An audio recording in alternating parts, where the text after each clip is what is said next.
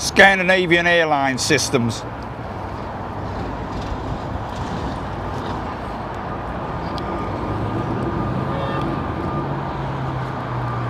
That's somewhere we've talked about going to, isn't it? Oslo. Haven't they got something cool on the runway there, like a disco, like bar or something?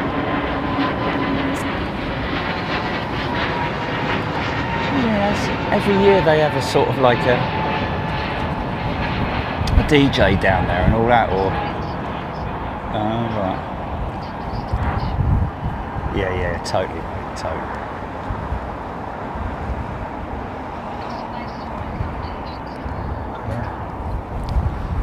Yeah, you know, I mean, to be honest with you, even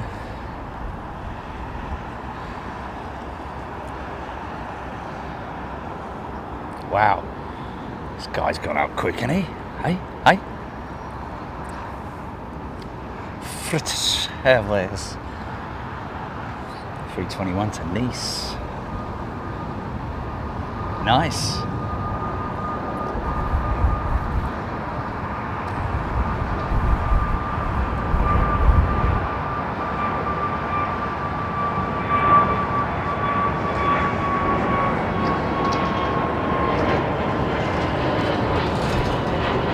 Welcome to the show.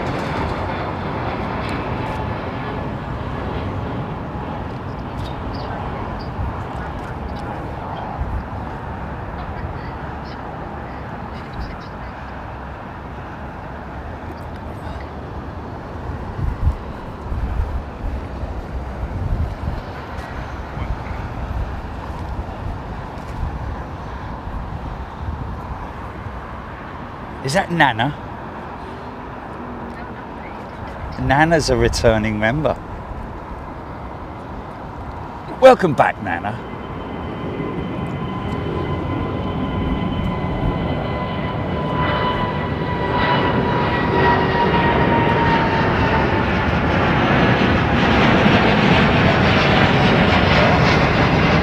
Skies have cleared.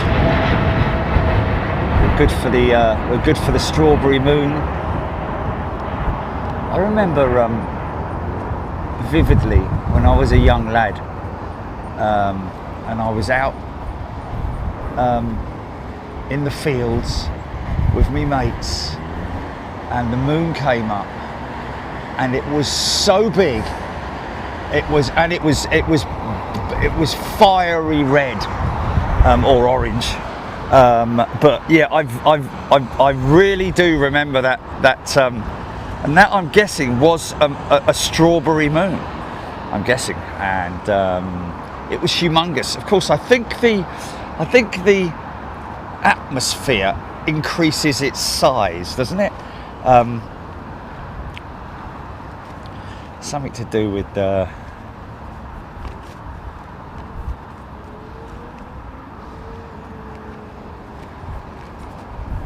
Oh, Livy Maidment was watching earlier with her nan, and she was mesmerised. Wow, hasn't been on a plane for 30 years. Wow. So when Nan last watched aeroplanes, there would have been DC-10s. Back end of 7077, multiple 747s.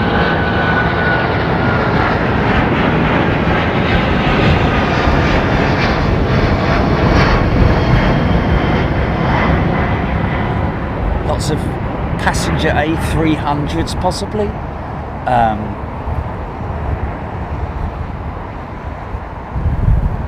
767s, 757s, still 727s around 20 years ago, 30 years ago was there.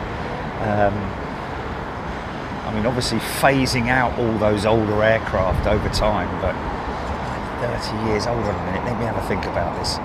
So that's 1986, isn't it? Is that 30 years? 86? Yeah, so 86, 90, plus another 20. No, 1996, 95. 95. Okay. Yes. Sorry. So 95 wouldn't have been there. No, there wouldn't have been. No. But anyway, Nan was still mesmerised. Okay.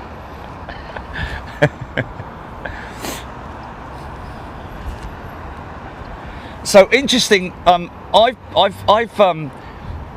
talked about the Rolls-Royce Ultrafan program regularly since it was announced, really.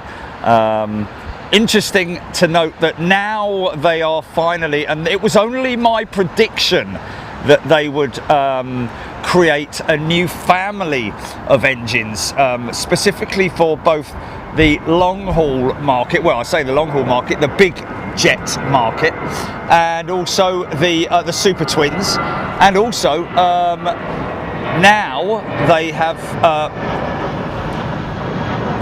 broken ranks and confirmed that there will be by the end of the decade, which is, let's face it, only 4 years away, 5 years away, 5.5 years away, 4.5 years away, there will be an engine that will be developed under the Ultrafan program. I believe they are calling it the 80 and the 90. See, remember that, look at these. I remember when I was starting Big Jet TV, I used to think these were 737s.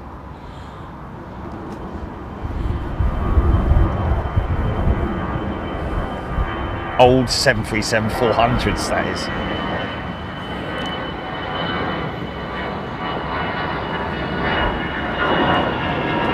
Couple of jets taxiing down Sierra.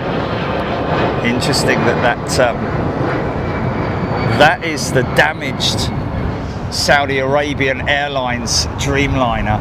Oh, there must be all sorts of dialogue going on between Heathrow and as well, not so much Heathrow, but more so because the airline will be going after the ground teams, won't they? The handling agent, whoever that is.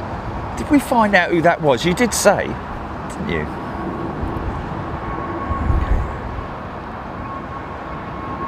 Handling agent in London for Saudi Arabian Airlines. Go. And that is, well, WFS, right, okay. Yeah, we regularly see, I don't know how big they are in the grand scheme of things globally. Of course, Donata are, I'd say probably Donata are the biggest, wouldn't you say? Do have others, of course there are a number of others, but WFS are the handling agent for Saudi Arabian Airlines, certainly here at London Heathrow. I'm guessing that's probably the same at wherever else they fly to, Manchester. Excuse me. I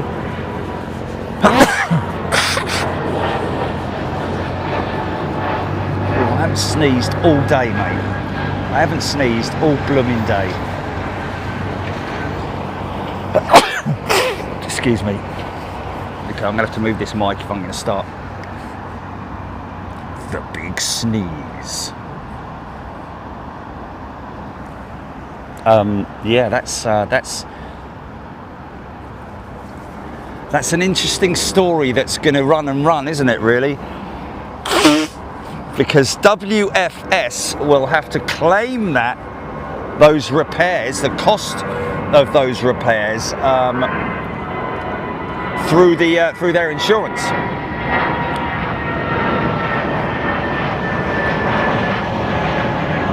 Guess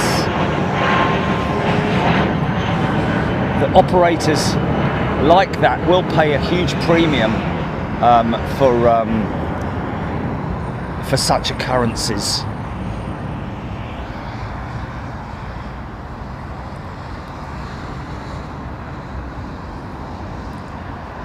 Jiminy cricket.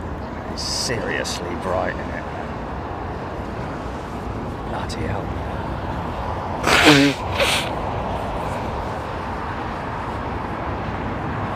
Jedi Master Joe, hope you're not allergic to aeroplanes. No.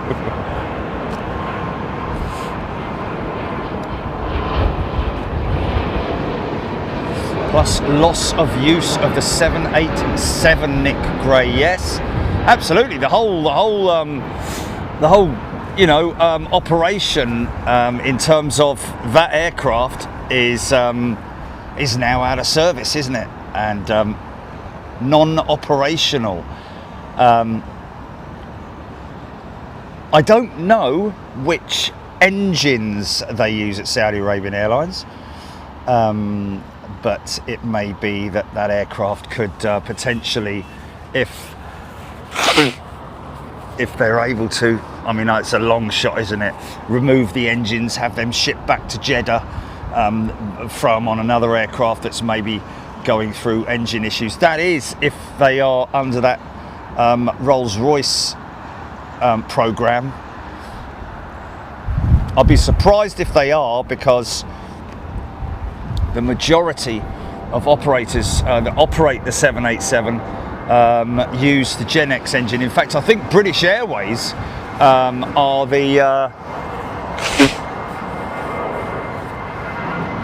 British Airways and Air New Zealand, as far as I know, are two major operators.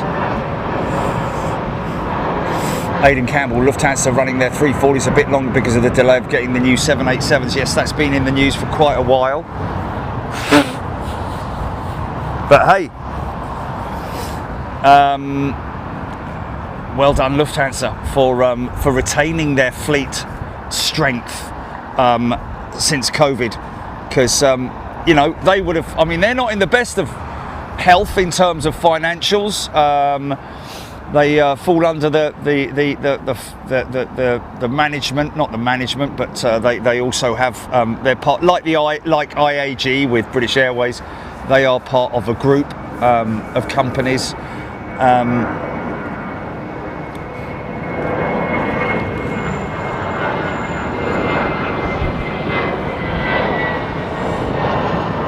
Marjian, Singapore 737 spent the night in Fairbanks. Singapore 737. Okay. DJ Marky Mark, I'm sure I read the other day about the supersonic travel ban in the US being lifted. Yes, well, yeah, that's Trump's lifted that so that they can fly supersonically over land in America. He doesn't give a damn about the saving the planet at all, does he? Let's face it. As far as I can see, anyway, and that's my opinion. But the sonic boom is another thing, isn't it? Because that is I believe that Boom, the company that are developing this aircraft, are planning to have an engine that does not emit a sonic boom when it passes through the sound barrier, so to speak. So we'll have to see. That's a long way off, that aircraft, to be honest with you. And let's face it, over the United States, the amount of military activity, we've seen it up at Anchorage with aircraft dogfighting over the top of us. Absolutely brilliant to see that, man. Alexander Jones, good afternoon to you. Trish Morgan. Rachel Dickinson, Rab H, Alex Scarisbrick. Stevie B, having to watch on my phone halfway through cooking a pizza and getting the power cut. Oh dear. Marianne.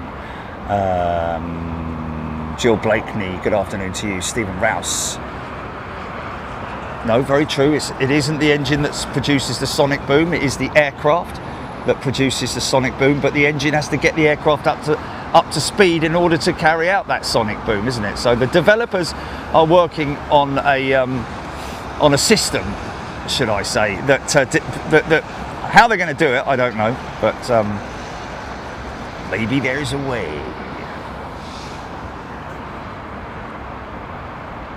Tony Rivers, Looby Loo, Ollie the Oxpecker, Scropey, Dan, Sonic Boom is what banned Concorde from mostly flying over land, if I remember, yes.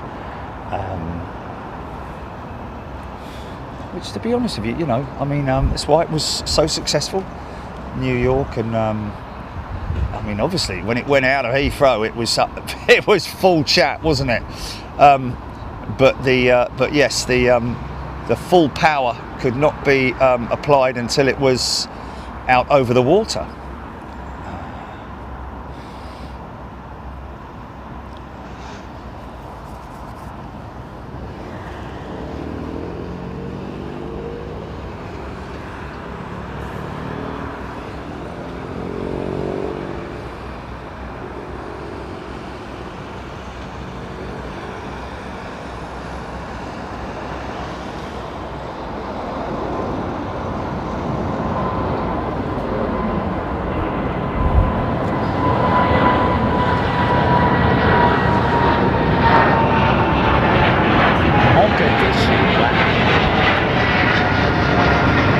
Saudi Arabian Airlines.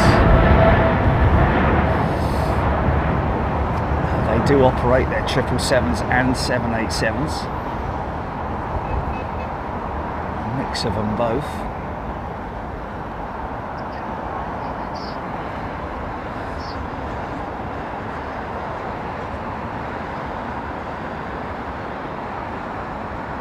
Dave Beeler, Old Man Knuckle.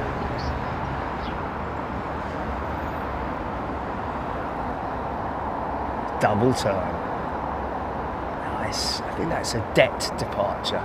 Detling, I think. The Sid.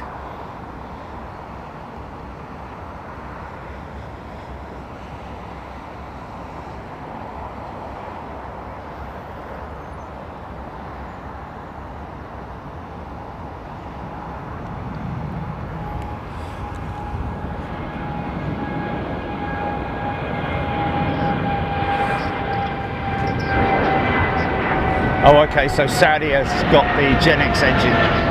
Okay, well, thanks, Dirk. Well, that blows that theory out of the water then, doesn't it? So those engines are, they've covered them up, got their engine covers, so obviously the schedule will be for Boeing to send out representatives, engineers and specialists who are already probably very versed in the repair procedures for the hull of a 787, I'd imagine. But even so, it very much depends on the puncture point and what damage it's done beyond that. Because didn't somebody say that it went in a metre or something like that? Mind you, those handrails, those anti-fall rails, quite flimsy, aren't they? I thought carbon is it 10 times tougher than steel or something like that? Carbon, as far as I'm led to believe, or even more than that. However, you know, and those little flimsy rails that they use, the anti-fall rails, I can't imagine that would be the bit that would puncture unless it was at low level. Maybe it was at low level. And why would they be deployed as well? That's a question, isn't it? Digital David, good afternoon to you. Bob M, Aaron Thomas, Carol H.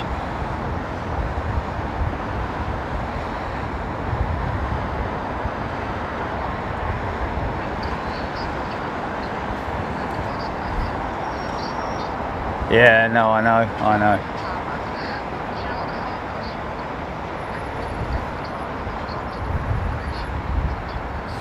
Yeah, that's good. Yeah.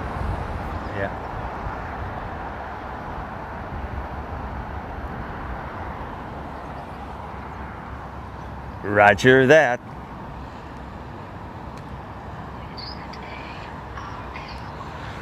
So yeah, I'm once I've completely nailed the simulator. I'm not going to talk about it for very long. All I'm saying is that once I've done that, oh, this is a 737. Once I've done that, I am going to go to our friends at Motion.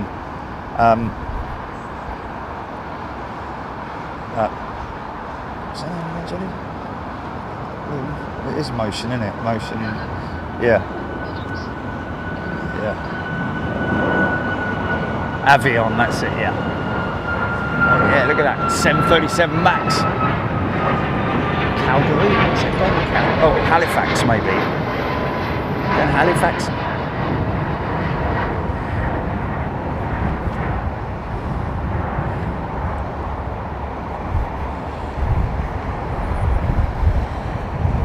And also, one thing I also found out today in that Rolls-Royce article is that it's a geared turbofan, which is the same as Pratt & Whitney's development. Quite interesting, isn't it? So they need to get that. Well, I say they need to get it right. It's you know, it's something that Rolls-Royce are going to get that bang on before they. I bet you any money like they're keeping a real close eye on the hot end of the engine in terms for its testing, and hasn't been on a wing yet, has it? The Rolls-Royce Ultrafan, as far as I'm aware. I don't think they've put it on an aircraft yet. It's too bleeding big. But they've tested it in the rig and all that, which is the kind of thing that you see on YouTube when they throw ice and chickens and all sorts of things at it. So we'll have to see how that all pans out.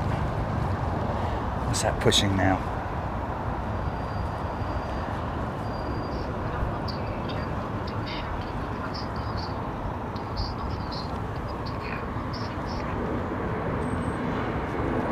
Maddie M. If you were able to capture the departure of BA 285 A380 off to SF, I don't know, Maddie. I don't think we had a 380 that went out during the earlier show, did we? Or did we? I don't think we did. Did we? Got me thinking now. I know I saw one.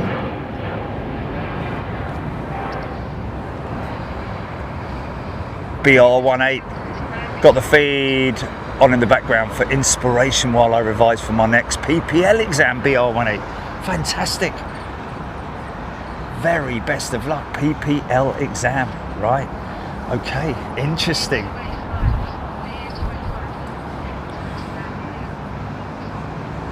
Okay.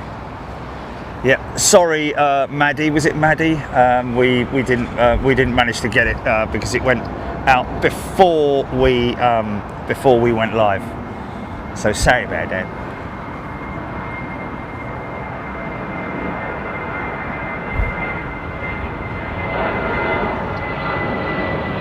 Stu and the crew. Cockchafer 1 to group. Target acquired.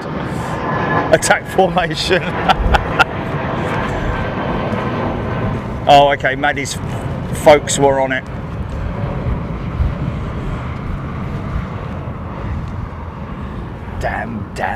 Damn that rudder.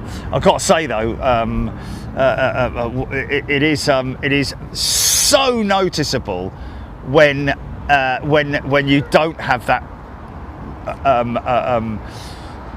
rudder issue that I had the other night. Even the slightest movement. Think I've sorted it out.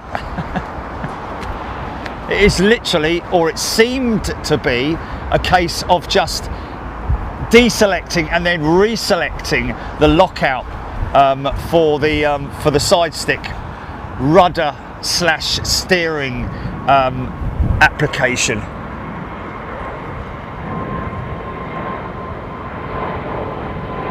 Wow, Stav CBX, lucky guy, did an apprenticeship at Rolls-Royce, able to watch the chicken and water shower tests. Wow.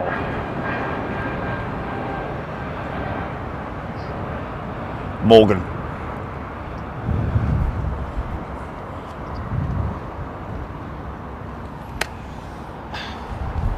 What do you mean I hear Jilly's voice very clear?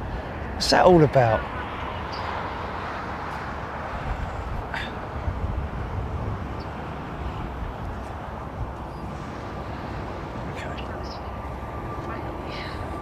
Yeah, because well, that's not the case. I've got it on in the. I've got it on in the. I'll tell you what I'm going to do. I'm going to do something else here. Stand by.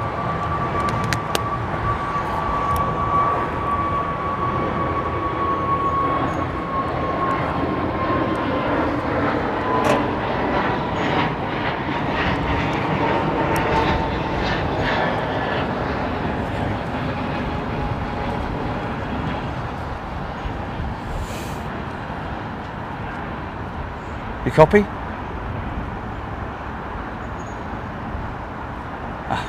That didn't work, did it?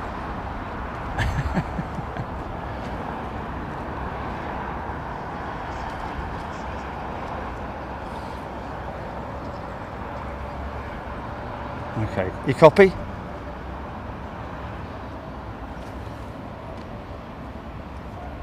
You can hear me, yeah? You can't hear me because I've got the bleeding headphone wrapped around it.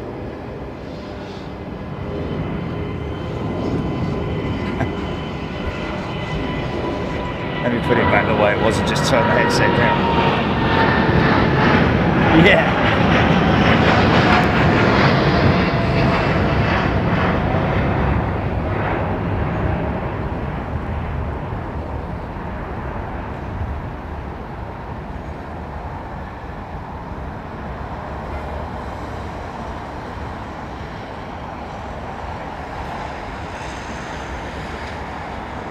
Graceful that is.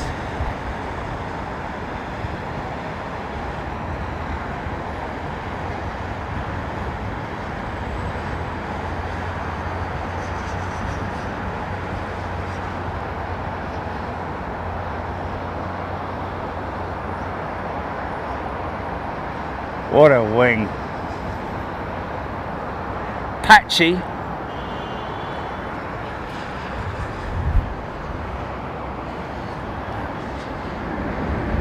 Bit of a funk here. No, I won't get funk. You're not going to get funk.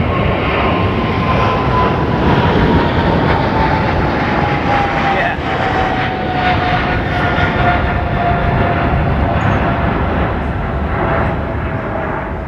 Bit old American Airlines.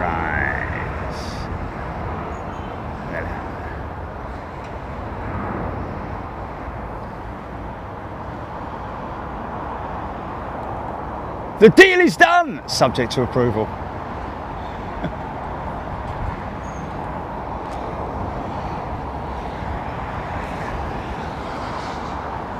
What's that?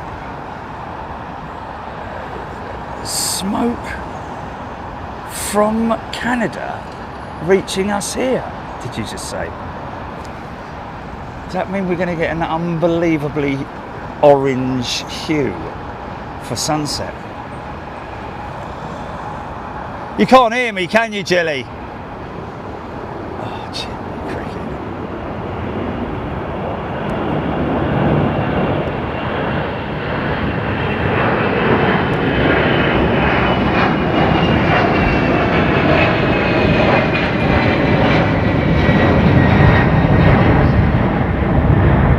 Can you hear me, Jilly? Right. Okay. Did you say that there was smoke that was being... Oh, hold on a minute. Let me turn this down. This is bleeding killing me. And oh, man, really? TL, mate. Flipping heck. Okay. Right, what did you say, mate?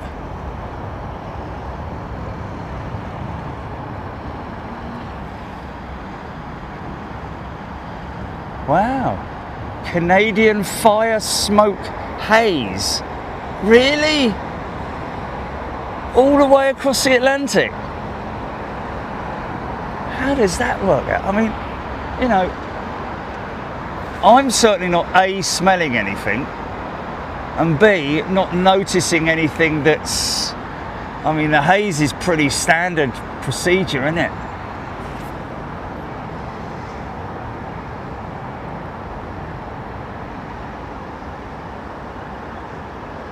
Oh, wow. Really? Well, you could have fooled me. Okay, well. Yeah. Apparently the circuit Gilles Villeneuve was engulfed in it. DJ Lil Obama is a returning member. Welcome back, DJ Lil Obama.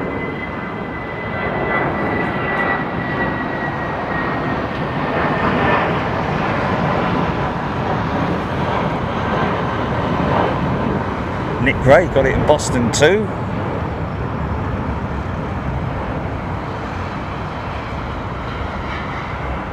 Foxy B, Karina, Lana, Lord Geeker.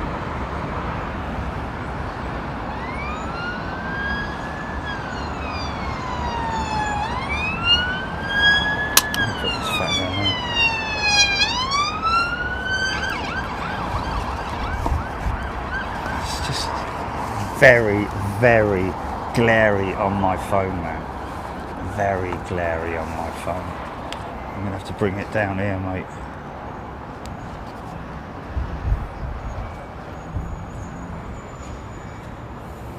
Kev Miller, sand from the Sahara.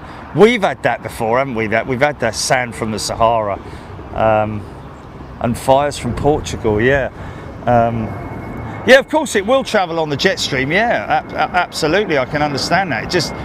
It just must be amazingly strong because smoke disperses, doesn't it, over time? And for that to travel all the way over here and affect us.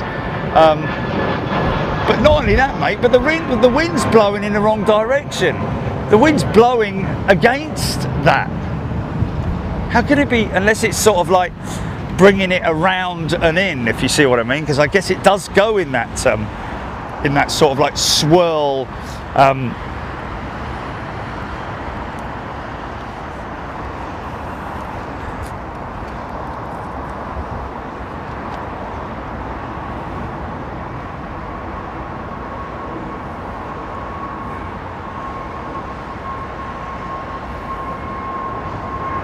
Yes, that's true. Yeah, it's a little bit silly for me to say I can't smell anything. You know, it's not like some bloke's got his Sunday afternoon bonfire burning a few leaves, is it? It's like thousands of miles away, and it will be. It will just literally be smoke particles, won't it? You know, that will reach us or reach the high atmospherics here. I mean, you know.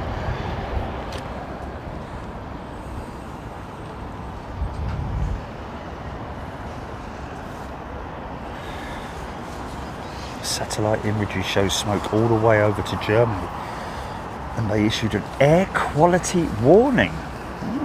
Interesting. Wow. Neil Bramley, interesting with easterly winds. Yeah, I don't quite understand how we would be affected if is Aer Lingus, they have had the go-ahead for the new spotting platform in Dublin. I've spoken with Dublin Airport, and obviously they are way off in terms of that being. They haven't even, you know, laid a brick yet or dug a trench or whatever it might be. I think it's going to be in the same place. I think it's going to be in the same place that that we went to before. I think so. I seem to remember by the football pitches over there on the southern runway, isn't it? I guess is that the southern runway, because they've obviously got two runways there now. John Urquhart tuning in from Aberdeen. Jenny Bailey. Tommy Thompson. Vina. Bob M. Most humid air will cause moisture to coalesce around dust particles to form haze. Question mark. Blimey.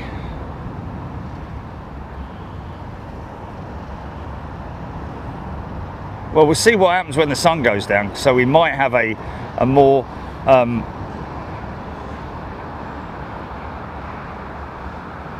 intense sunset than we normally get. It's going to be intense anyway, and we're hoping around about 9 o'clock, I think, the moon rises.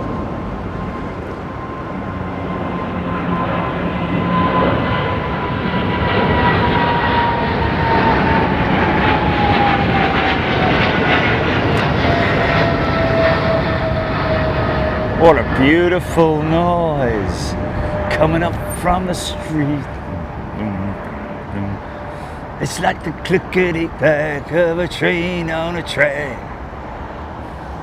It is a beautiful noise, isn't it? Those G's give off, man. And the noise that you're actually hearing is the front fan. The acoustics that come off of the front fan that you're basically hearing there, that noise with the spool up and with that climb out.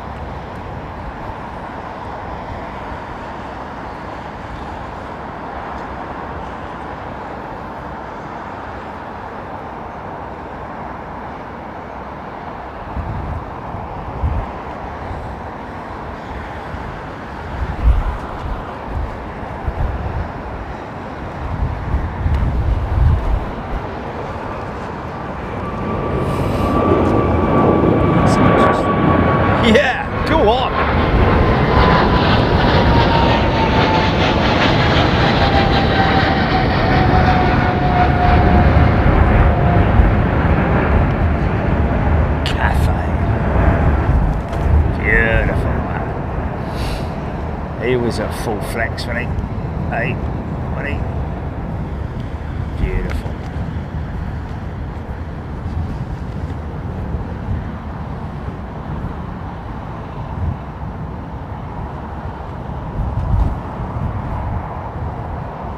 Of course, that wing profile will slim out, won't it? Once those leading edge slats are retracted. What's that, GP?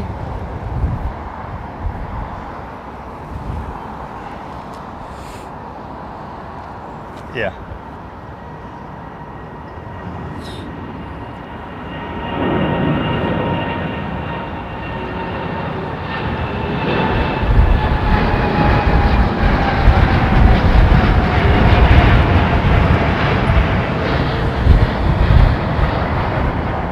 Wing profile on that thing, man. Never get bored of seeing that. Look at that, beautiful, man. Isn't that crazy?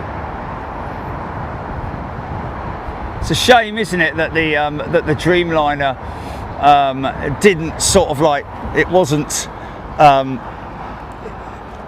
launched with all the usual pomp and circumstance that Boeing would have hoped for, because of the huge delays that happened with it, and also just the teething, just ongoing tease, bit like the 777-9, isn't it? Bit of a damp squib when it eventually comes into service. Not a damp squib, but obviously we're all looking forward to it, but you know, you would have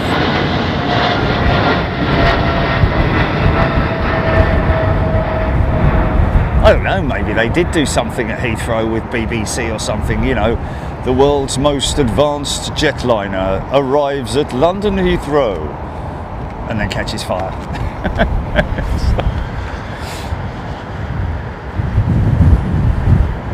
But you know, would have been nice to have just done something on the you know, how advanced the aircraft is and how it's changing the whole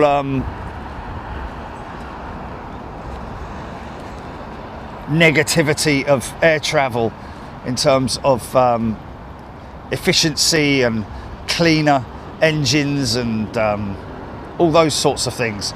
Better for the passenger as well. They can reduce the height, the cruising altitude, not so much the physical cruising altitude, but set the cabin pressure lower than normal.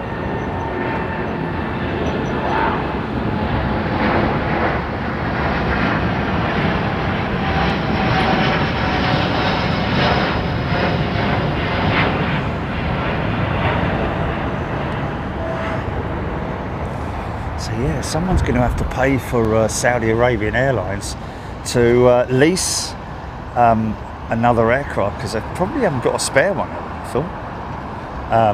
So yeah, look out for that.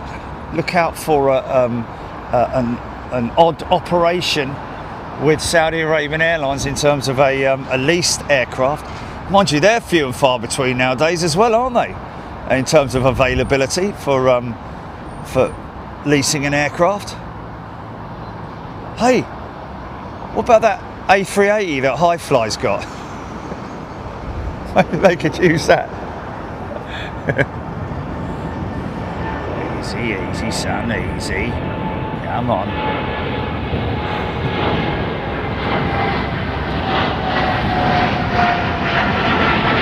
She's going left. Nice.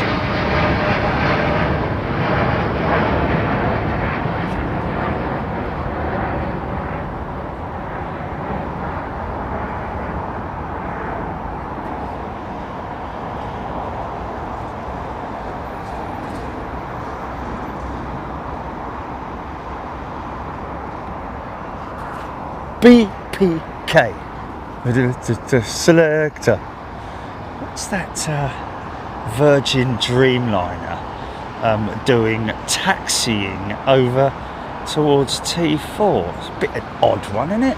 It's not. It's not on a. They did stop. They did. Is it positioning? Is it? So have they taxied that thing under its own steam then, rather than using their own equipment? It's quite odd to see. This is going over to the bread bin to load up with rubber bullets. No, with because it was in Tel Aviv. Was it Tel Aviv that they suspended their operations, and in order to keep those slots active, they are doing freight runs down to Brussels, is it? Are they still doing that? Looks, she's definitely heading towards the bread bin, but has she come from Virgin Maintenance, or has she landed from somewhere?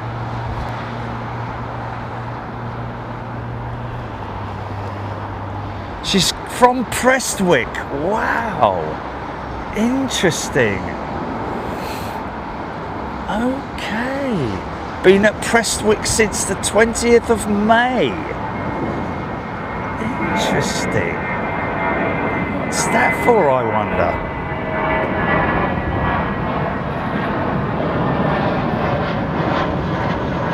Oh, crew training. Wow. Crew training at Prestwick. Oh wow. See, why don't they contact me, man? I'd have loved to have gone and filmed a bit of that.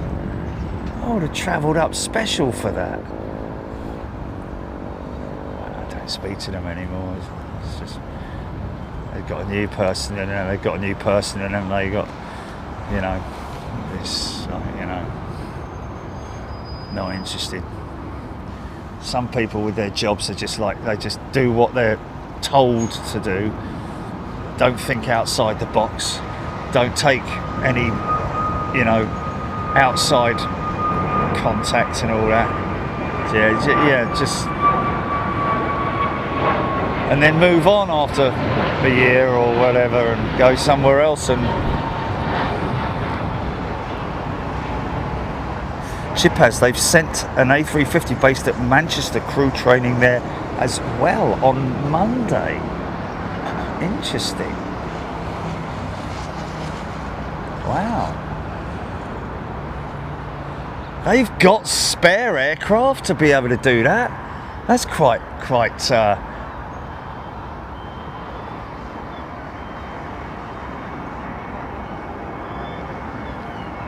The blind fella, evening Jerry, GP and all. I know I've mentioned this before, but can you say a massive AOP to my wife Samantha, who thinks we are all mad on here? I can't see much, but we love to listen to all the chat. That is fantastic, blind fella. And hello, Samantha. Lovely to have you guys with us. Lovely, isn't it? Isn't it nice? Well, somebody asking why is it called the bread bin? Well, have you ever seen a bread bin before? Maybe there's a lot of people out there now, because lots of people don't have bread bins anymore, do they? What could you call that in modern society? or with, yeah, bull nose? It's got a bull nose. It's a...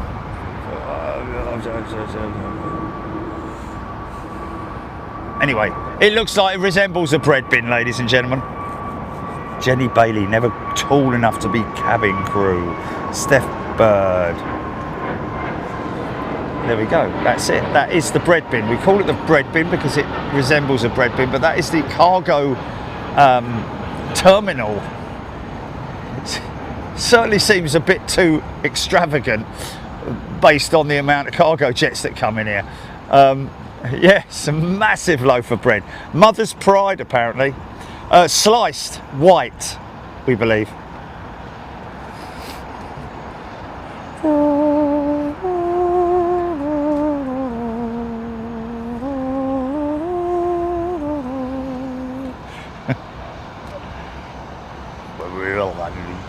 Straight walk. Their mother would send us down to the village to get white loaf of bread. They were the days.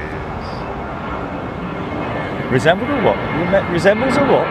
PS3? PS5. Yeah, let's call it the PS5. Call it the PlayStation. Or the Xbox. Okay.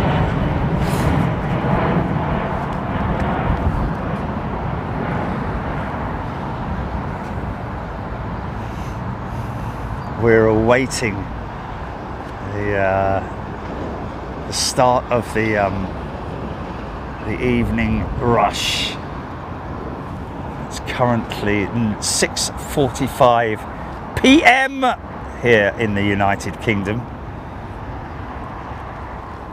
Grab H, Susie Q. Aaron Thomas. Oh. Aaron Thomas is a rare Etihad 777 on finals. Has he landed? No, that's a 380. Has he landed? That is it? It's not a special livery, is it? Or is it just the fact that it is a 777? It is the old livery. Wow. Is that her there? Stand by.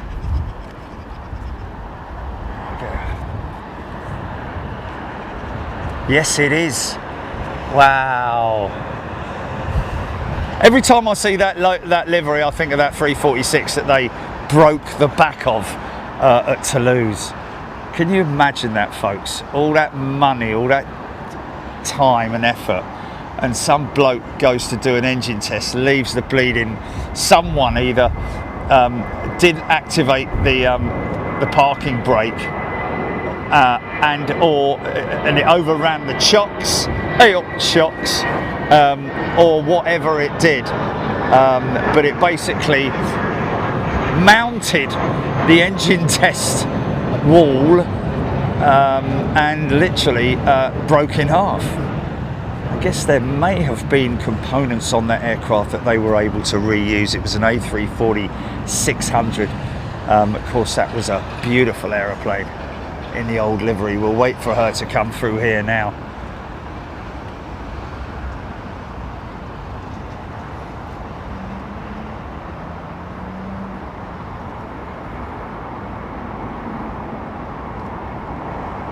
Christopher Davidson is in Prestwick.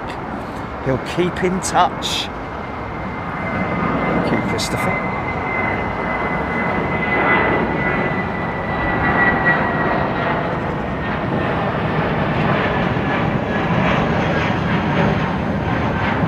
So it does, to be honest with you, I'm a little bit confused about that whole thing, because Virgin they've got a number of flight simulators, of which we've been on one, haven't we? The Dreamliner. So have they got? Are there simulators undergoing maintenance? There's always the possibility of that, I guess. Oh, here she is now. Look. Oh dear, I can't see a bleeding thing, mate. Unbelievably, what does it look like on the?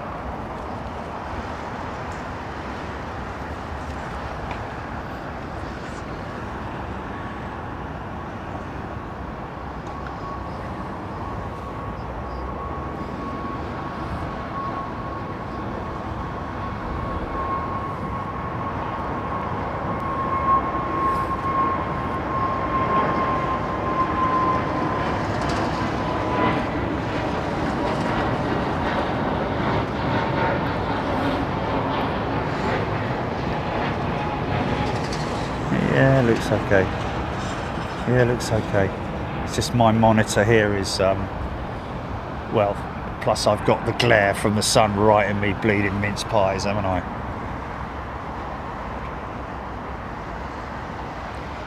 Yeah, Russell, saw that. Thanks for your message. Made NBC and ABC. Well, it doesn't surprise me.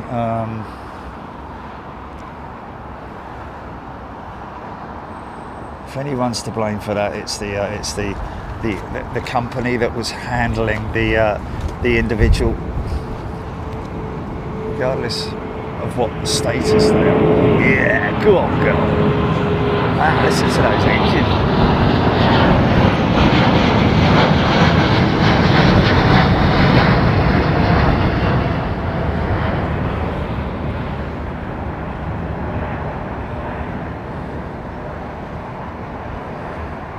So they will be turning that Etihad jet around, and it will likely be going out.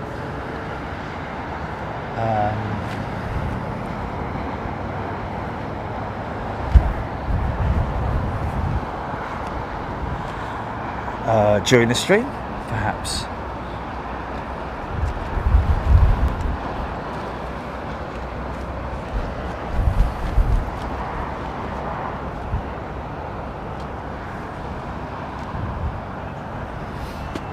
Did ABC ask permission, Gilly, to use the footage? Did you get her? Okay, so ABC used it and took the logo out. Dirty little sods. Penny Haskins is lurking miles high.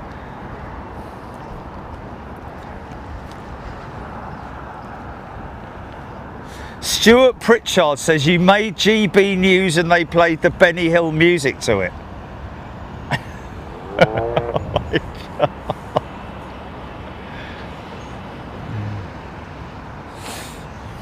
Yeah. Loves planes. No update. There's no update on Running Man. It's done. He was taken back into custody, and that's it. He's not giving a daily update on his Twitter page, is he? It's done. It's over with. There's no update or anything.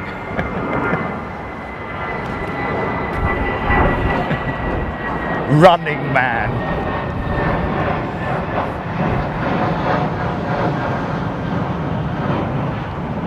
No, we're not into making money by selling our footage, folks. We're not into all that, and that's why I didn't make a big point of it either. You know, after the show, I just kept quiet. I didn't want to make a big point of it because, you know, regardless, even though it's the fault, the blame lies entirely with the company that were handling the individual. It's slightly, you know, because it's on Heathrow land, it's obviously for them, it's like, oh, I didn't really need that, did we? You know, probably would have made the news even if it would, yeah.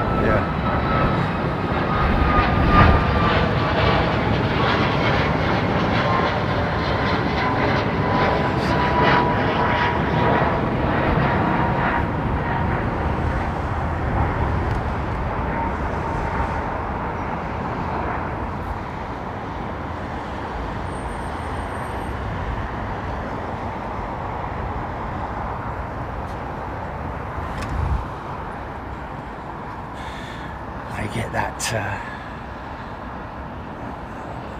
the more this sun descends, the better.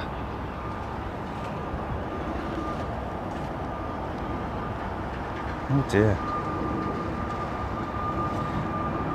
ANCP Paul Nolan, yes, he's been deported. Yeah, well, he was planning to be deported that night, wasn't he? But obviously they put him on the next one. Fly SSC1, always happy to see my old friend Concorde, the last Concorde in a real life airport situation, the middle of all other planes. Yeah, not massively beautifully looked after. We're very lucky from our position here, and anybody who stays at this hotel, by the way, they managed to get that view of Concorde. BOAB Alpha Bravo. 30, still a 33% discount on the room rate here at the Hilton Garden Inn, which is just well beyond anything else that we're able to offer. So if you're a member, make sure you look up your perks and see what you are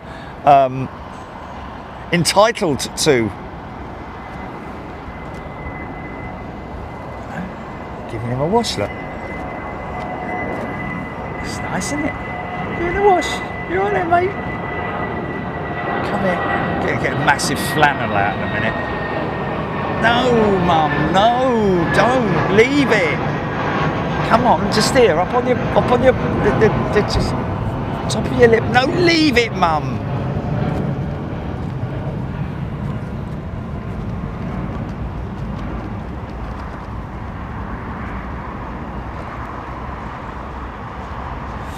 GG, yes, very hazy indeed.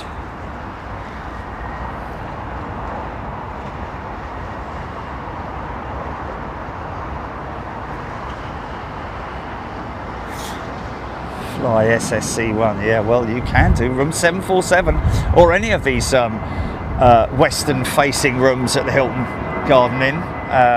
Give you these views out across the southern runway. It's good for whether you're landing or taking off, it doesn't matter. Wings of Metal, great hotel it is indeed. Les Donaldson, Vicky D, Michael Lashuk. They won't be de-icing it, Michael. Not this, it's just, it's either they're just cleaning a specific part of the front end of that aircraft.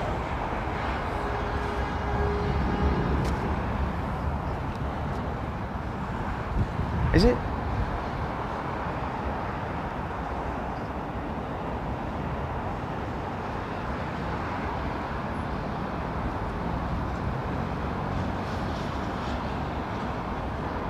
I think the next departure they might let that Etihad jet cross. Nicholas Twist. Okay, 22:07 the departure for the Etihad triple. So that would be more like a sort of like 20-minute past, I'd imagine 10:20, something like that.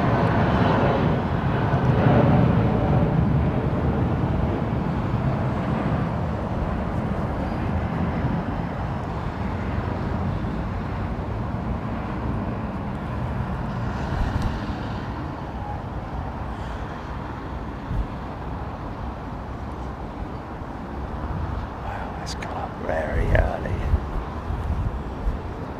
Still there.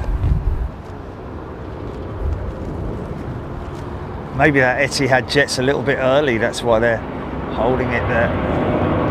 Yeah, 350.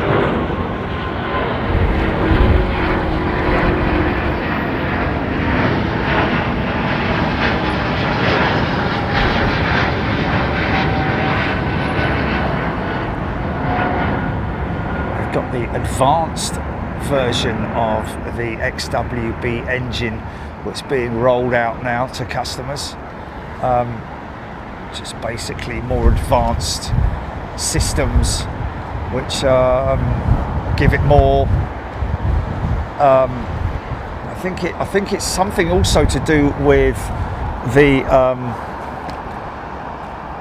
go around thrust could be a lot lower than is normally used in terms of toga power, but also other parameters on the engines that have been reduced in order to improve its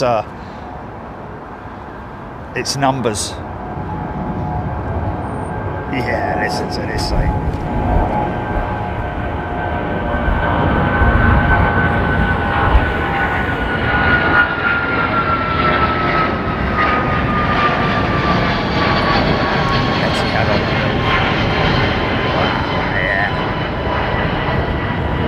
Engines. I think that's an ER, isn't it? Is that an ER? Like the BA jets, the BA Rolls-Royce powered triples. Extended range.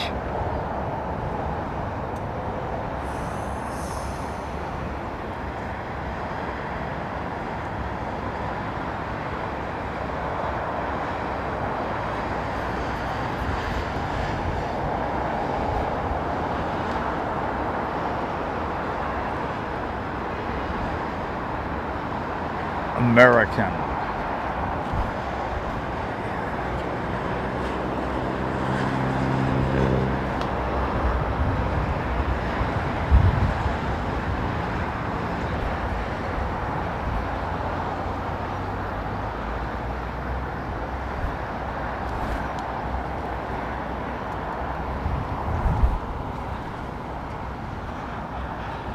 Varsågod. Beautiful, man. Isn't it crazy that, I mean, Etihad's current livery has been around for years now, hasn't it? Is that just one that they've purposefully left in the retro scheme, just for old time's sake, if you know what I mean? Be great if it is. Anybody got any Mark Clayton is a returning member. Welcome back, Mark. And John Palmer has gifted 5 channel memberships. Thanks, John. That's a very kind and generous thing to do. Thank you, sir. Shares his name with a very famous downhill mountain bike star from the late 90s, Jonathan Palmer. Crazy guy he was. Good friend of mine while I was in America.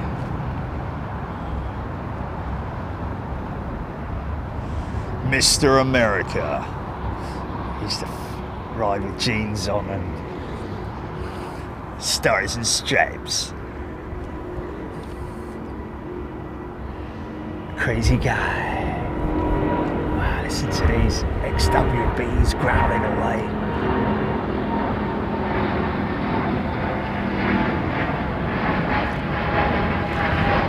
Left turn time, that's a big PK.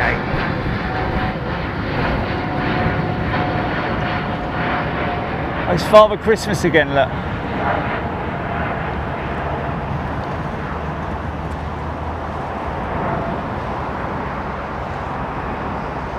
Oh, that's Green Giant, isn't it? Green Giant. Sorry. Careful when you're crossing the road, kids. You see that? Did you see it? Hey, hey. Out comes Vietnam Airlines. The teal jet. Looking good.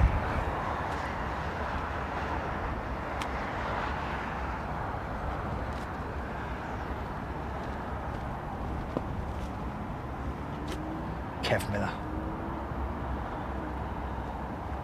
Scott McLeod. GG, amazing close-ups. Well, I try. Tell you what, the two elements of bringing you and being able to deliver those close-ups is the head of this tripod slash head. The Active 6 is the head that we're using, a fully fluid head to give you that fluid movement. And of course the camera, good old Panasonic VX3. I mean, I say never lets us down, doesn't really, does it? I mean, blimey, considering what this camera goes through in terms of the extremes of heat from one end of the scale to the other. It's bloody amazing, really, isn't it?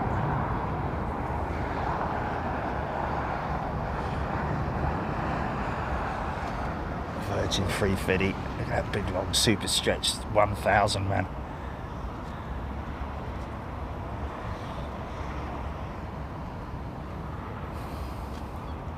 HGC, thank you. Angry Pirate, Kev Miller. Michael Lashuk.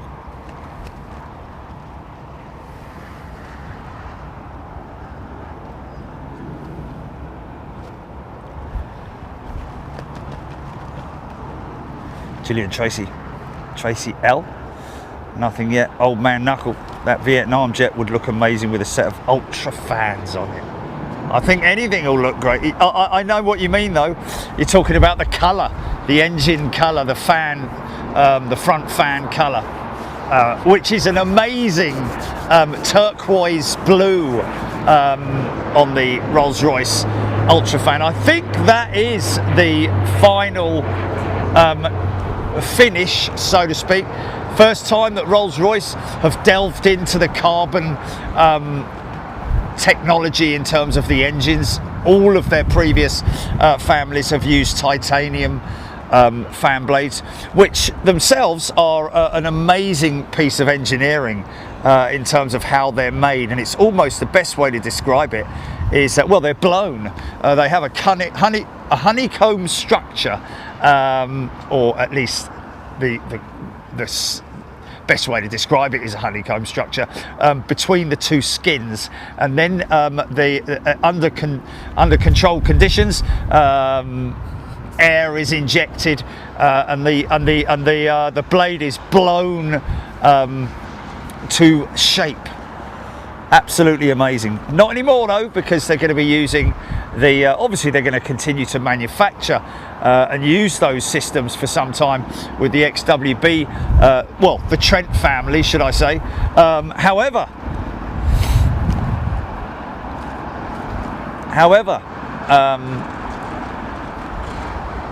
the plan is, the long-term plan for Rolls-Royce with the Ultrafan program is not only to attach them to new aircraft, offer them or put them on new aircraft, in other words future A350s, etc, but they will also be looking at using the engine as a re-engine program for even the A350s at this stage.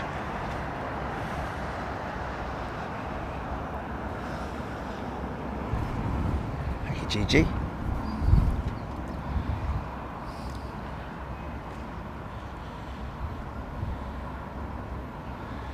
It's difficult to say that. I mean, I wouldn't say I'm a good cameraman. I just have an eye for a good image. I guess that is being a good cameraman, isn't it?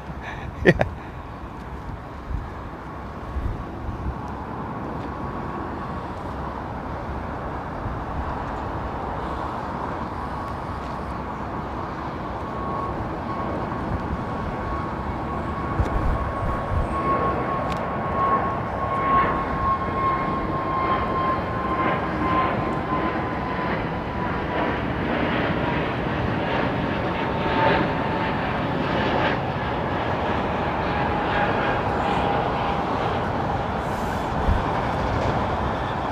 tell you what.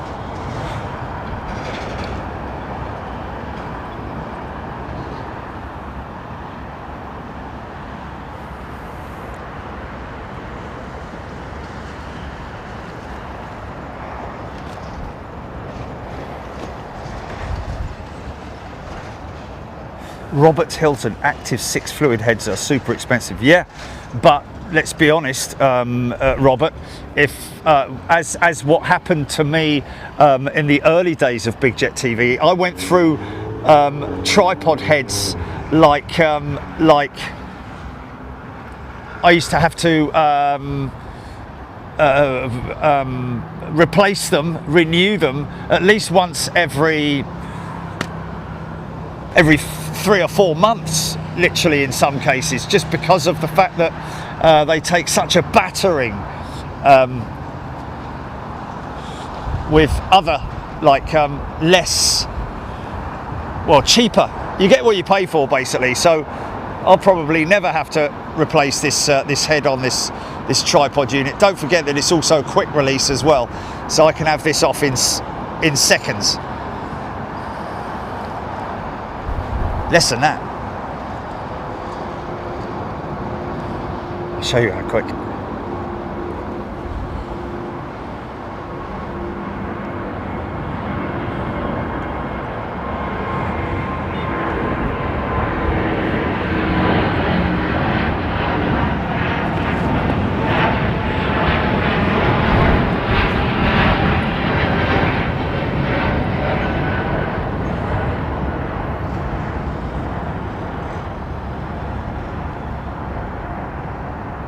In terms of the camera, it's just a case of once you know the camera and you know the operating window in terms of the toggle button, because that's literally all we're talking about here, is a tiny little toggle button, and then just relying on that head to give you that smooth pan, which is critical, especially at slow speeds like this. You don't want to be all shaky like that, do you, really? Because that would be just ridiculous, wouldn't it? And of course, you know, you've got to rely on it being weatherproof. Again, like the camera, this thing is exposed to high temperatures and extreme low temperatures as well, and water as well.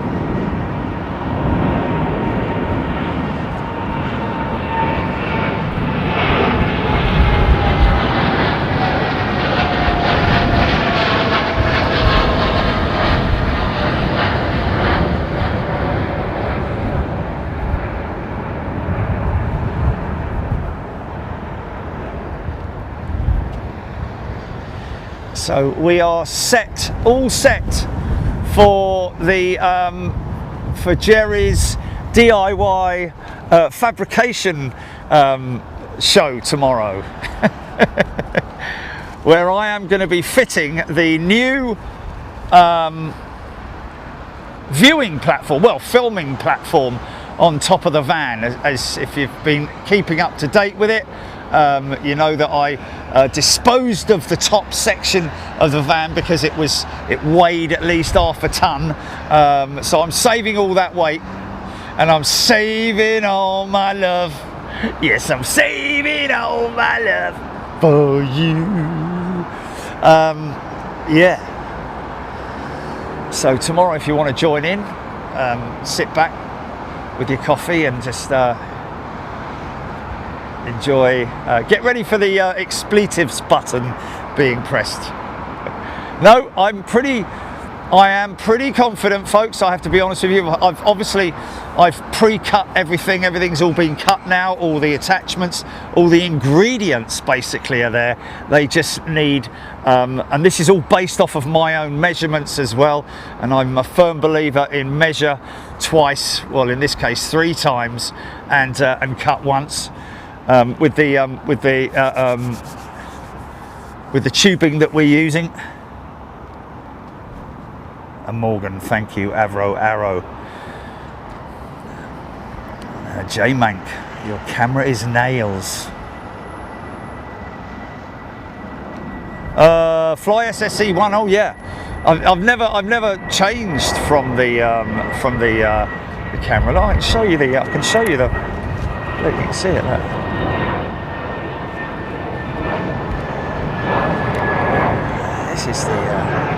This is the head here.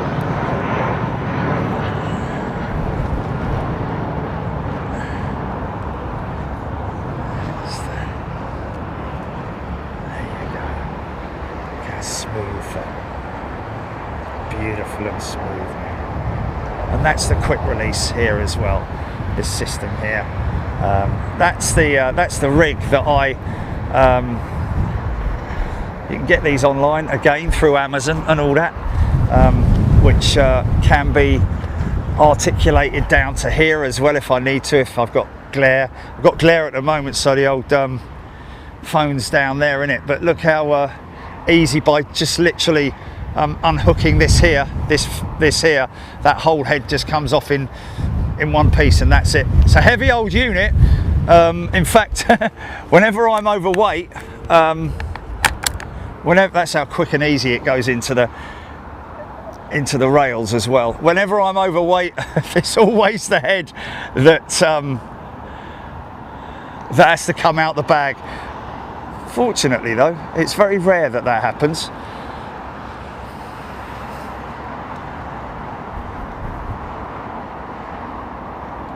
Nick Gray, Panasonic has an extensive rain testing program for rain, dust and rant.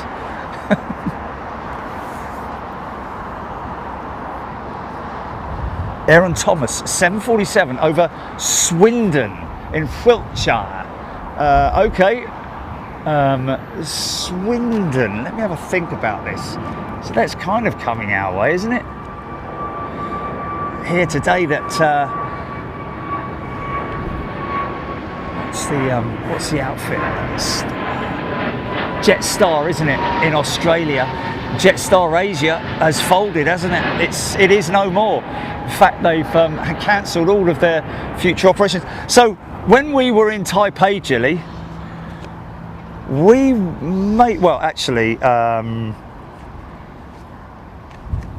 who else would have caught it? But we were basically witnessing, us and our members were witnessing the end of Jetstar Asia, weren't we?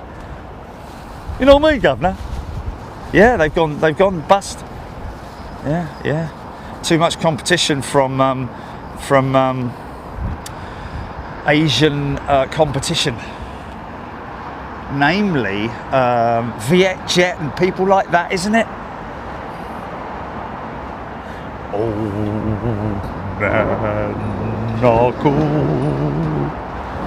Peter Wilson, our granddaughter made us laugh. We looked after her every Wednesday afternoon. She came down the drive saying, Granddad, is Jerry on? She's only 2.5. Oh bless. We've had that before, haven't we? With kids. Is Jerry on? Oh bless her. What's her name, Peter? I'll give her a shout out. That'll shock her. Aidan Campbell, Carl Jones, Trevor Russell. Always look forward to the British Airways 380 at the end here. John Grinham. Always look forward. Oh, always. For God's sake, spell it right, man. How can you actually type that like that when you're typing always? I always. Anyway, whatever. John Grinham and Emirates 380 and the Singapore Slinger and others. We're shooting for the moon tonight, by the way, folks. That's the plan. Is we have a strawberry full moon, which will be rising in the east, and hopefully she'll be nice and big and juicy.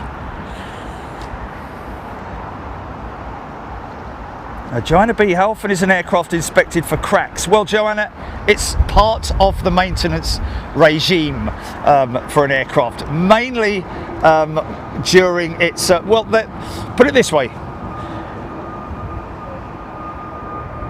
airframers like Boeing and Airbus are continually, with their own aircraft, family of aircraft, are continually, especially Boeing recently, over the last year or so, finding issues with the 787, for example, the 757. They've had to do make changes with the inspection on the undercarriage. I think that frequency has been reduced. So yeah, there's always programs for inspecting either in D checks or when the aircraft's completely going through those kind of checks. But in general, it's a proviso. It's a recommendation that's put out by the airframers normally to inspect aircraft for specific things. I'm going to put my top on. Hold on a minute. Just get that wind on my neck is.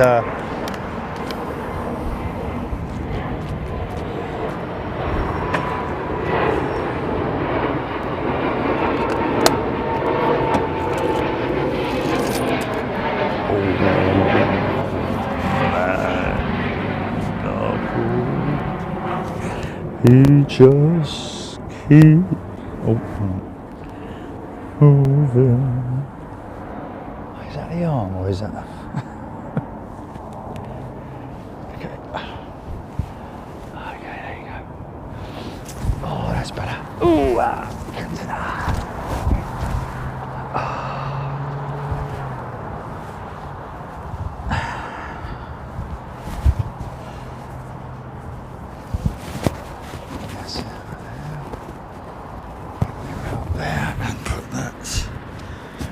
there. I can put that over there. Like that. There we go, that's better. A little bit of neck protection, there we go. There we go, Dad. Sure is hazy out there. Morgan, you have a good sense for making good images. Thank you. I do carry a spare camera with me, folks, as well. We do have, when I say a spare one, not a brand new one, but one of our, not even reconditioned one, but one of our, because when we feel there's something going wrong with the camera, I can't even remember what they've been half the time. Wasn't it slightly going out of focus or something, or there was something in the screen, there was a mark or something like that, and we took it out of service and put a new one on board, but we have since used the spare one, and it's absolutely fine. Gordon Ritchie is a returning member. Welcome back, Gordon. But yeah, we do take a spare camera with us, obviously. Be a bit stupid not to. No.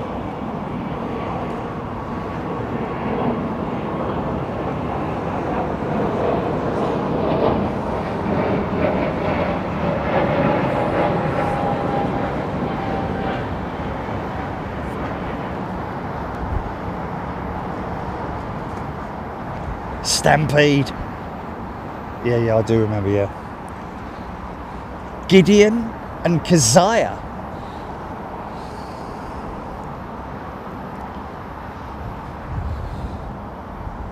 It's crazy, isn't it? It's a 320 there, and that's the Embraer E2. Now you can see why the Embraer is no match for the Airbus in any way, shape or form. It's sort of like, it's a regional jet, short haul, I would say, actually. The E2 jet, or even the older E195. They've still got a decent range on them, but they're certainly don't have the capabilities that the A320 has. Anyway, it depends on the I guess it depends on the configuration, really, doesn't it?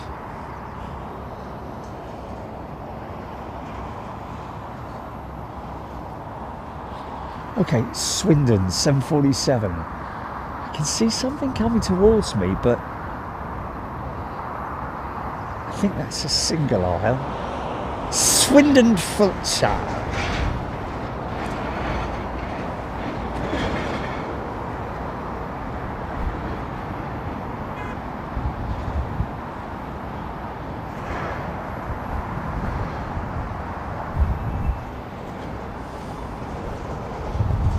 Stephen H, BA 55 to Joburg on radar. Thank you, Stephen H. Moonrise tonight is at 9:19, Nick Gray. Thank you. Mank Red welcoming all new members. Thank you, Mank Red. Thank you, everybody. Sad news about Silver Airways, Fox B saying. Silver Airways.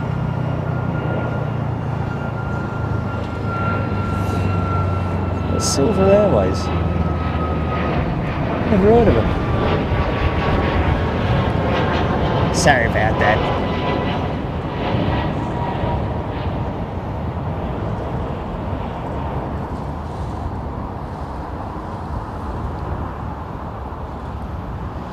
So it's quite interesting to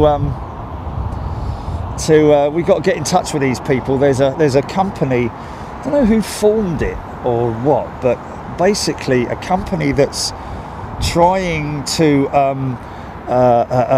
convince, well, not everybody is unconvinced, but in terms of the naysayers for the third runway at Heathrow, there is a company which we're going to reach out to, because I'd like to speak to them and see if they have the kind of knowledge that we have, if you know what I mean, in terms of what I've suggested for the third runway being much like the one at Frankfurt, where it only operates a certain amount of a certain type of aircraft up to a certain size. I would personally go down even more than that in terms of, because the runway, the third runway, well, sorry, the third runway, well, it is the third runway, no, it's the fourth runway, isn't it? What should we call it, the satellite runway that they have at Frankfurt is the biggest aircraft they can land there, I think, is a 330, I believe. Or do they? No, the 777s go in there, don't they? But my suggestion would be to only operate aircraft of single aisle configuration, and also twin engine as well. Although, yeah, I say twin engine, you know, it depends on the aircraft type, but oh, is that Eva Air parked up over there, isn't it? Can see that? There's our friend, old friend Eva. Yorkshire Flyer, Jetstar Asia still flying until the end of July. It's not what I read this morning. I read that all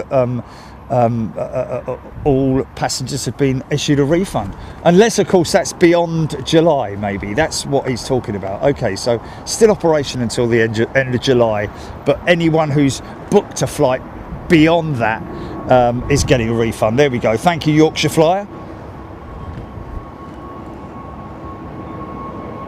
W. Barney being human. Kelvin Grant, Taipei shows were awesome, full of action and a lot of aircraft not seen over here. Rick Rashid, Foxy B.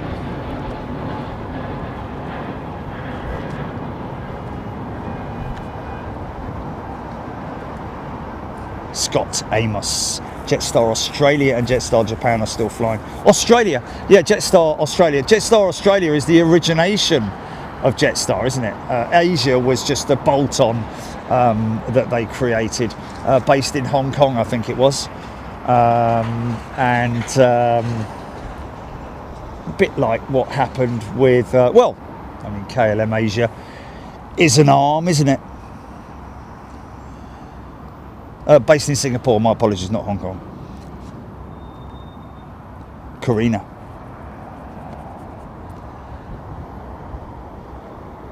Oh, there is a Jetstar Japan, is there? Okay, I wasn't aware of that. I thought it was just Jetstar Asia and Jetstar Jetstar, Australia, if you know what I mean. W, specific special detailed inspections for the airframe during heavy maintenance, yeah, during its D checks. A, B, C and D checks. D check is like, I think a D check's 10 years, maybe. A check is literally just kick the tyres and make sure everything's looking all right. A bit almost, you know, I mean, an exaggerated pilot walk around. Engines are, I mean, I know it's a lot more than that, but the D check's the big one where everything comes off. The skin doesn't come off the aircraft, of course, but the airframe is checked from inside because all the panelling is removed. All the fuel tanks come out so that they can be inspected. The wings' internal structure is tested using very specialist equipment, and you know, more or less everywhere on the aircraft is torn apart and reassembled. What's that, GP?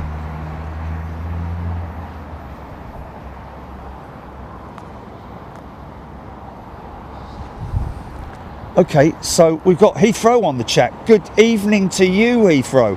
Sorry I'm so miles behind. We're all about Eva Jet this evening. Eva Air, is that? Or... oh, ANA's Pokémon Jet. Okay. Where is it? Is it lining up now, or...? Oh, wow. Oh, what, on Sierra? It's on... Is that her there? God blimey, man, this haze is just absolutely terrible, mate. On the other side, hey, the right hand side, really? Mate, oh, there she is. Mate, all right, I can't see anything in my monitor, man. Look how well hidden that is. Sorry, mate. Okay. Sorry, I was miles behind on the comments there. Man, you should have shouted at me, Jilly, mate. Okay. All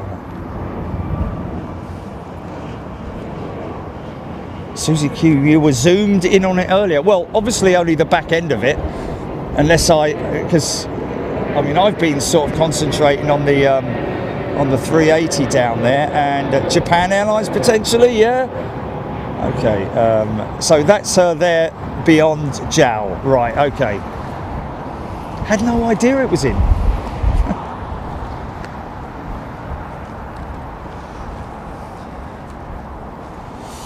Cheers, Heathrow Airport. Isn't that great, man? Isn't that great having them on board?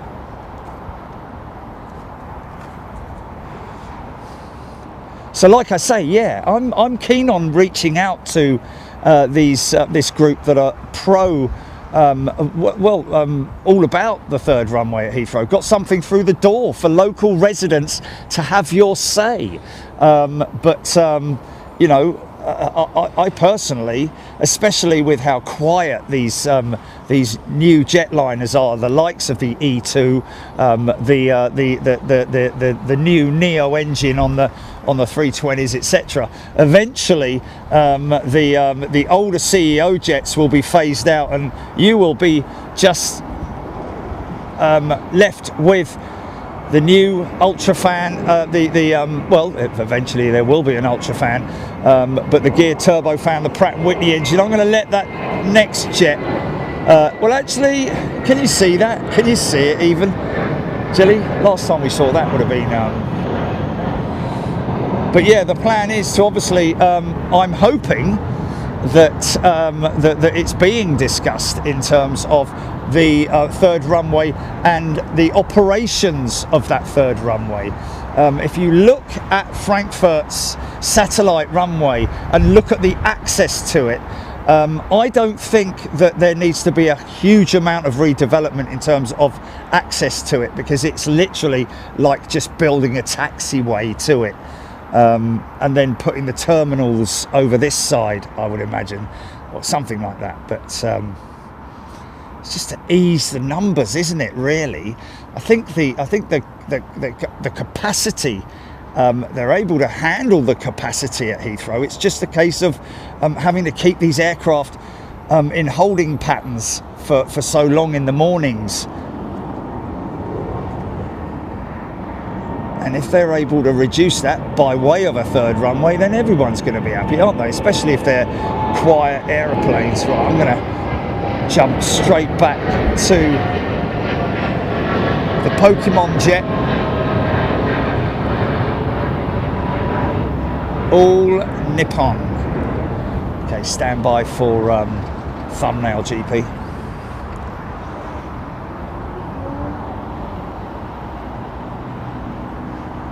Be great if she turns left. Be absolutely phenomenal if she turns left. And that could happen. But it is 50-50, literally, whether it's a BPK or a DET departure.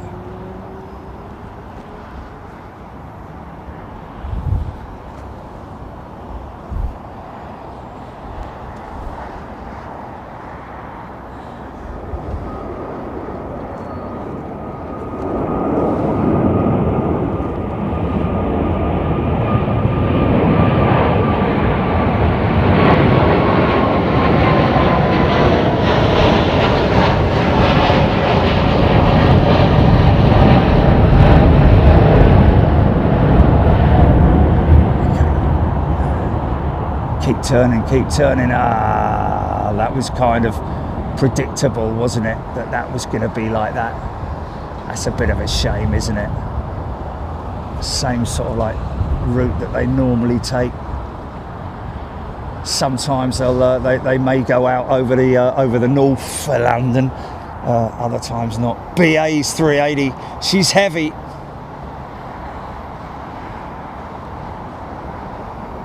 Listen to these Rolls-Royce Trent 900 sing away, folks. Sing with me.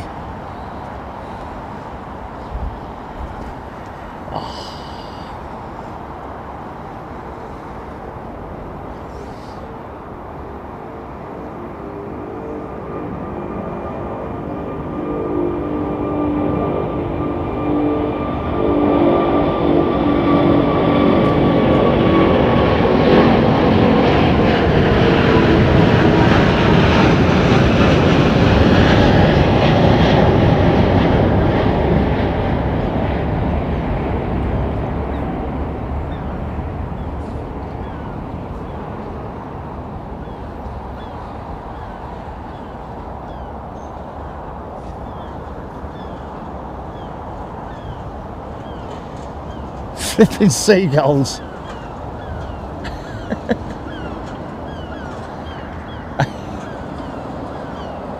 Cover your chips.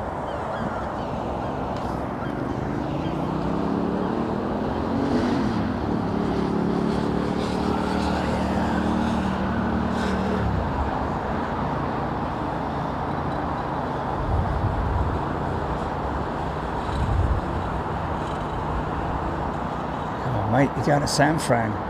Make another turn. She's gone long, hasn't she? Oh, she's Joburg bound, is she? Sorry, I thought it was San Fran. My apologies. Talking about San Fran earlier, weren't we? Oh, that lady whose folks were on the San Fran flight. That was it, yeah.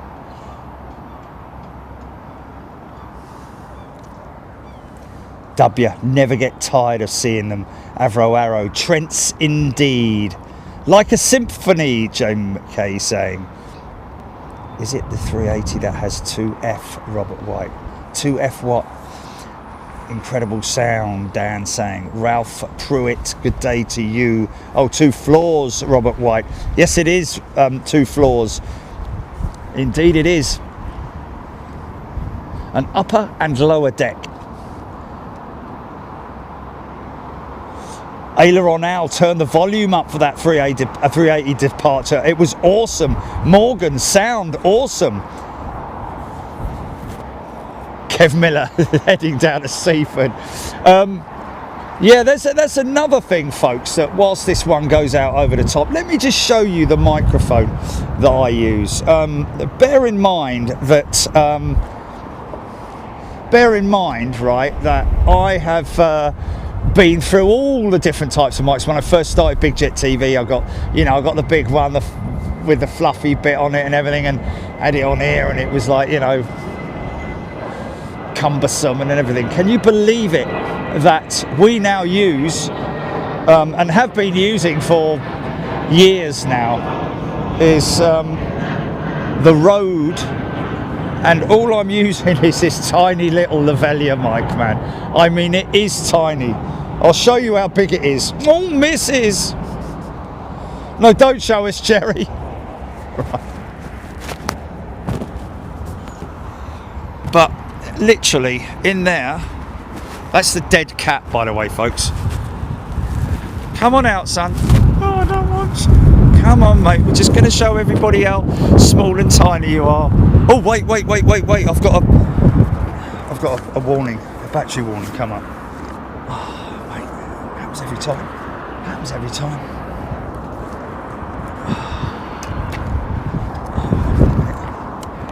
Let me just put that up there.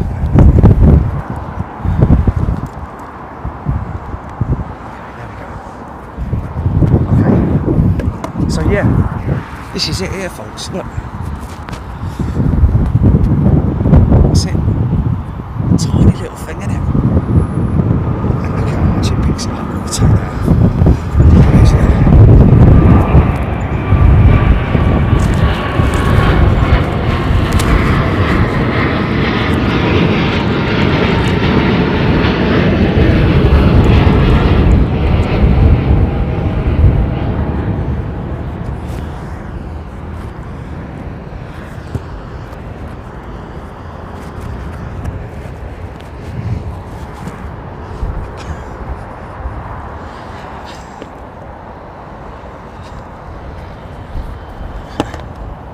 Yeah, so another quite interesting part to the story in terms of equipment, because you normally associate things like this with great big microphones and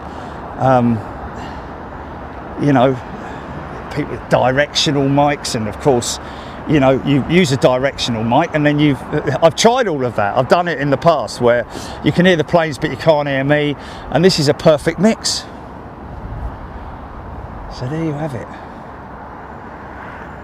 And again, it's another system that has updates on it, software updates. So it's not you buy it and then you just leave it. It's very sophisticated.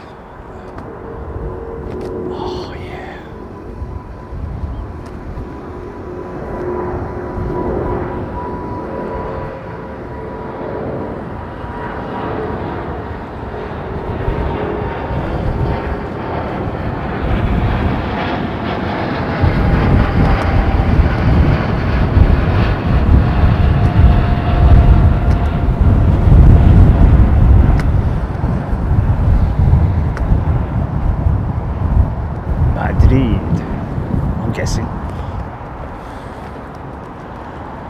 What's that now?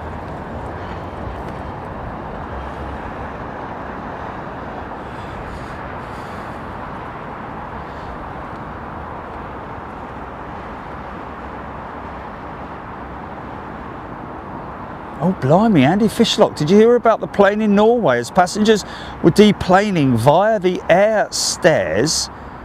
Via the air stairs?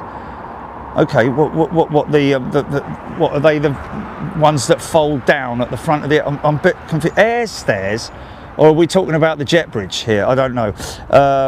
And cargo was being unloaded, well, cargo and baggage, obviously. The aircraft suddenly tipped backward and the jet's tail made contact with the ground. Oh, wow. Okay, so they were taking...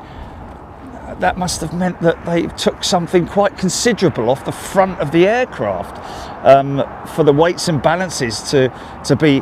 So they should have started taking it off from the back first, shouldn't they? Although I've seen when the aircraft... well, I'm in BA when I've been sitting... Yeah, they kind of...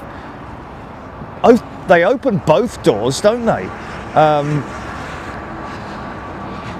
but yeah, that's something you need to be aware of, is obviously your weights and balances. But if you've got specifically a heavy amount of cargo in the back, potentially that's what's happened. I don't know.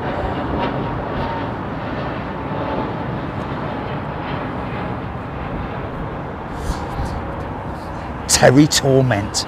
Beautiful evening, most places here in Blighty, but rain could be here tomorrow. Well, we're hoping not, because I'm doing my my show tomorrow, aren't I, with the van.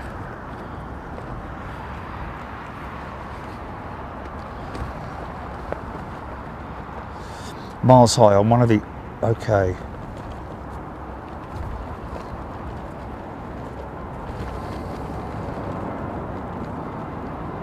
Yeah, wow. John Walton's seen a photo of it. Really strange, wow.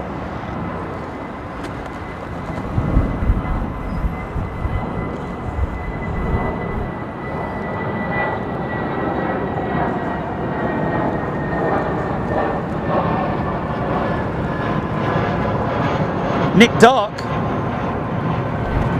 Good day to you, Nick. Just looks like, is that Korean pushing?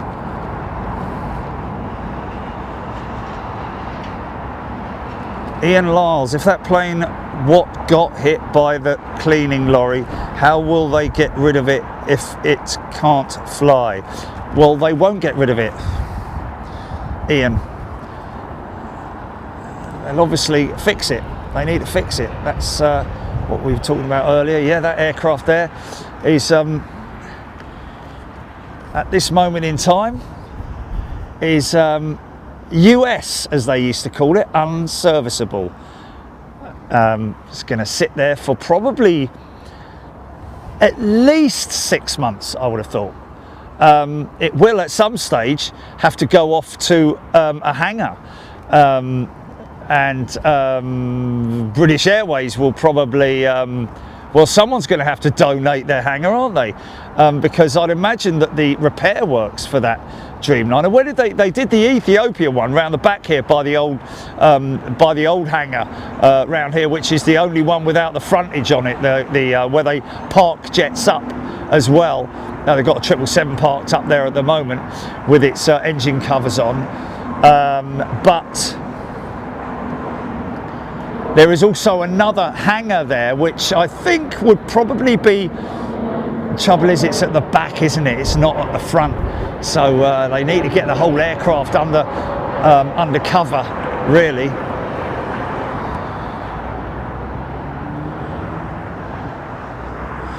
However, here's a question for you. Structurally, if the Boeing representatives come out and they give it the all clear to fly at low level, i.e. below the pressurization point, mind you, that would be below 10,000 feet, wouldn't it? To get it somewhere, like Cardiff, for example, if they negotiated with British Airways that they could get it to Cardiff, could they potentially, and that is all based on the engineers giving it the go-ahead, in terms of her structural integrity, is the question here. Is her structure likely to fail? I would imagine it would be on landing of the aircraft, in terms of the, because let's face it, at the end of the day, there's a tremendous amount of energy that goes through any aircraft when it lands, regardless of how smooth it is, because it's a force, isn't it? You know, you're all of a sudden going from being an aeroplane to gravity really taking, you know, everything sinking down, and then of course when it reaches the maximum stop point on the undercarriage, the back end of the aircraft will want to continue down, even though you don't see it. But it's just that's just the rules of physics, isn't it? Wow, Margiane, Anchorage going to be in the 60s all week. Wow.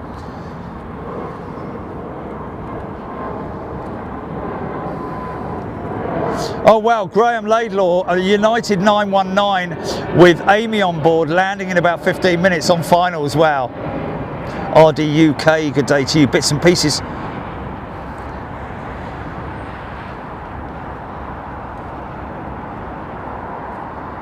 Stephen H, yes. A year ago since the Beluga came to the rescue for London Heathrow. Wow.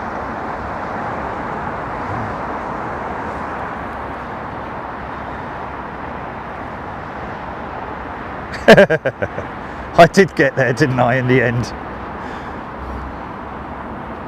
Karina, uneven deplaning at what you can get. United Airlines had one that happened in Lewiston, Idaho, for the 800s. That's why they put the detail pole on the back. Yes, we've seen it many times with the support. It's almost like an acro, if you know what an acro is. But basically it's a triangular wheel operated, almost like a upside, well, like a tripod, but with a central, sometimes on the 737s it isn't a tripod, it's literally just like a pole that they use. I've seen it at places like Seattle, where you park, when you're in the lounge and you look down, you can see them. They put the support post in there at the back. It has got an official term, I know, someone's going to tell me. Tail stand, there we go, Karina. The tail stand.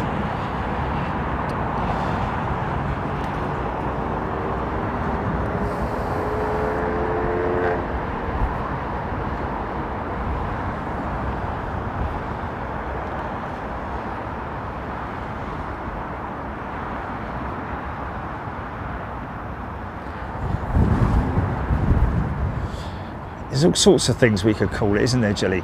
Jerry's fabrication class, Jerry's building, I don't know. Stop now. Jenny Bailey. John Atkinson, watching from a restaurant in Kos.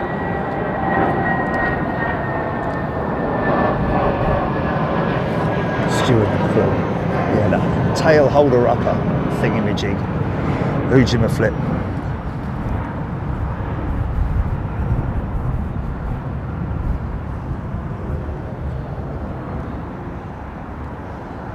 Yes.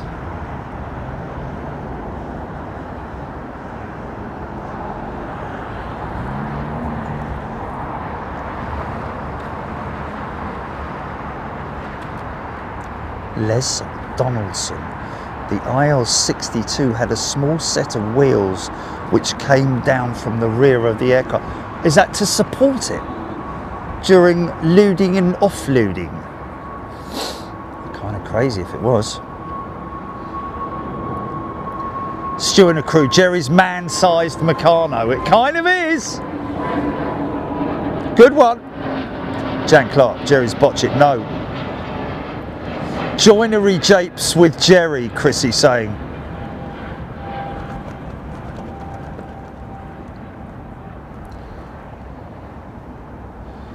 Jenny Bailey, I have the ear of a retired BA purser. Aviation in 4K.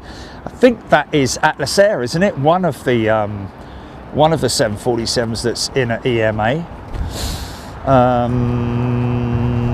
Yes, yes. BBLLB, a catering truck hit my airplane once. It made a 6-inch hole in the skin of the fuselage. They decided to put speed tape on it and fly unpressurized to our maintenance base. Well, that's what I'm talking about, Blair.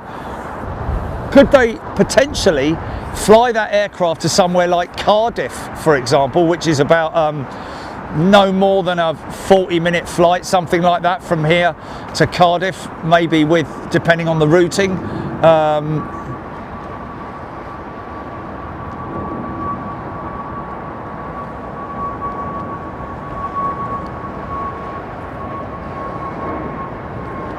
botching. There's no botching going on, folks, because this is obviously an important part of the structure of the van in terms of my filming platform.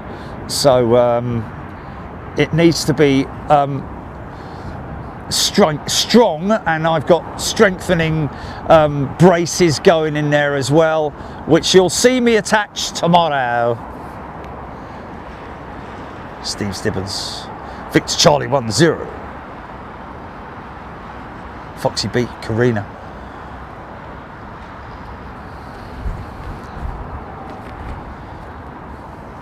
Yeah,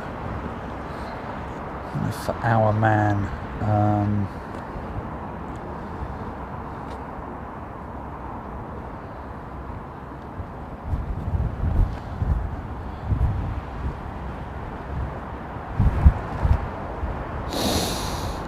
Just sending Pete a message, GP.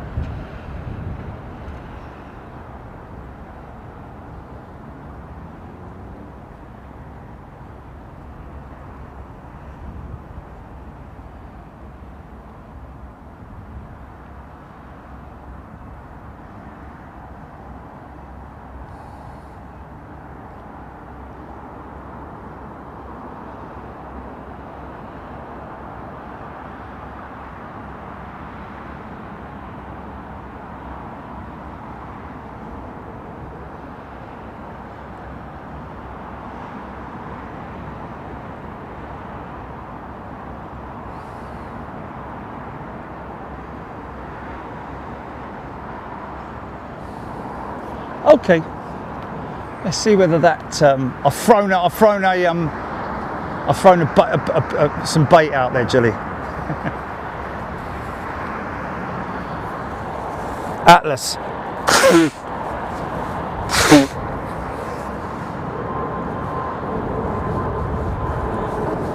Hey?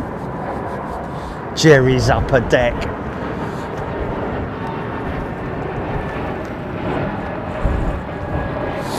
Aidan Campbell, the van, has it got a height limit? Well, there are height limits for, put it this way, it needs to be lower than 3.27 metres, I think it is, to clear petrol stations and most bridges.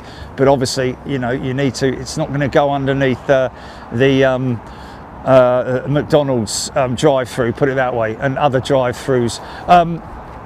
But it is collapsible as well, folks. What you're going to see me attaching tomorrow has a fixed base to it.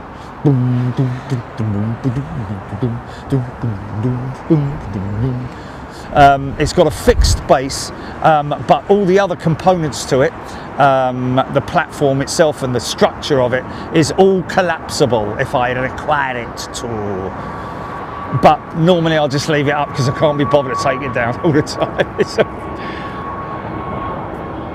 Because there is an upper layer which is in the back of the van, which is also collapsible. Oh, actually, I've got to get that. I forgot to get that cut to size, didn't I? Oh, well, we'll have to see. The sun goes down. I thought Japan Airlines was lined up there at one point. That's how bad my eyesight is on air with that glare. Ooh. Do we have a potential funky shot coming up here? Not yet, not yet, not yet. Doesn't include this aircraft. No, I think he's going to pass way below it. I was looking mainly at that one there on the left. Who's at it? Who's at it?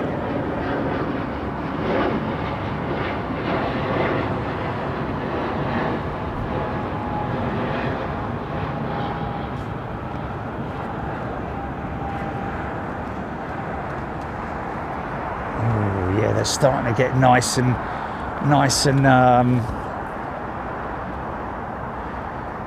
yeah, they're starting to get nice and orange, these condensation trails that we're seeing coming, ice crystals and stuff being created by the engines. If you're a the bank that likes to say yes, wasn't it X, wasn't it, the Halifax, wasn't it, that was it. Do you remember that? Now it's the bank that likes to say not really.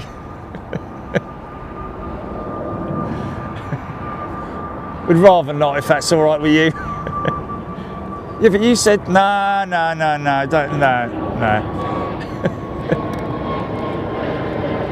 But I thought, no. You thought wrong, mate. See, now visibility is picking up already, man.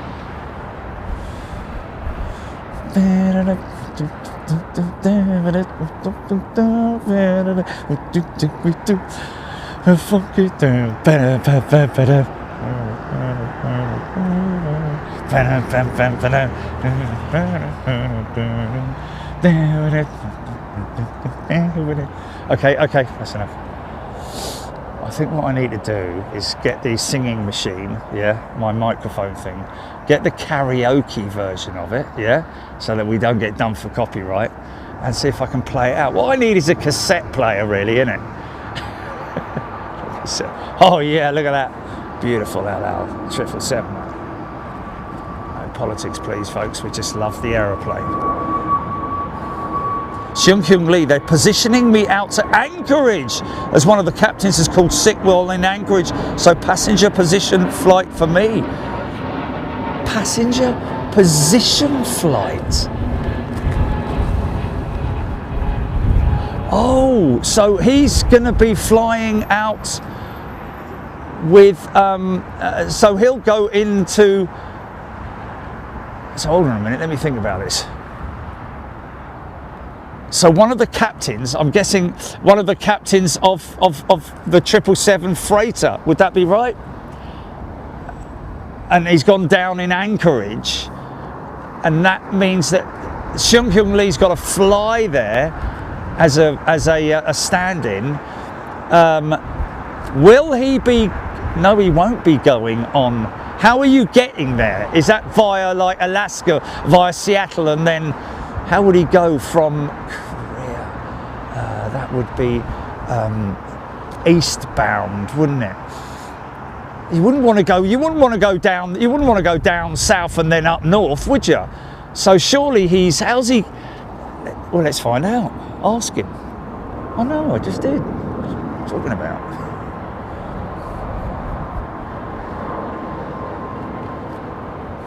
BEA. We got somebody flying on the Ethiopian jet later, folks. What's her name again? Or their name? Maggie. Oh, Maggie, I couldn't try anymore. You said be away from home.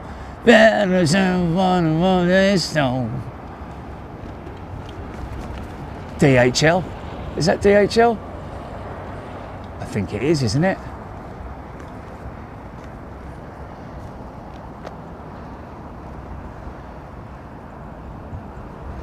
Beautiful. Qatar. See, it's starting to get a bit rosy now, folks.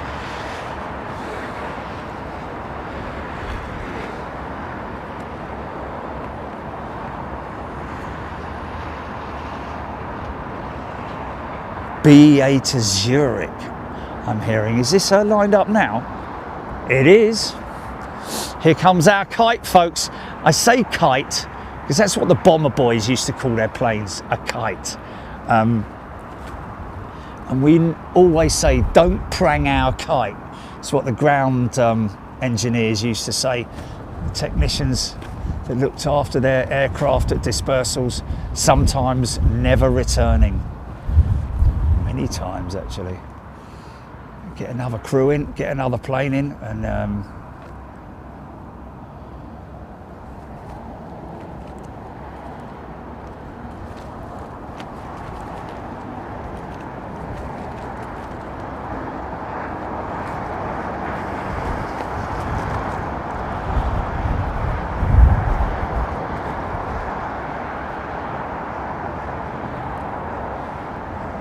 Wake up, Maggie, I think I've got something to say to you. Sorry. Look at this beautiful retro jet, man.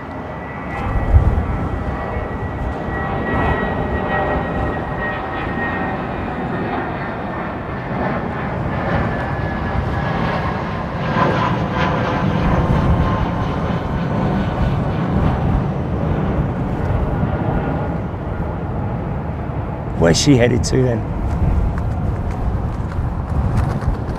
Where's she off to today? Zurich. Oh, look!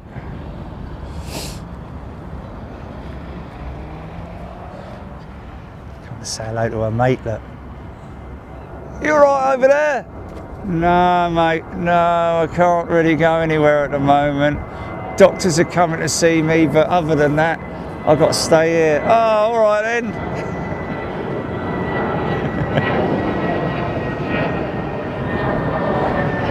How did that happen then? Some bloke drove into me, didn't he? No. Yeah. Press the accelerator instead of pressing the brake. Yeah, you're having a laugh, aren't you?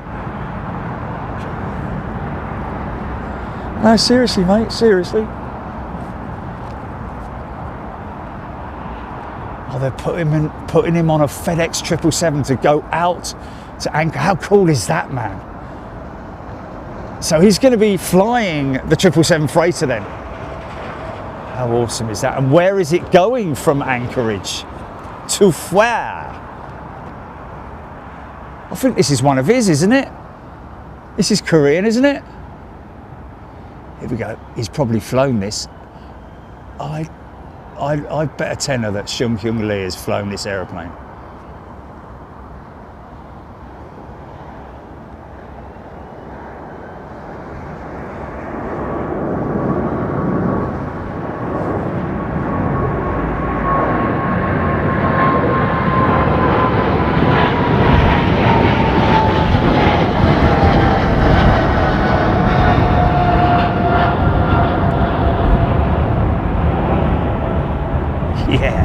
Wow.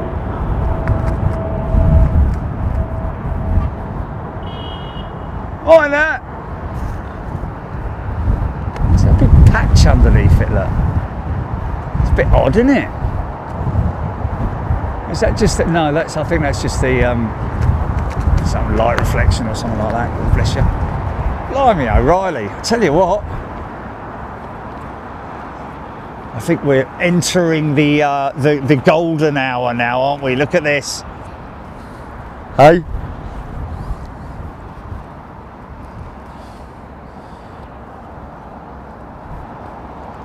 Could do with a wind stopping blowing though, because it's a little bit annoying.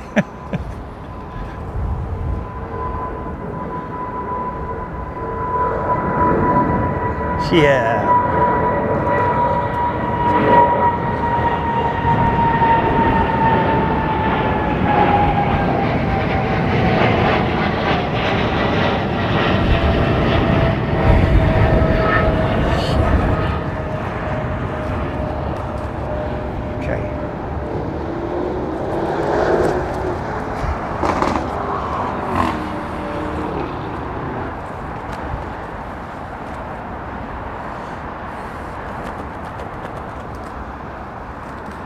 Positioned to mitigate the delay. Oh, okay, so he's saying that the aircraft hasn't arrived in Anchorage yet, and he's going to be positioned there to stand in for what would be the other pilot who's probably already stationed in Anchorage. Anyway.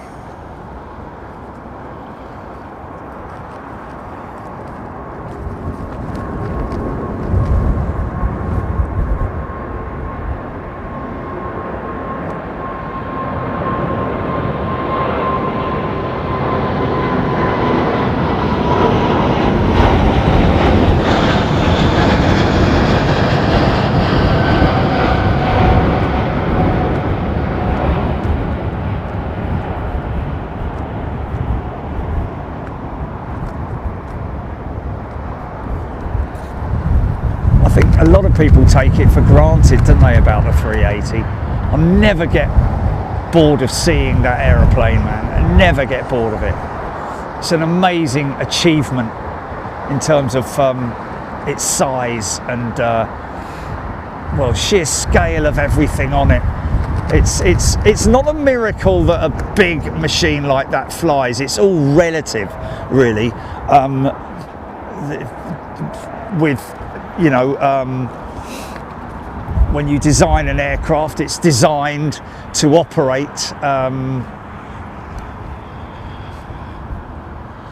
for certain routes and capacity and stuff like that. So they will build the aircraft around that, design it, should I say, excuse me a minute. Excuse me. And the number of engines will therefore be decided as well, which is, hold on a minute, this isn't going to pee everybody off by snoozing all the time, so I'm just going to put that down there for a second, folks.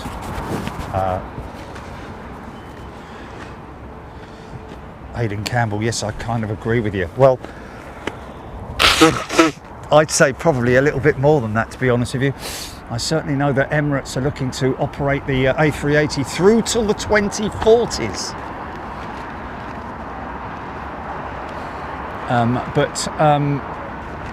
The sooner the 777-9 comes on stream and is regularly being delivered, of course there are a handful of them parked up already at Payne Field. How many they've got, I do not know. Wow, look at this thing go for it.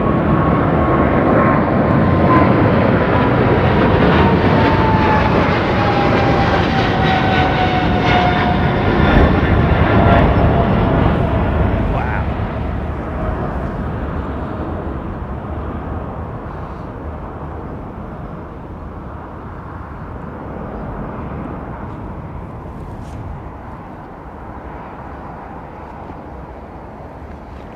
What's that? What are you talking about?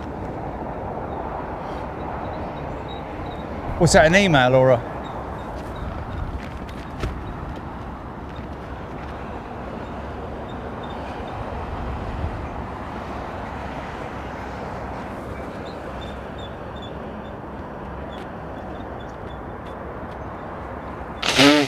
What the hell are you talking about?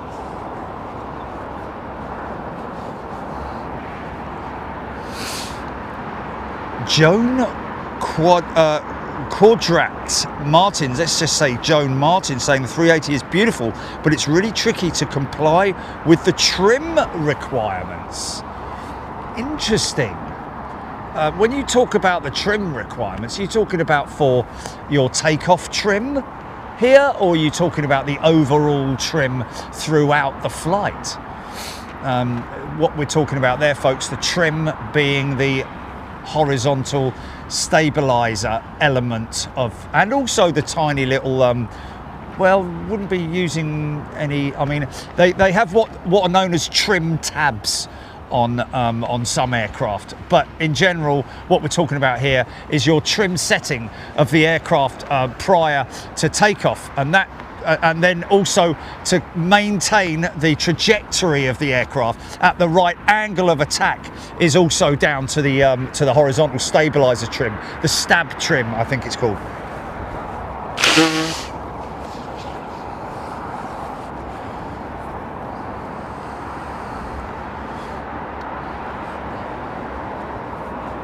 Michael Harper off to Skiathos in 2 weeks.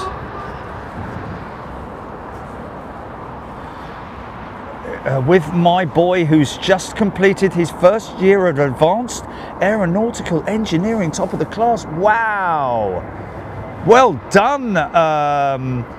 What's his name? Michael Harper's boy. Well, congratulations, mate. Well, it looks like you've got your future sorted out, haven't you? Wow, good for you, mate. Aeronautical engineering, was it? Wow, I mean that could be a number of different things there. That could be that could be related to wing design, wing tip design, components, all that kind of stuff. Really cool subject to get involved with, that is, I tell you. And of course, bear in mind that when an airframer like Airbus or Boeing or Embraer or whoever it might be, when they develop an aircraft, even if it's a clean sheet design, or well, more so if it's a clean sheet design, but they're continually thriving to for updates, mainly on engines, it has to be said, because you generally, it's not like Formula One where they'll bring in a new wing for a particular race. They can't do that for here, but I could see potentially on some aircraft, as we've seen in the past with the 767 that had or has the option of a retrofit, meaning aftermarket wingtip device. It would be the only one other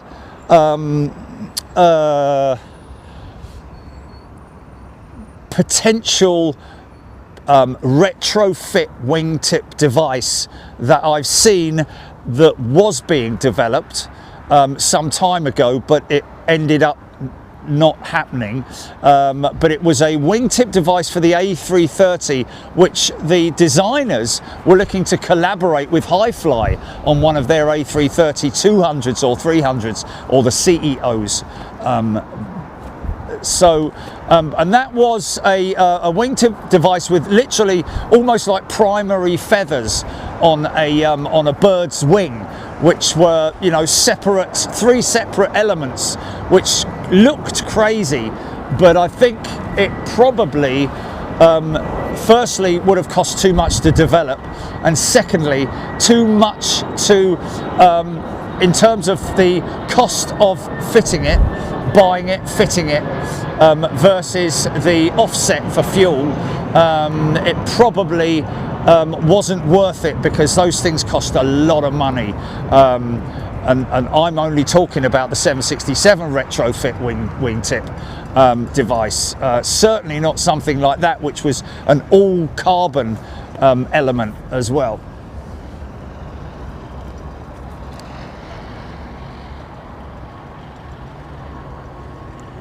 Joan, yes, it's very nose heavy, difficult to find a good takeoff trim setting. Wow, there we go, great knowledge coming from Joan there. Thank you, Joan Martin, or is it Juan? I don't know. Joan, I'm guessing. Thank you. Maybe in that part of the industry, I don't know, Joan, but great to get feedback like that. Really appreciate it. Thank you. Aviation 4K 787 wings, like others, start flexing on departure rollout. Yes, they do. As the speed increases, all these wings, not just the 787 wing, aviation in 4K, every single aircraft that you see here, the wings will stretch, but it's just more evident on the 787. When you see the 777 wing, it's incredible. Now this is the 767, but 350, sorry. Now you will see the outboard section of the wing pick up as the aircraft gathers speed.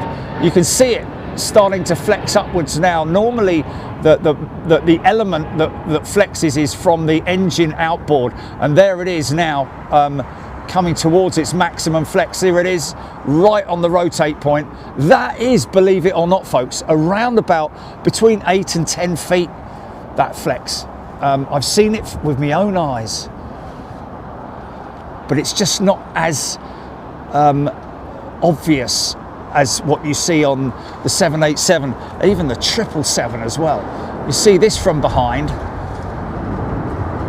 and you see what I mean. Beautiful. XWBs at full song.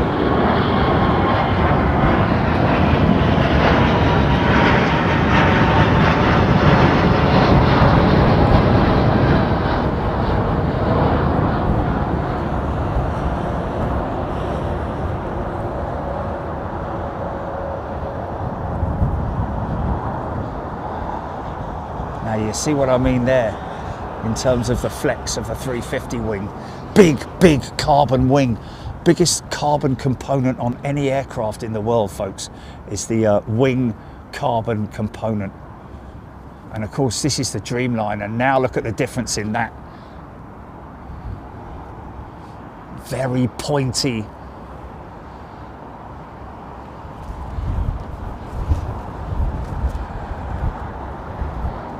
And that's what the oh yeah, here we go.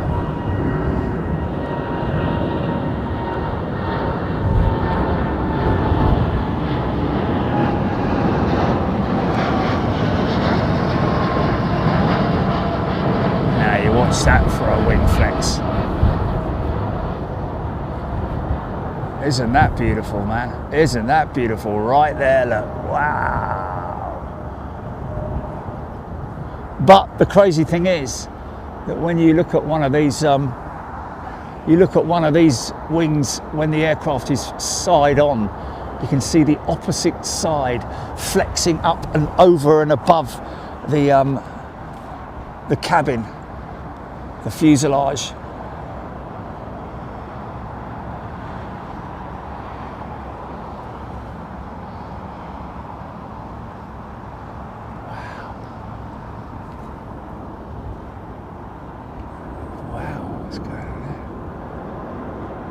This is the triple.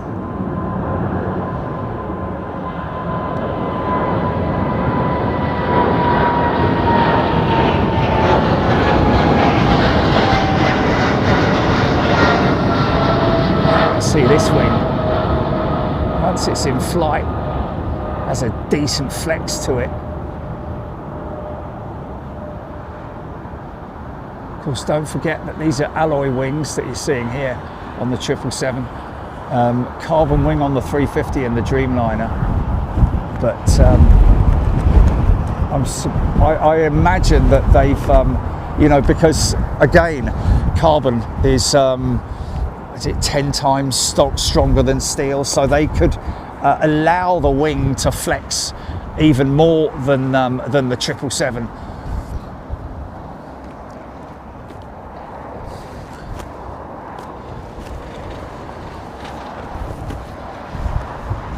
Jenny Bailey, noticed on your simulator the trim wheel isn't so different from a Cessna 152.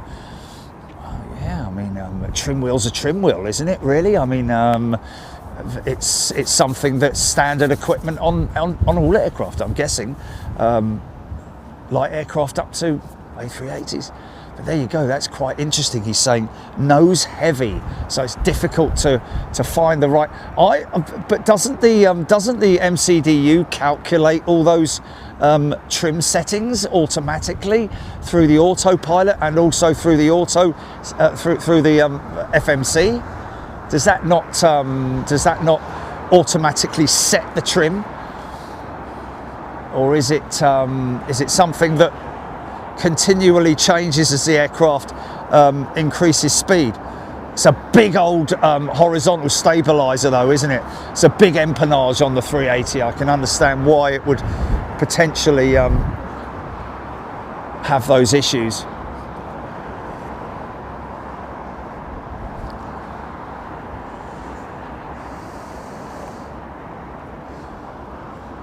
Blimey, I'm so far behind on comments.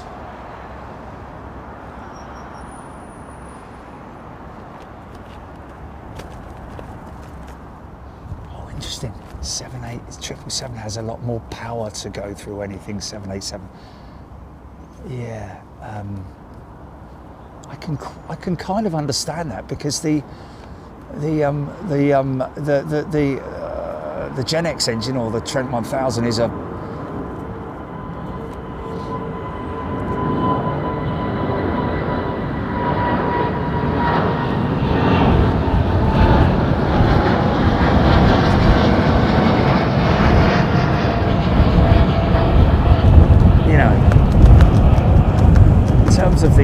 the power plant on these engines.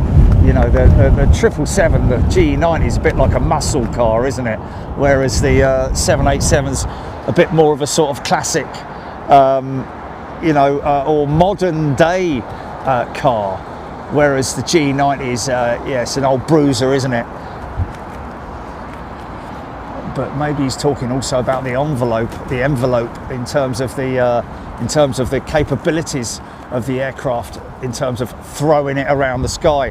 Be honest with you, I've not seen a lot of difference between the 787 display and the 777 display. 777-9 display is absolutely incredible. However, 787 display is they turn it on its side. Oh, they're still mates, look. Chili.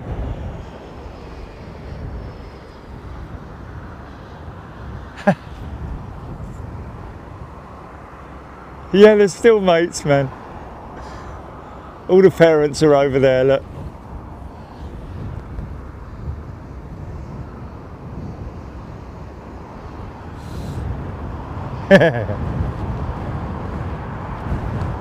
Oh, play. Go on. No bitey face now. No bitey face. Stop it. Go get him.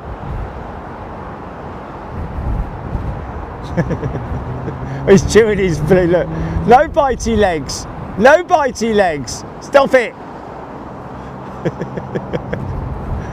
Oh, no, stop that. Stop it. Not my friend anymore. Mummy, he tried to mount me. I'll have words, mate. I'll have words.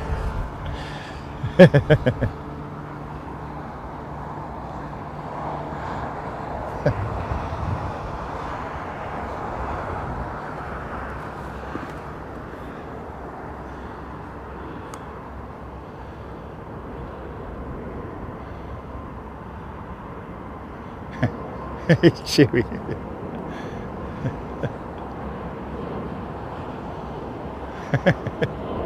Your fluffy faces, look at their fluffy faces.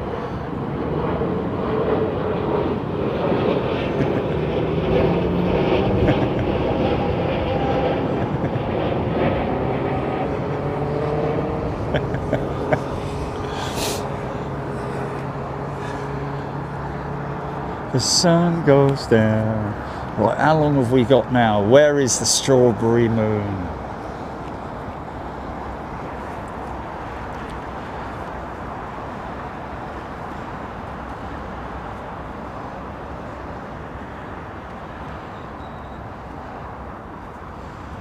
Oh, Sue, Gillian Tracy, Gary D, Mars Height, John Francis welcoming Scott Brennan, who's a brand new member. A very warm welcome to you, Scott. Thank you for popping by. If you've got anything you want to talk about, folks, please don't hesitate. I like to talk to anybody. I like all discussion points, obviously aviation, from whatever angle you want to come at. We've got some great people that we have. Well, everyone's amazing on Big Jet TV, it has to be said. Our community is just fantastic. We're so lucky. We've got a very, you know, just a very, I wouldn't say tight-knit community. I'd say it's just a global, fantastic community that we're very lucky to have. But we've also got a number of pilots, engineers, technicians, who work within the industry, obviously fly as well. We're talking to Seung Hyung Lee just then with Korean. Lucky enough to see him out there in Taipei in terms of his landing, which was fantastic. And now just talking about doing a relief flight as well. Not a relief flight, but being a relief pilot for a pilot that's gone down in Anchorage. He's anchored down in Anchorage. Stu and the crew gifting 5 channel memberships. Thank you, Stu.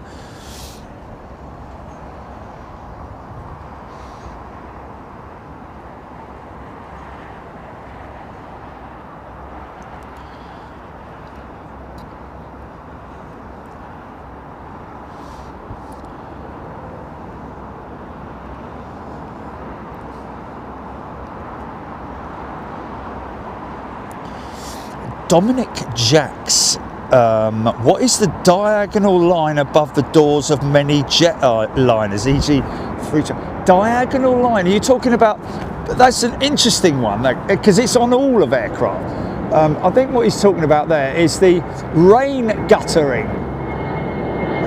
Can we see it there? There it is, just above the door there. See the angled line there. You can see. I don't know if I can really see that. Am I showing it, or is it? But yeah, it's there. It is there. Okay, so that diagonal line is to stop water from dripping in. It's to channel the water away from the top of the door. I think it's on all aircraft. It must be. It has to be. Surely. Great question, though. Something that I only learnt about a couple of years ago, whenever it was.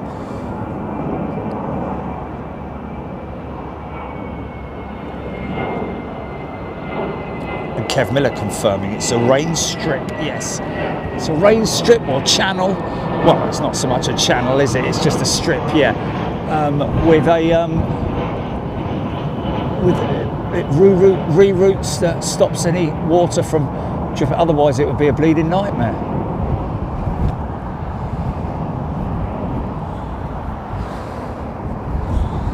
I wonder how long they've had that in operation. Like, did they have it on 707s, and when did that start? When did some clever dick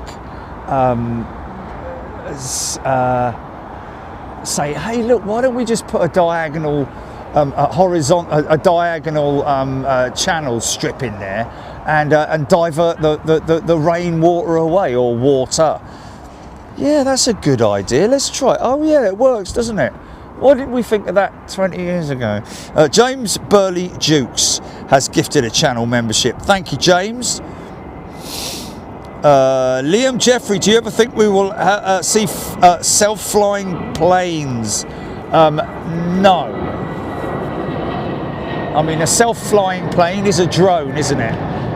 We're never going to have, not in my lifetime anyway. I mean, they're talking about potentially driverless or pilotless cabs, aren't they? I've seen them at the expos. You know, like when I was in Paris, I saw these, you know, these taxis that they're going to be using, drone-style taxis. It will happen eventually, but in terms of commercial big aircraft or even small aircraft, I just don't see it happening. Because not only that, but you've got to think of the skies and the traffic as well, folks. That's what's critical, is, you know, how you'd have to keep them below a certain altitude. They would have to then also be, you know,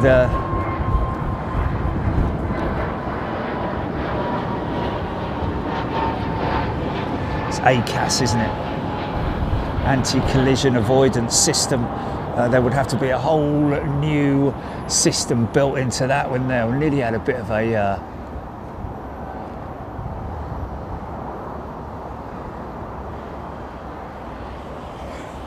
almost a funky shot. Oh, is that pushing, or is he just come in? Can't be pushing. He's just come in, isn't he? Must have done. Thank you, James.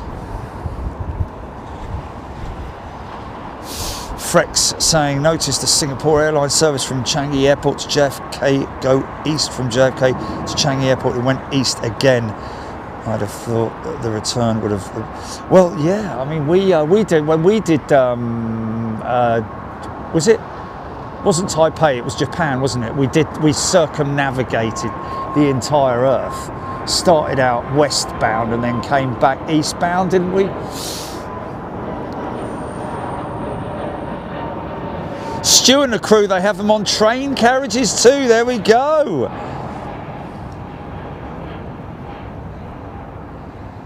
Jakester, watching with Granny and Grandad. Isn't that lovely? Hello to Jakester and Granny and Grandad. Yes, it is Concorde. Granny and Grandad are probably talking about that. because they probably remember seeing it. And that is a real live Concorde, albeit without its engines and interior, etc., etc., and a dirty great big set of steps parked right in front of it, so that it looks all obscured when you're looking at it from the road. Oh, one of these days, eh? All over you, Butler.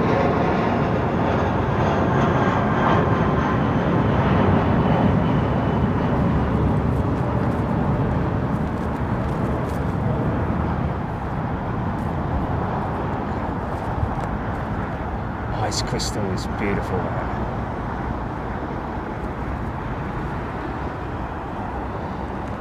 What's that? What, on chat?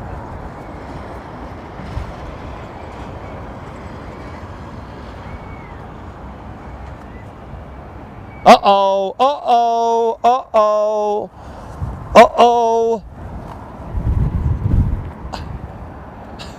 uh-oh. No, okay, one of you's fine. He did what, Jilly?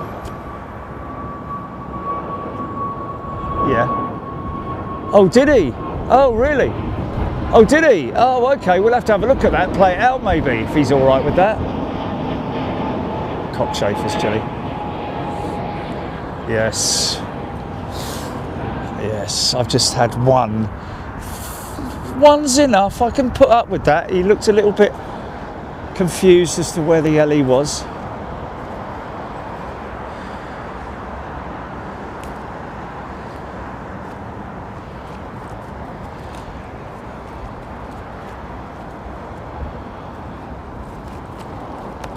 Tell you what, it's going to be a bit chilly when that sun goes down. I can feel the... It's a good job I've got my bleeding hoodie on, mate, I tell you. I haven't got anything else with me, though. Jacket-wise, or...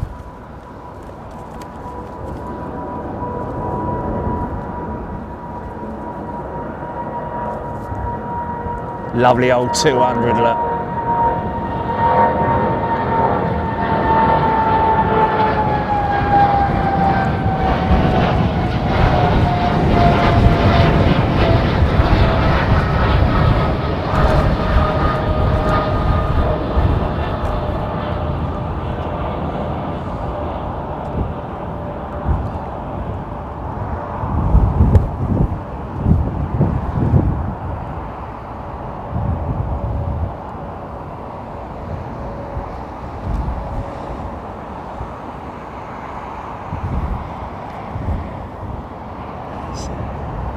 How well advanced engine technology is. That was a 707, it would be screaming, you'd still be able to hear it. Oh, have we got potential crossover shot? Are you gonna make it? No. No. I don't think so. Not far off. Not that far off.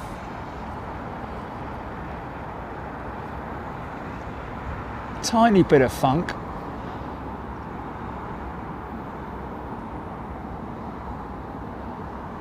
Yeah, nice.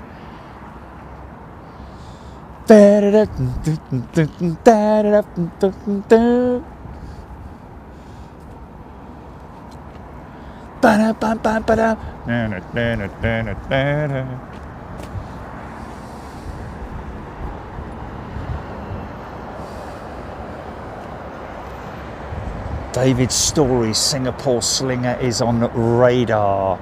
Okay, the first of the... What's that?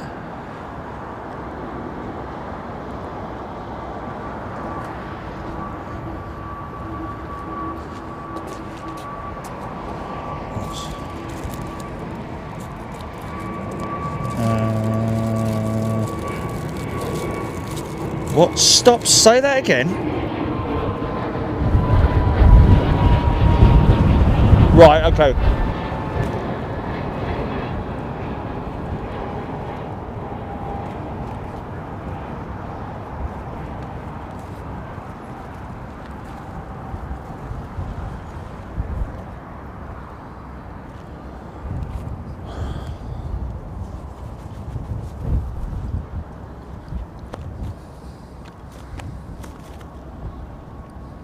Tell you what,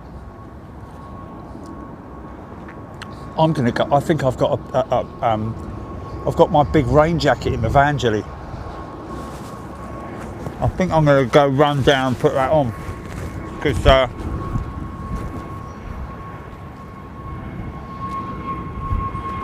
yeah, mate. It's completely not the case down on the ground, but I tell you what, the temperature up here is, yeah, man.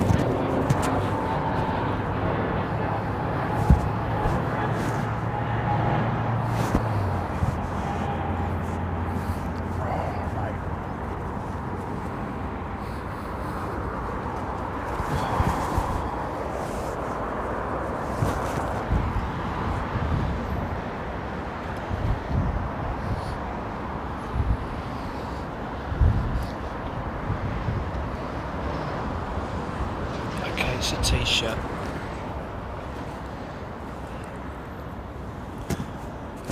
Oh, mate. Okay, there we go.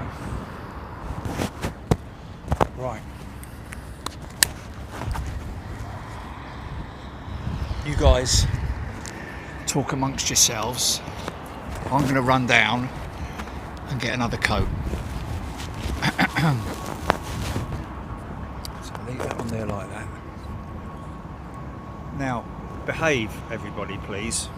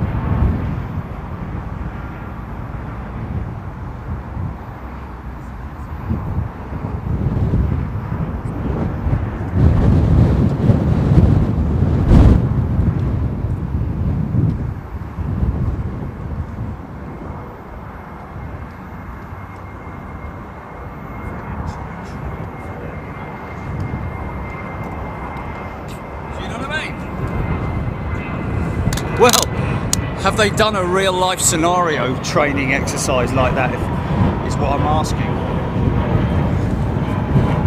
Yeah. Okay.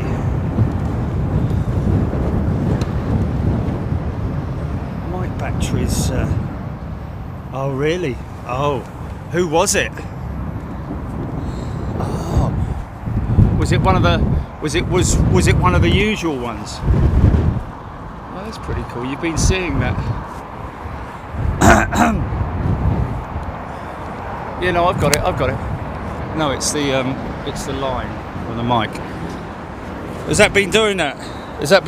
Then? Oh. Oh, okay. Right.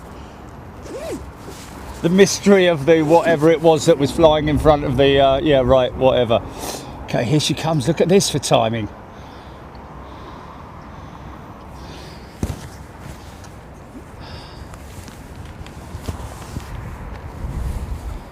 Okay.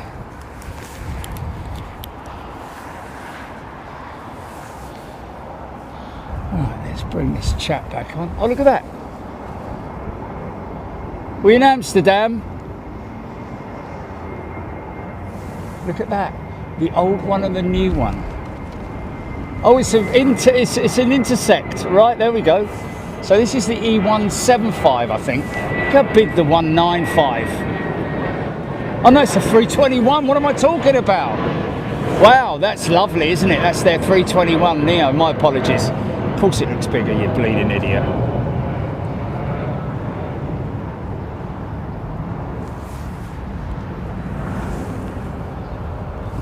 Right, what does that mean? Have you figured it out? Okay. Oh, well, we can scoot past that one, can't we? Okay.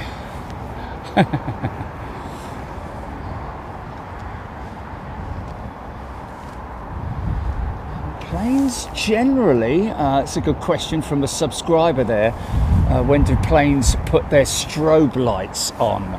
The strobes meaning the anti-collisions. Are you talking about the flash or the flash with the Boeing jet and the flash with the generally all the lights are configured during the startup process depending on what time of day it is.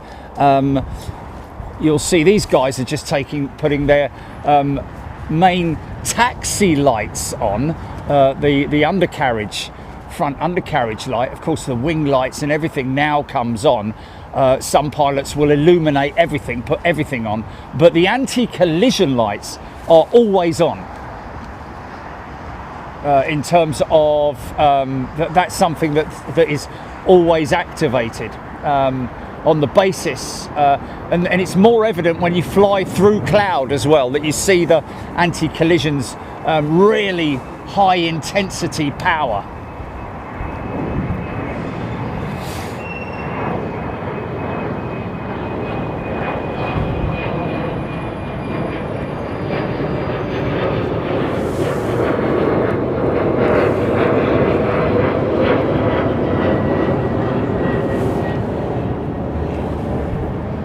Darius, wingtip strobes on entering the runway, off exiting the runway, landing lights on takeoff clearance on the runway, off exiting the runway. There we go. No, I can't. Negative.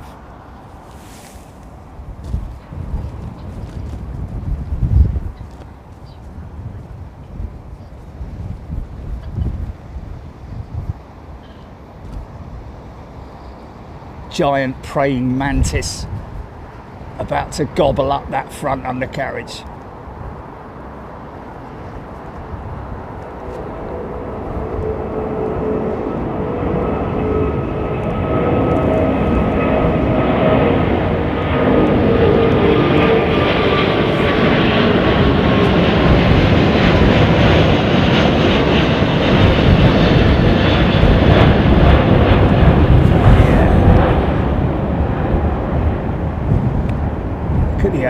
The outboard ailerons, folks.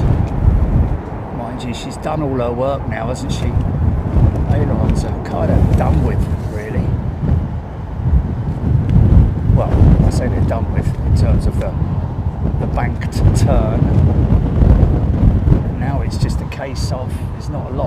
major sharp correction going on. Wow, look at the soot coming from those engines, man. Mark Abraham, Scropey, beautiful sight. We've got Hamad Khan as a returning member. Welcome back, Hamad. I've got another 380 coming out right behind this one.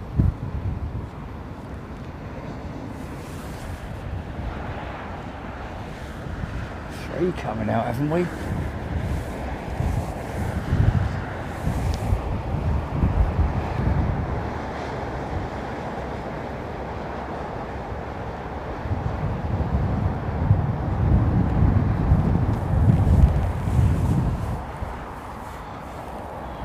Interesting. The sun's normally there, isn't it?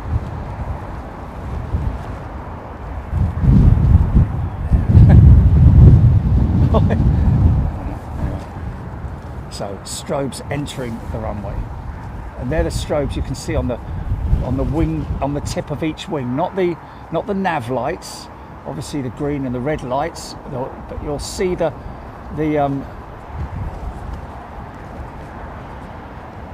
anti-collision strobes double flash on the end of the wingtip. See it?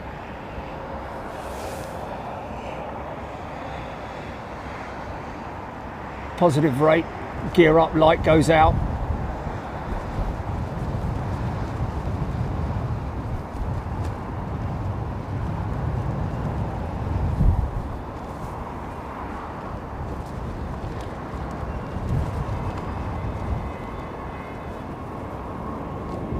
Oh, she's singing away, man.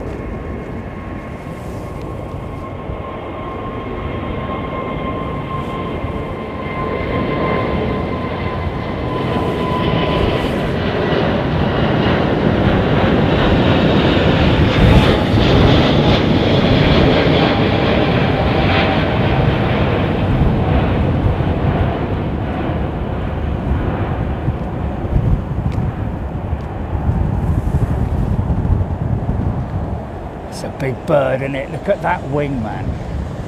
That is bird of prey-esque.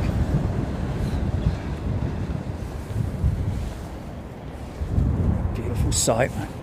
Oh, the big Roo's taxiing out, mate. Sorry, I'm going to have to just take a side-on shot of the big Roo there. Crikey. Yeah, big gala. That's not a plane, mate. Wing strobes compulsory entering or even crossing the active runway. Mark B CLE saying after incident at LAX, amongst others. Darren Lynch, we will never see an A380 freighter. Airbus is obviously efforts are all now in the A350 freighter. The A380 freighter is impractical if you think about it, unless of course you're Freddie Laker and you want to create some monstrous car ferry or something. I don't know. That'd be pretty cool, actually. Here, get Asquith on the phone quickly. See if he wants to turn it into a car ferry. Hello, Jerry's Car Ferry Services. How can I help you? Yes, I've got a Morris.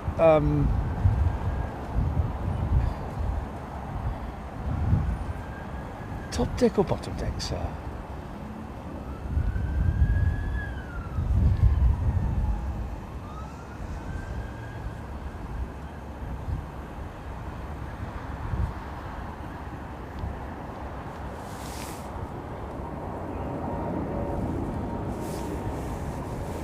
What did you read to me, Jilly?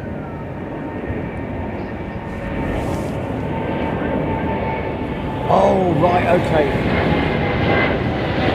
Yeah, please.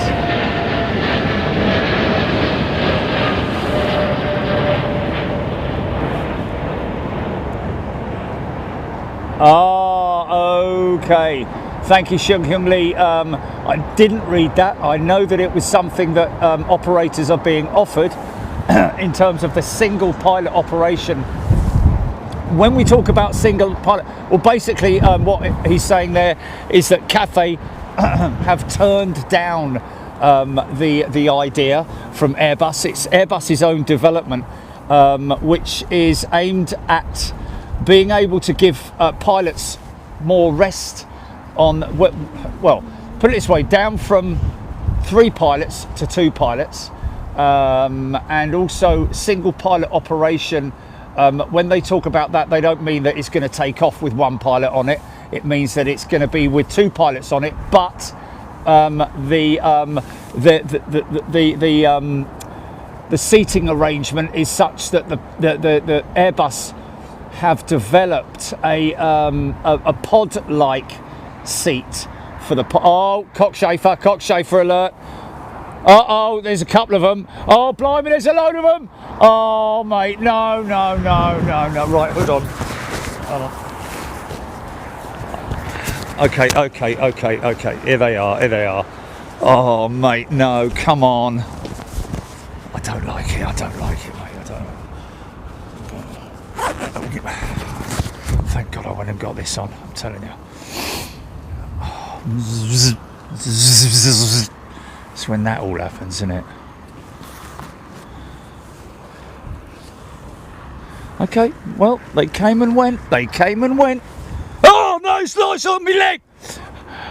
God, no, sorry, man. No, it's oh, no.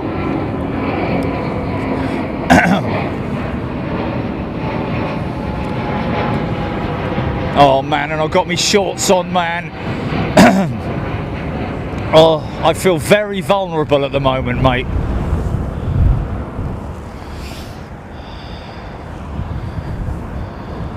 Okay, well, they were here.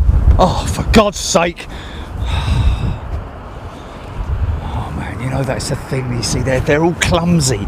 They're clumsy, aren't they? Oh, look at them all, man. Look at them.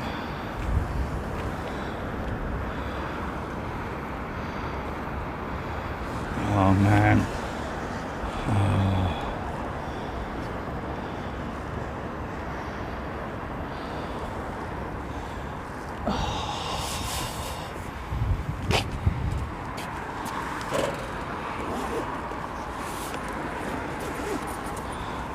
Oh, look, there's one there, mate, and he's like, what? Oh, mate.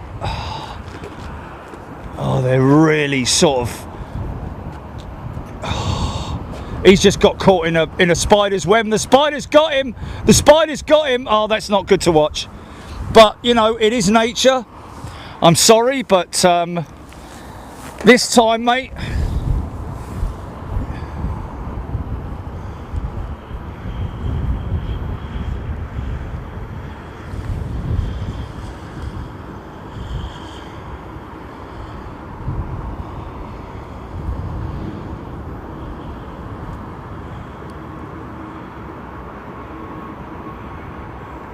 Cockchafer has been got by the spider. Mate, sod off! Sorry, but you know, you're all right. I think they struggle to fly up this high, and then when they get up here, they're all knackered, and they just float around and look at him coming straight at me. Sod off, man!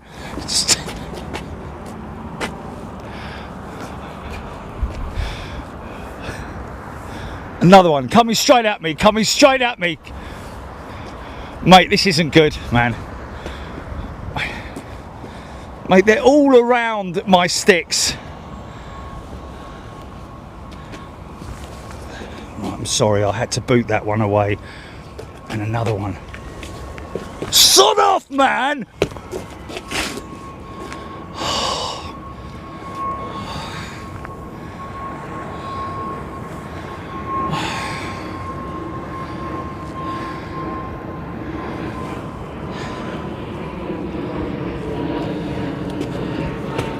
Sorry, mate, I'm sorry, but I'm sorry, man. I had to stand on that one, man.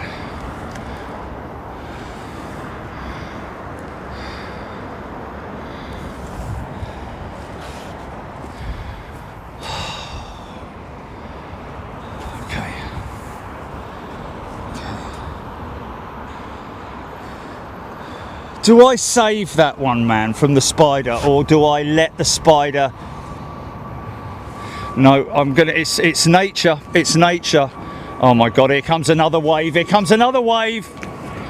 Oh my God, man! He's even having a look in the camera, the cheeky sod. Did you see him?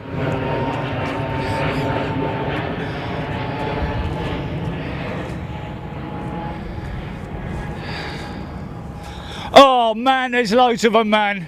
Chilly.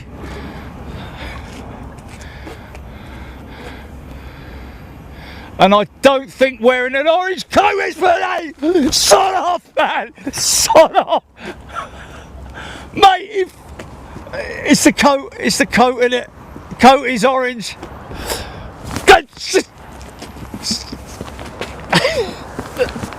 Bloody hell, man.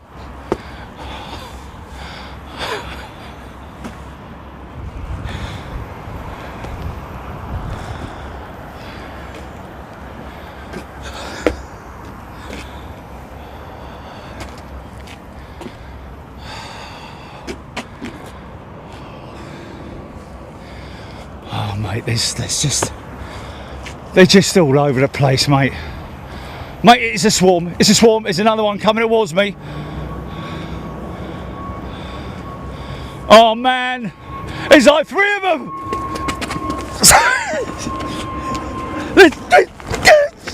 Shut off, man. Shut off. Shut off. Shut off. My God, mate. It's not.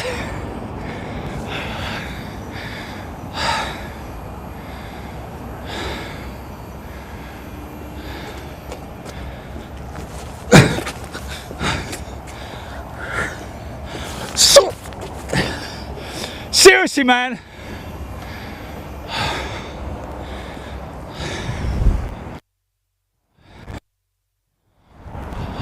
Mate. Have you seen how big they are? Yes.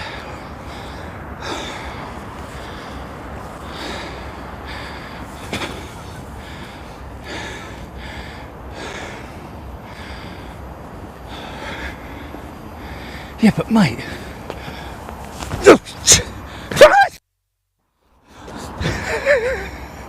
Mate, they're flying into my face and everything, Jilly. Loose! Loose!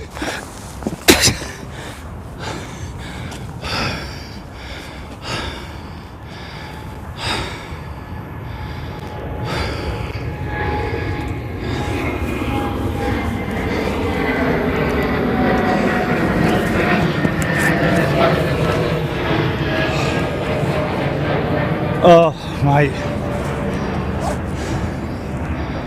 I'm not happy with this.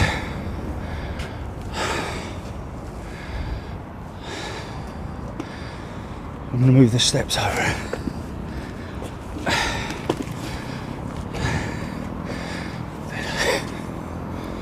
Mate. Right, let's see. Mate.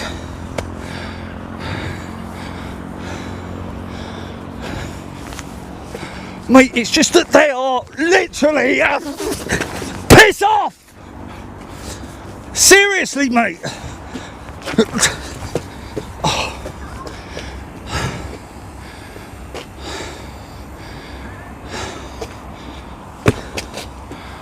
Piss off! Mate. Mate, this is not funny now.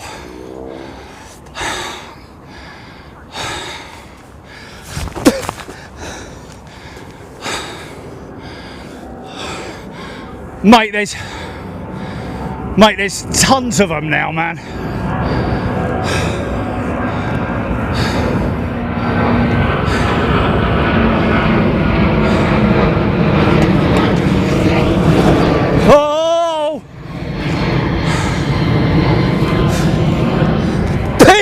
man!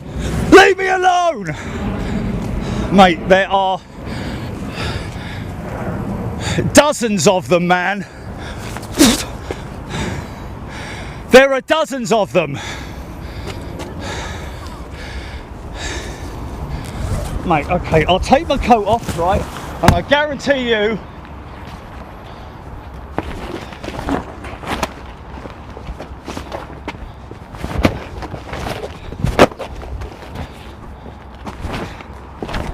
yes!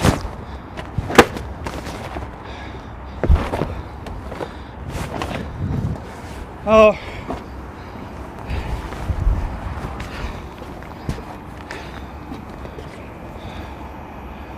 Where's the mic gone?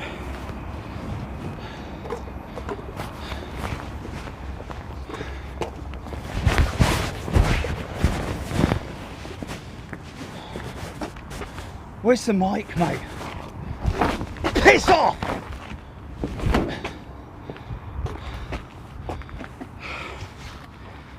Mate. Oof! Oh, I've had enough.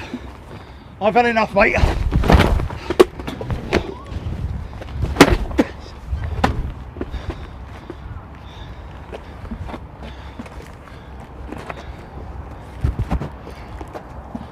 It's nothing to do with the coat. Nothing to do with the coat.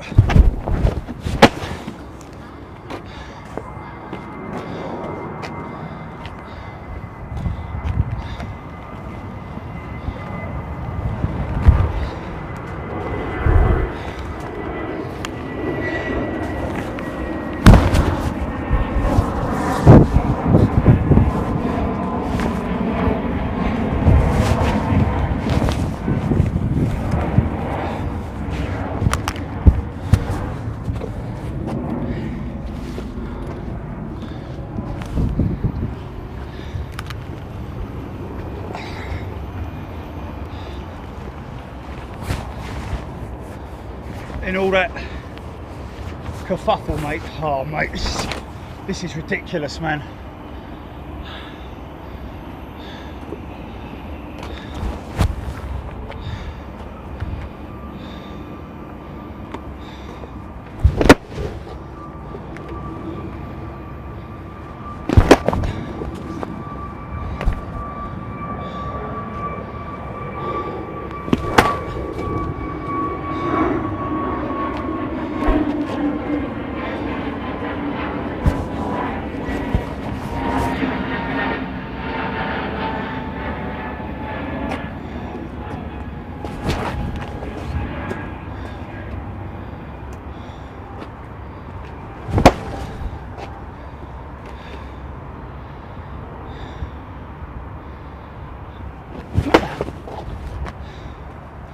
These geezers are relentless, mate.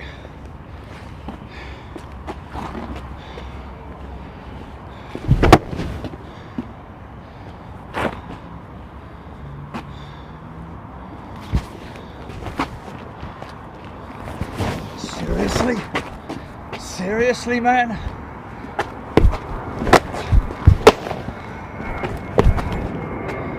Seriously?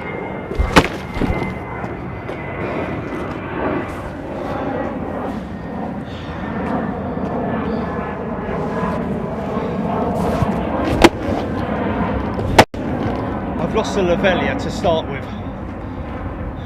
Yeah. Because it was attached to the coat, wasn't it?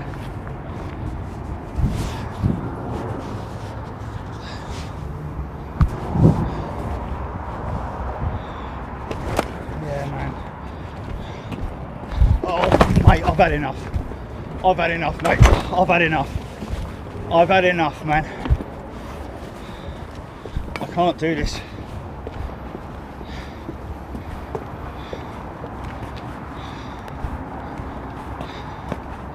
I am.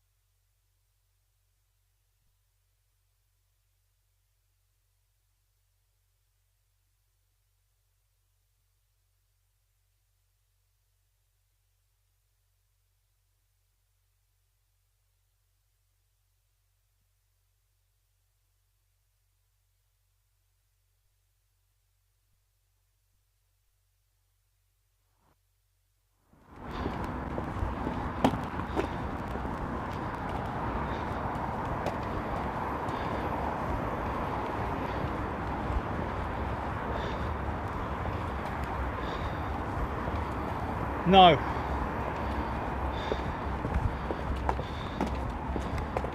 Fuck, I mean, sod off.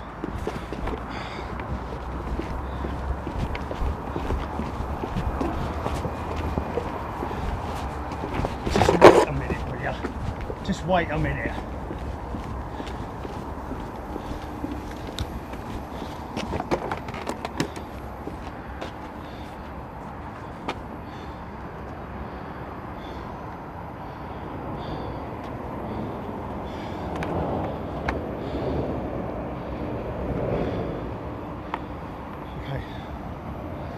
At the moment,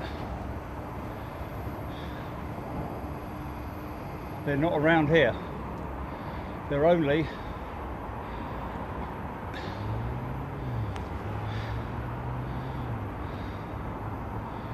oh, here comes one now. Yeah, they found me. Here he comes, here he comes, here he comes. Yeah, yeah.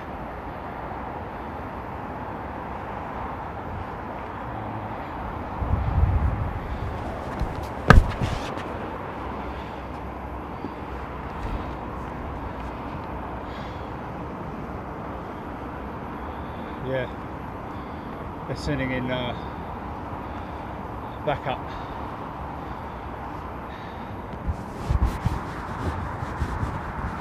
They're only down there at the moment though.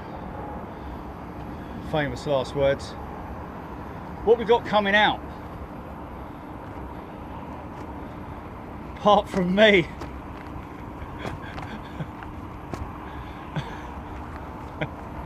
Okay. So, mate, it wasn't fun, I tell you. That was tiring, mate. That's a proper workout, that was.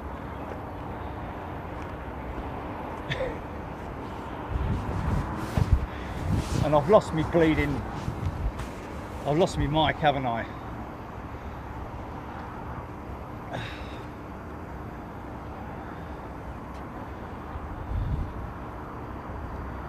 I seem to recall that last year,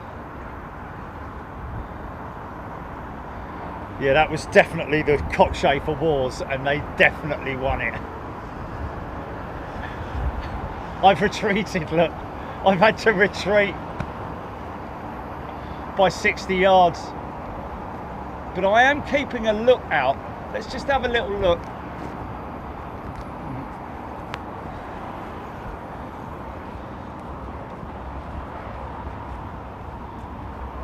See, they oh no, they're still down there. They're still down there. They're still down there. Oh, it's me. I found me mic. I found me mic. It was wrapped round me. It was wrapped round me. Oh.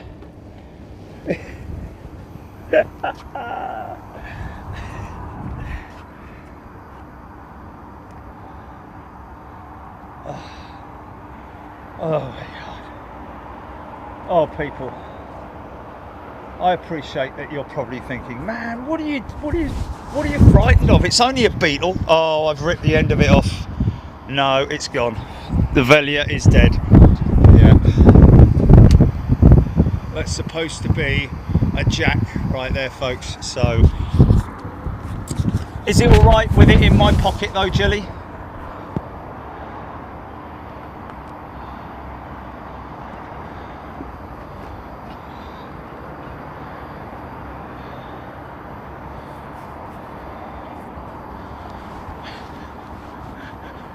Mate, I tell you, it wasn't pleasant. I'm not making a thing of it or anything like that, but you know, hey, listen, if it was bumblebees, I'll be honest with you, if it was big, furry, fat bumblebees that were just flying all around me, I'd love it. I wouldn't mind at all. But these things, mate, here is one, here's one, here's one. Here he is. Solo! Hey. He's gone. He's gone. Man, you should have seen him fly off.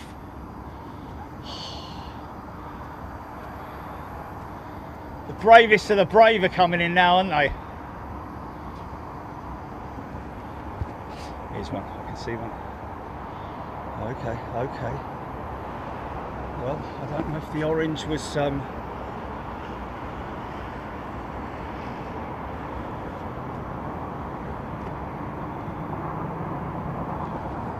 moon isn't even up yet, is it? I thought the moon was coming up at 9:15. Looks like Becal, doesn't it? But it's not, it's the flying fallopian tube.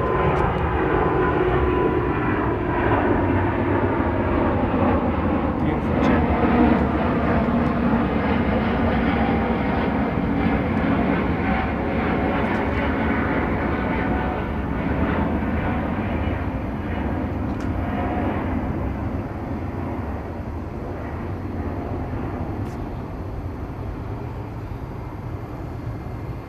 BEA 787-9 rolling for Kuala Lumpur.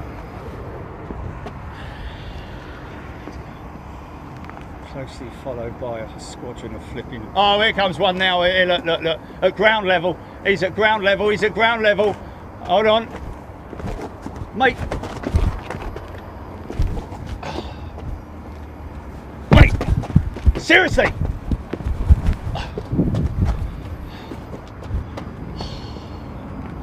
It was a loner. It was a loner. Oh no, another one.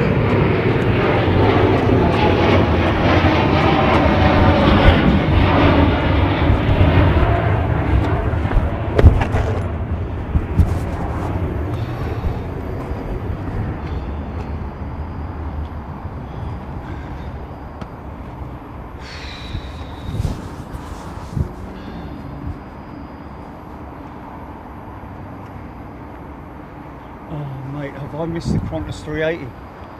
Did I miss it? Oh, where is it then? I'm not seeing it on radar, mate. No, she has, hasn't she? Oh, maybe. There's no surprise there, to be perfectly honest with you. Something that we see quite often. Right, shall I go and do a because I tell you what, if you look back at previous cockchafer episodes, you will see that they only last a certain amount of time. Oh, hold on a minute, why did I say that? Oh, they're coming from the top and the bottom now. Oh,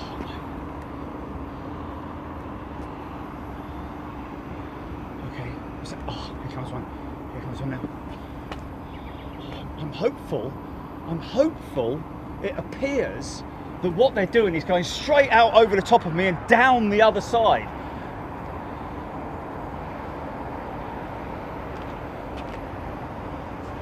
John Palmer, after sundown, they become vampire chafers. Well, I tell you what, when they land on you, it isn't pleasant, man, because they're all, their feet are like claws, literally. They've got talons. all on their leg parts, and they kind of stick to you. It's horrible, man.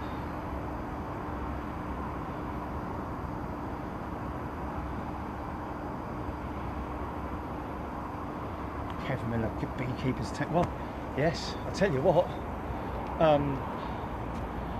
you what would have helped tonight, Jilly, is that stupid hat. Because if my face was covered, I wouldn't have a problem.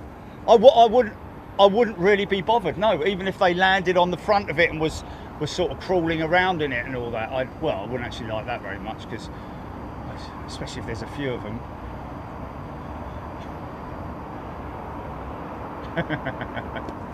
And there is history.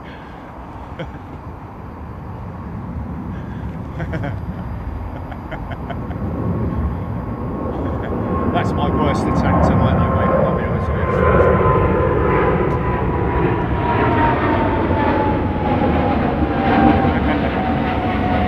And you know what?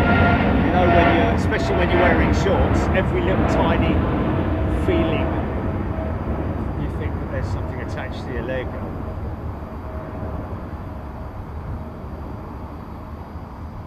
Oh, Jack Evans, moonrise is at 22:20.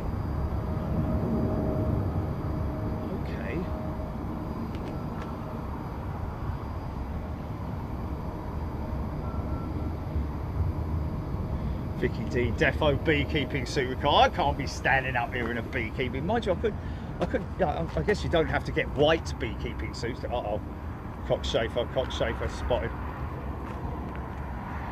Okay, we've got somebody on the Ethiopian jet. Oh mate, here's one here, Right, okay mate, go on, off you go. Don't bother me, son. Okay. Maggie, we got Maggie on the Ethiopian jet. Is it rolling? Is it next out?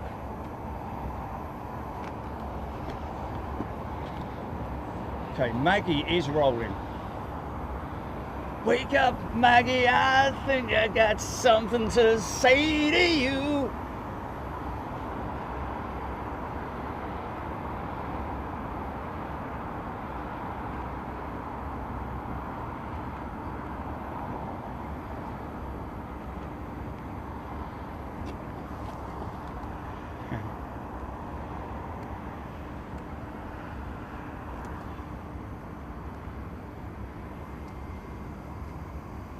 She is.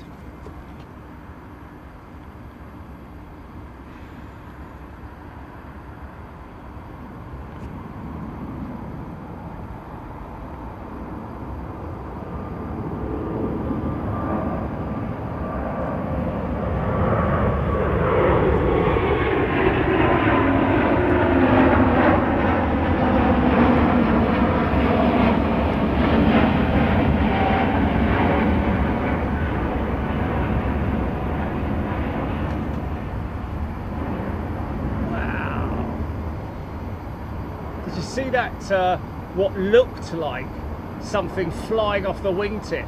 It's another jet. Look that back, Jelly. Is there a VAR on that? Yeah. As it goes past me, as it starting.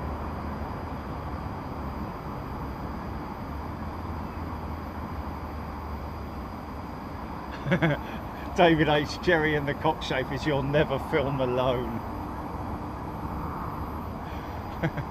And you'll never film alone. Oh, here they come. Now the good thing is that in the Cockchafers' defence, I've got to be honest with you folks, that area down there seems...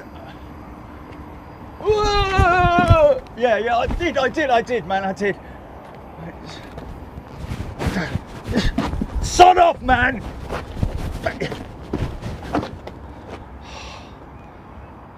Another spider deadness. Yes, please.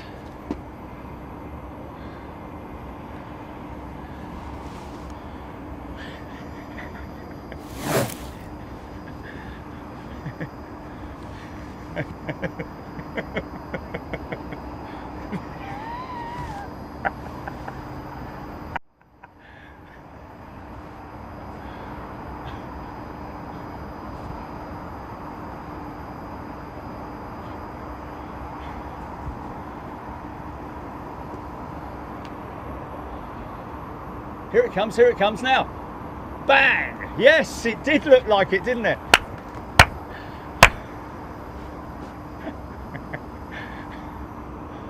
It's not much fun, man, I'm telling you.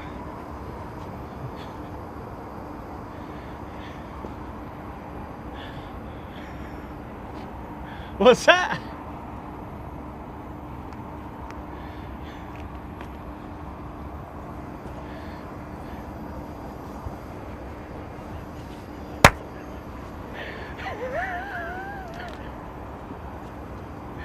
Not much fun, man.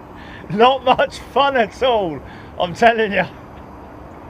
And we lost the Lavelia. Mate, I was seriously out of breath by the time that onslaught ended. I had to walk my bag. Around the side of the building, and I was getting ready to come back and dismantle everything and take it away. However, when I got round this side, or this end, I realised that it was relatively cockchafer free. There have been some, but down the other end there, man, that's Cockchafer Alley down there, man.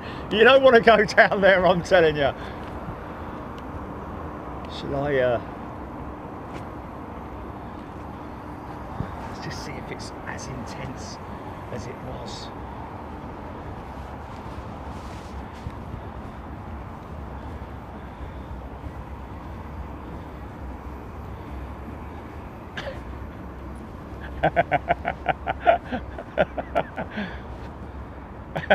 That's funny, man. That's funny. Oh, there's one there, there's one there.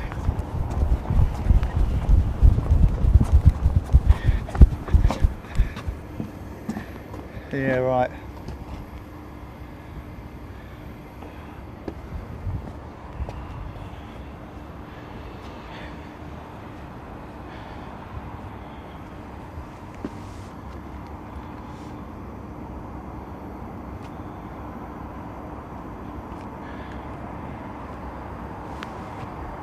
Well, he was a loner.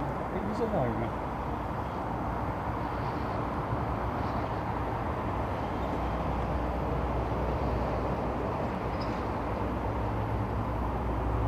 I am at the very top, other than on the right there, which is all, they're up there as well. So I have got clearance if I want to, up on that upper roof there, not this one, but the other one. But there's a dirty, great big vent there, expeller vent, you know. In fact, you can kind of hear it from here, or is... yeah, no, that's the other ones. Anyway, oh, here he comes. Here he comes. Here he comes. I do. Here he comes. Here he comes. I do. Got him.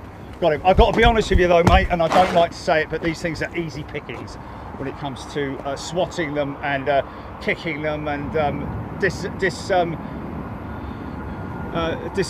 them.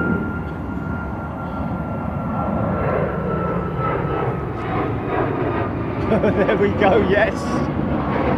He's right. It's the lemon meringue Iceland Air jet. Yeah, that's the... not a big...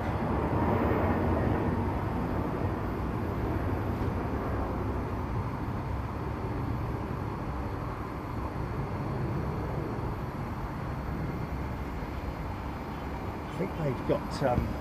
I think they're recruiting rookie cockchafers around the corner and giving them a quick flying lesson and attack lesson, and then sending them in on lone wolf operations, I think. Oh.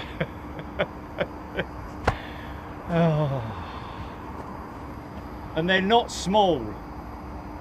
Cockchafer heavy hour, Avro Arrow. Murder caught on camera, Mark Luscombe. Steph Bird, Eddie Fishlop. Have I got a light on my camera? Negative. I don't have a light on my camera. Okay, should we have another recce?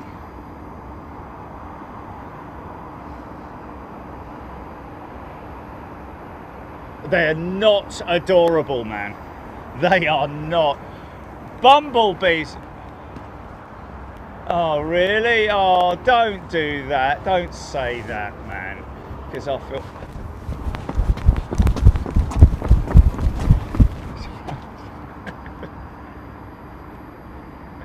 It's a plane. It wasn't. I wasn't running away from an insect there.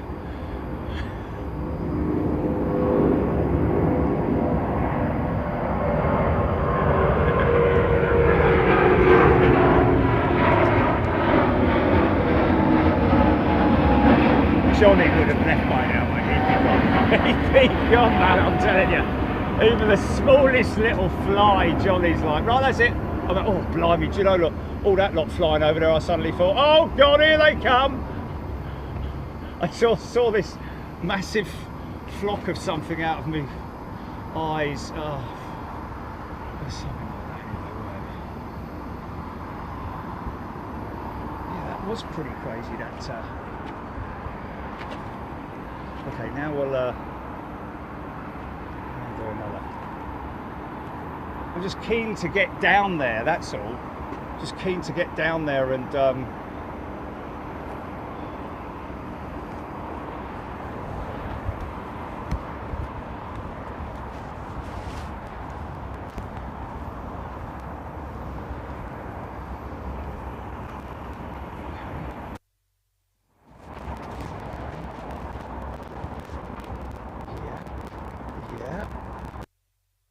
Didn't I, Jilly, that they, he's dead.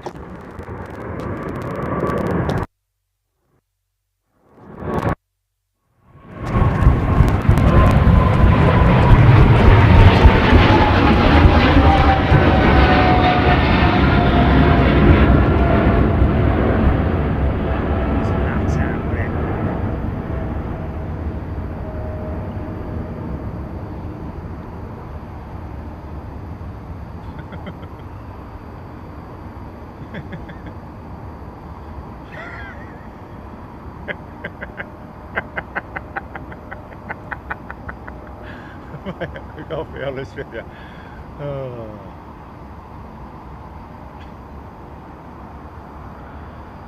Stephen Billings, China Airlines, carbon fibre special livery on the way out. Oh man.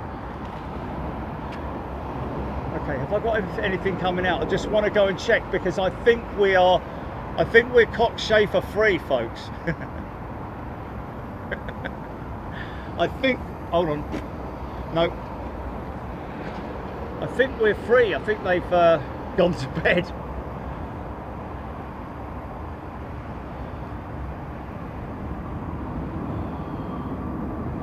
No, that's a fly. Is this the carbon jet? Oh, this is the carbon 350, isn't it? Look, look, look. Nice.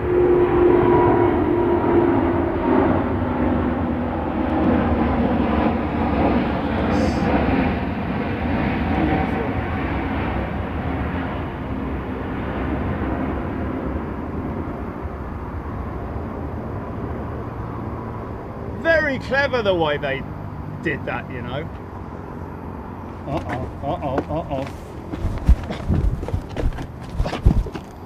Mate, they're hard to see now.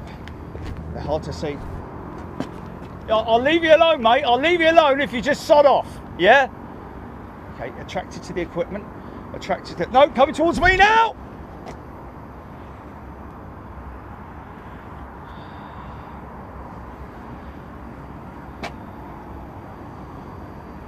Made contact. I don't know where he went. Check your trousers, Jerry.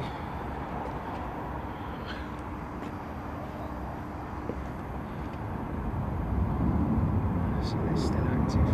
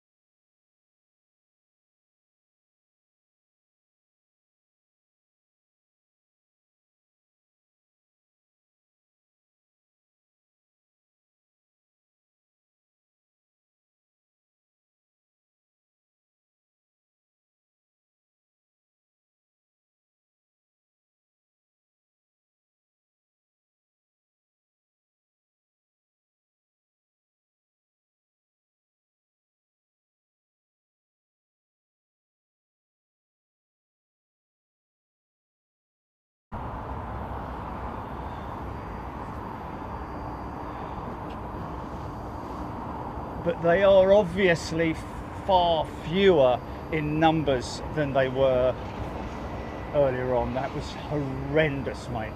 A few people may have thought, "Oh, grow up, you big girl," but I tell you, mate, honestly, it wasn't pleasant at all, because they were coming at me. I know they're not coming at me to bite me or sting me or anything, but having those things fly at your face is not pleasant, man. And when you've got like 3 or 4 of them doing it all at the same time, like attack, attack, attack, it's not very pleasant. Gosh, is it not?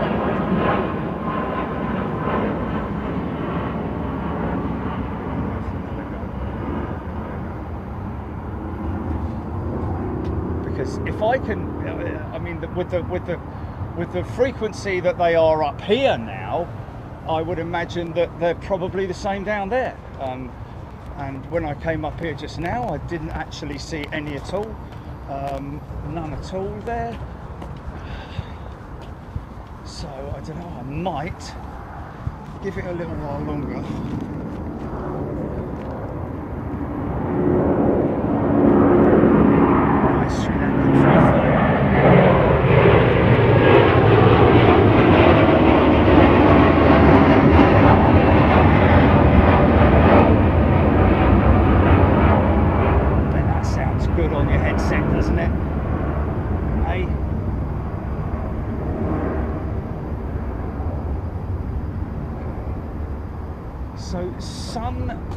Moonrise, did somebody say 22:10 was it? I'm kind of tempted to go up there now. I'm pretty sure that there is a window in which these June bugs, as they're otherwise known, actually operate.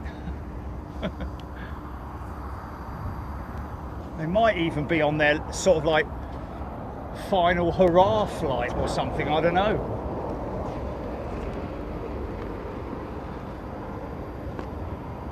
Jilly paid the ransom.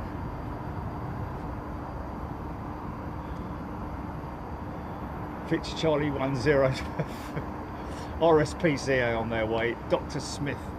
Oh, there we go. Look.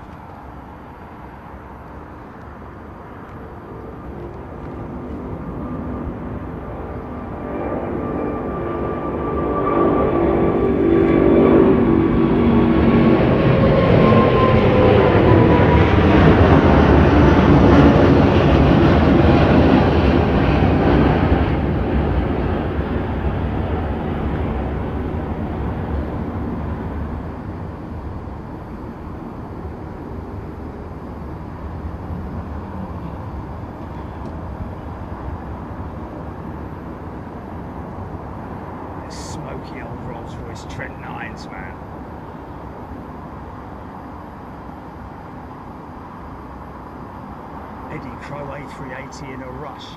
Alano, Ian Morrison, Nigel Coxon.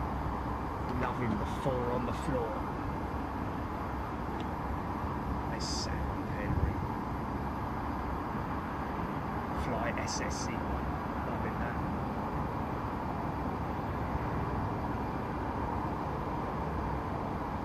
Is that Mirrorly? Is a returning members? Is that Mirrorly? Hello, Mirrorly. Welcome back. Erin Moore just loves that plane so much. It is I think it is an incredible aeroplane. Beautiful in its own way, but an unbelievable feat of engineering, and that's where I respect it the most.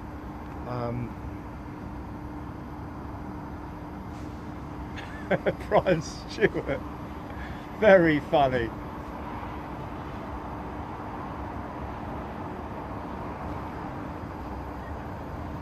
Breaking news. What was that breaking news I had there? Saw there? Strike back and take out Big Jet TV. Yes.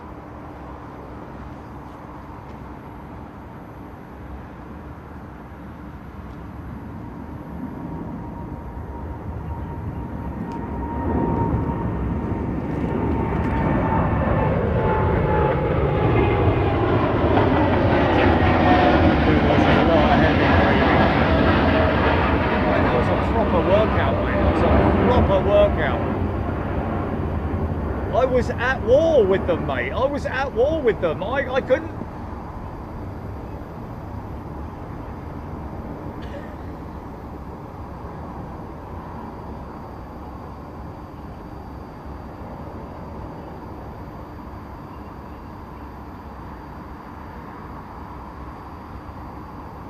Dead B, that's funny. All the planes start going off course because they think they're swinging. It was horrible, mate. It was horrible. Okay, I'm going to have another walk down there. I'm going to have a little look. Okay. Well, there's a light right beside me, so maybe that's why it's better if I come down here.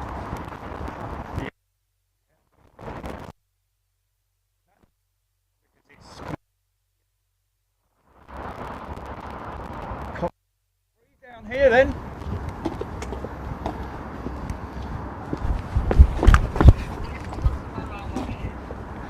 What's that?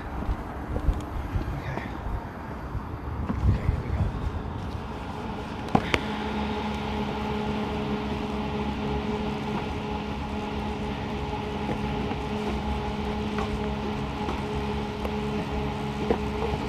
Oh, Kevin couldn't do this, could he, eh?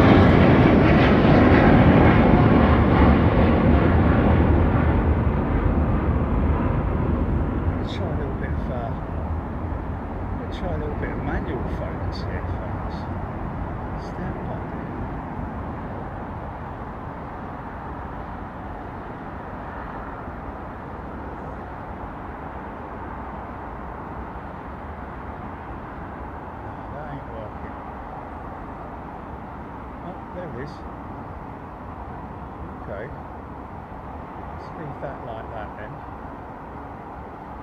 and see what happens.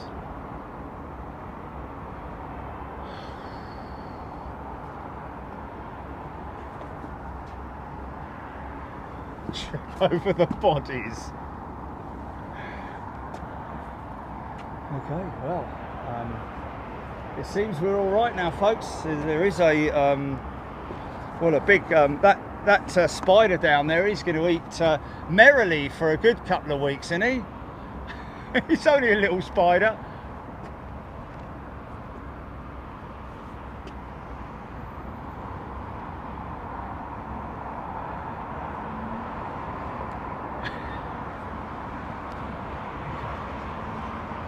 Well, we're kind of waiting for the moon now, aren't we? Come on, son.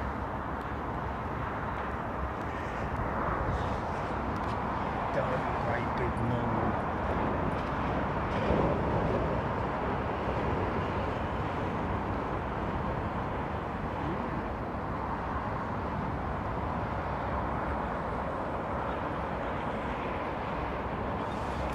It's all right.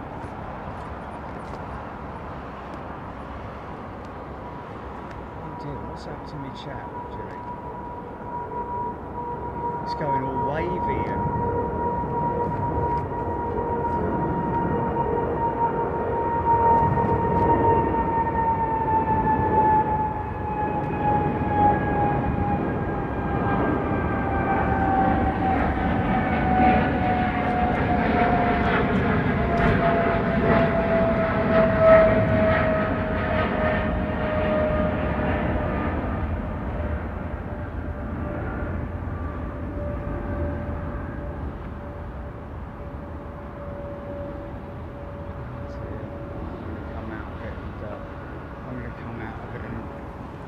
oh, really? No, I went to all messages and it was just, oh.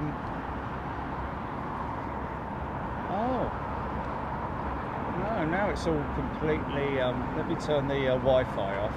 That might be something related to it. I'll probably connect it to the bloody thing for a minute.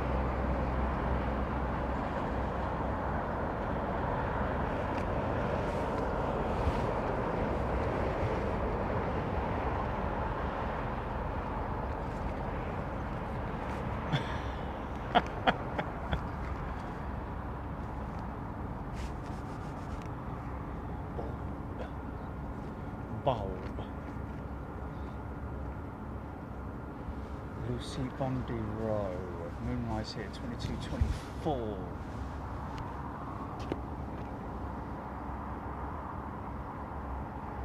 Wow, Bob Shalvoy, another 23 minutes.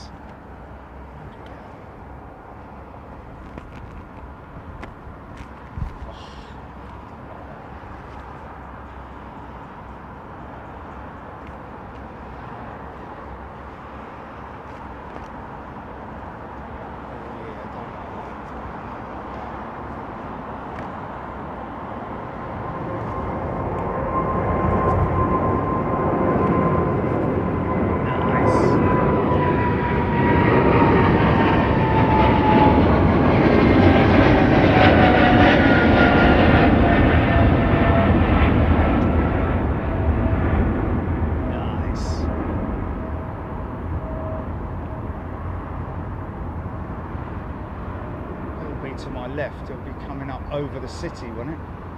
Over London.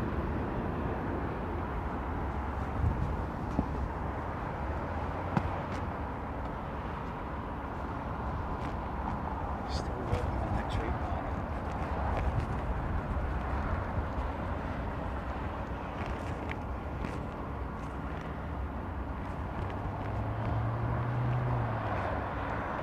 There's a vehicle down there, but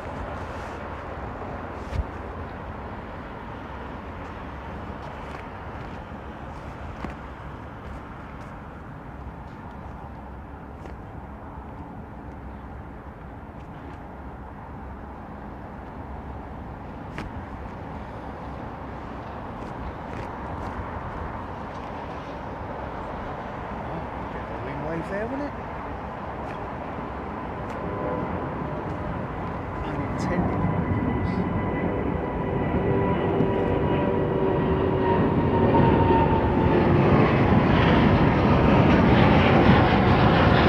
All right.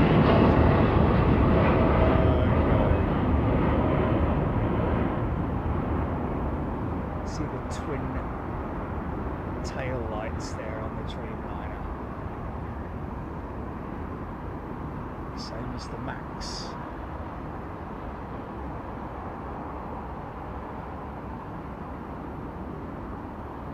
Did you send that to me on WhatsApp, Julie? It came up and now it's gone, isn't it? No, it's there. Oh, for God's sake.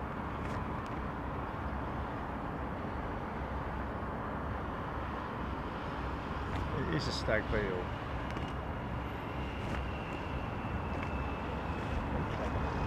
Very clever indeed.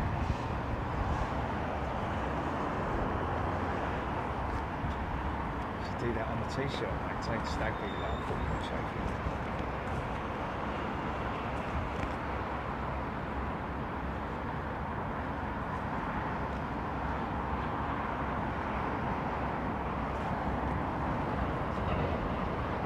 Yeah, 22 minutes.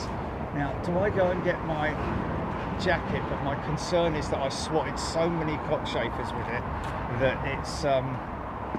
that it's got dead cockchafers in it. Right, let me just go and get it. Hold on a minute. Mike's going to go off in it. Mike's going to go off, Jilly, just because I'm... Oh, what's that?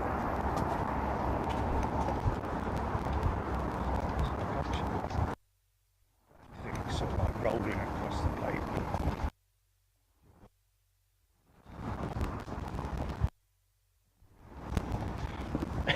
Someone tuned.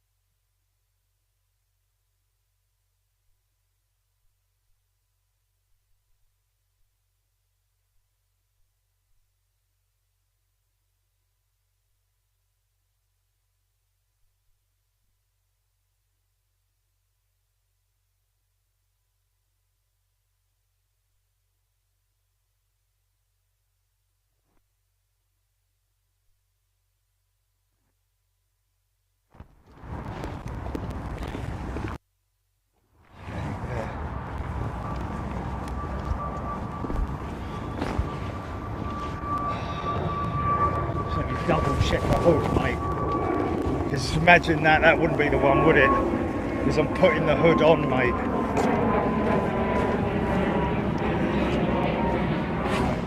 Insect free, thankfully. Okay.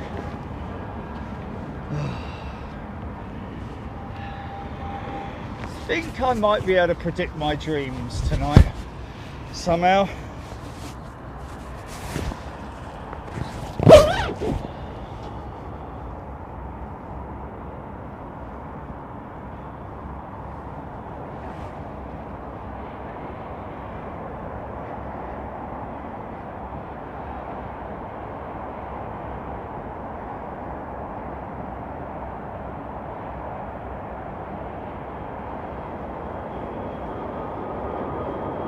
This is Eva, isn't it?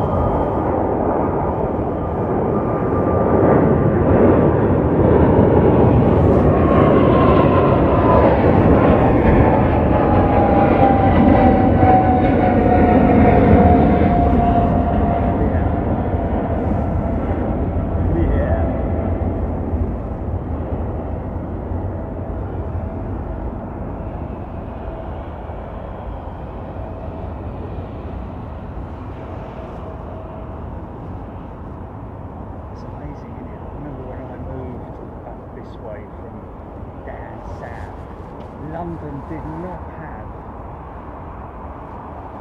the amount of red lights, anti-collision lights on so many buildings. I think regulations are now any building above a certain height must have red warning lights, I guess they call them.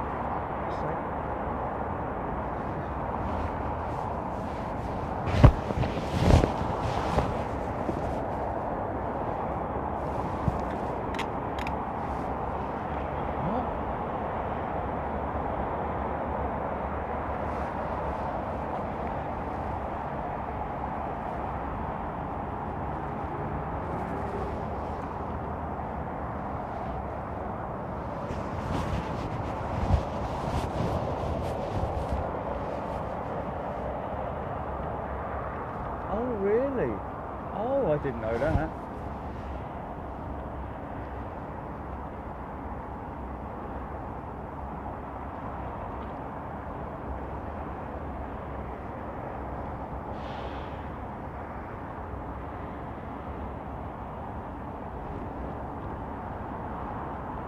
Is that an email? I'll just tell him about the membership.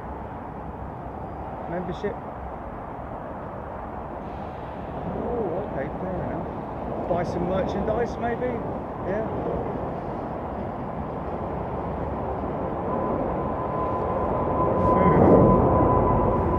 I'm glad you lot found it funny. It's a beautiful Etihad.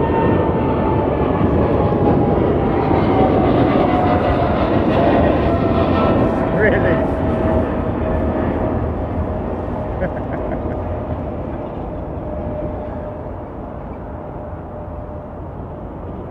15 minutes to moonrise.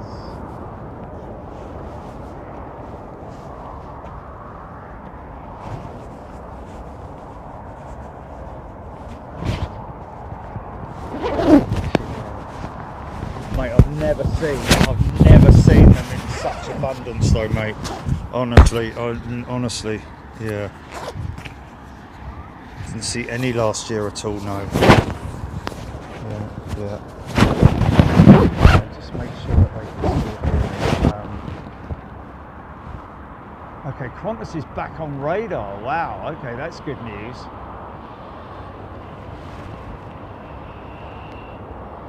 Aaron Thomas got no idea. By the sounds of it, it's either removing a passenger .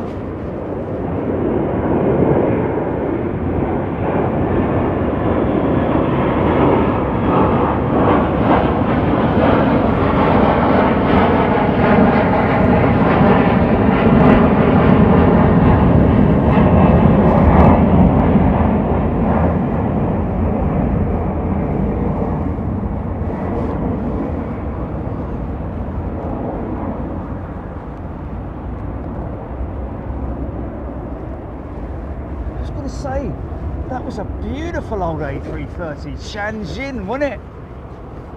What a beautiful aeroplane, man. She crept out quietly, didn't she? On her way to Shanghai, I think it is, Airbus A330-200. Wow, lovely old aeroplane, man. Lovely old thing.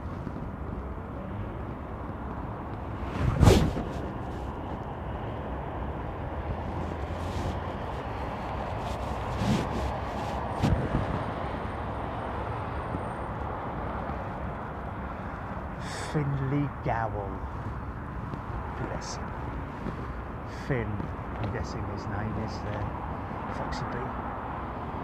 Hap Gilmore, passenger left there.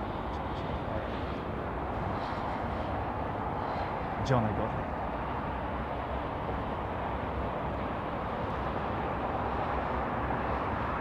I think it is more or less the latest we've been for a while, isn't it, Julie?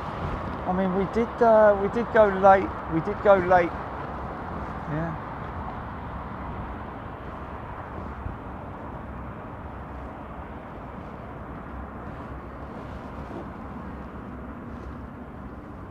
Summer solstice last year is the latest we went before this.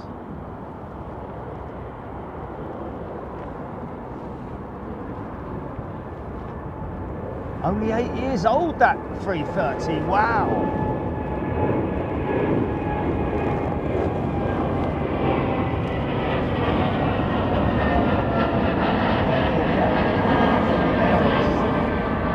Airways, Kenya, just Kenya. To Nairobi, 8 years old, Rob Walker, thank you.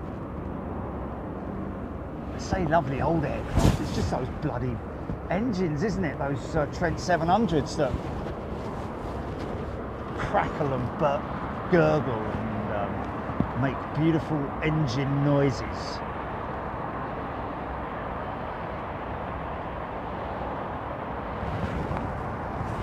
Is that the Roo lining up now? I think it is.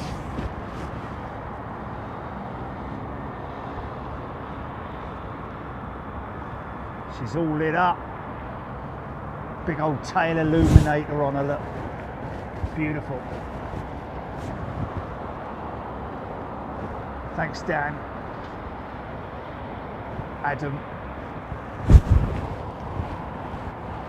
Aaron Thomas, QF2 next out. Richard the Roadway.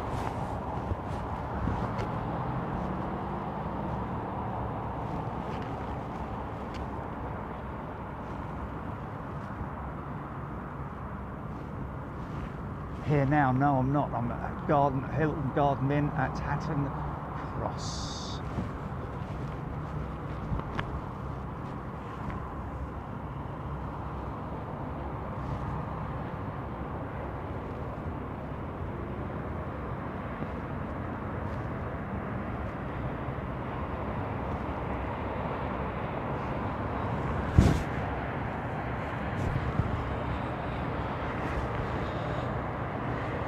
Some time to make up. We've got the engine illuminators all fired up as well, man. Every conceivable light that's available is on this aircraft.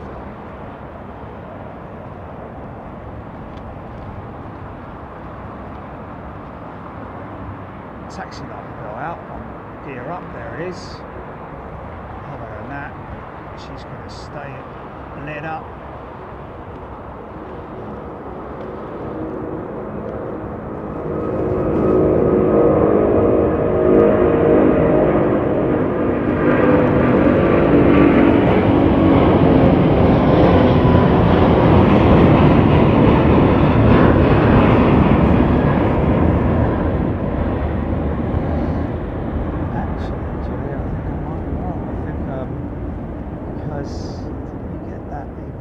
Same shot, wow, and used it as the thumbnail on a party show.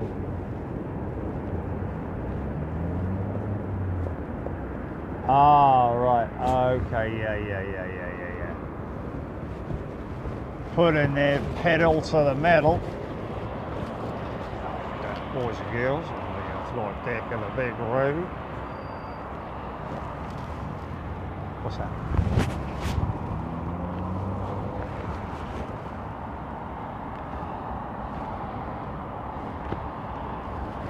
Well, I'm glad everybody else found it amusing. I'm literally gonna. That was honestly. It was like being attacked, mate. It was like being attacked, and I'm not exaggerating. I'm not, you know.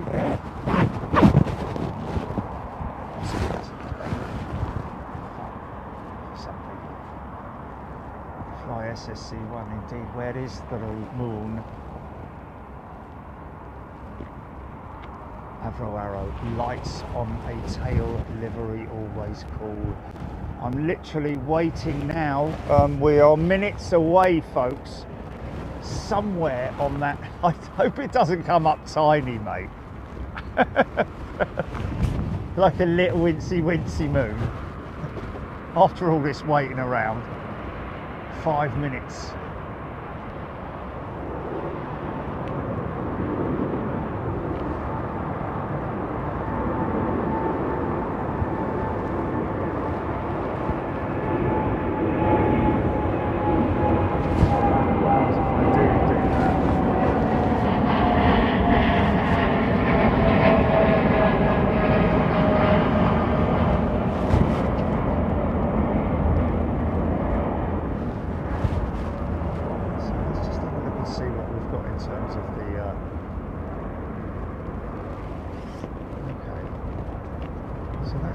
Picking it up okay, isn't it, at the moment?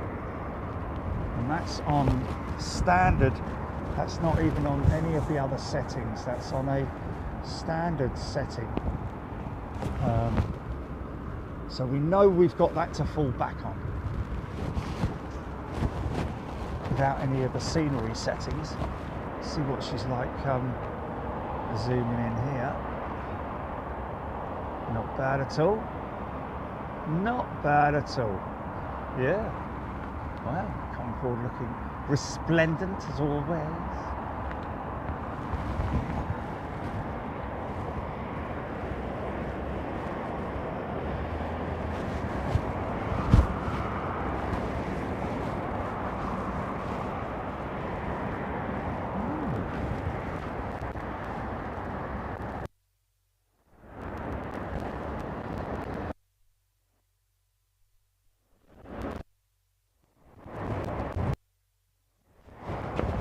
It's alright.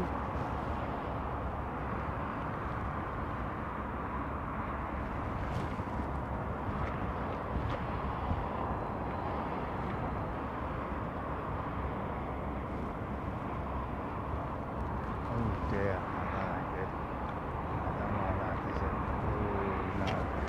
No, I don't like that. Okay. Let's just try that. Oh, let me just have a look at some of these settings here. Try that. Oh dear, no.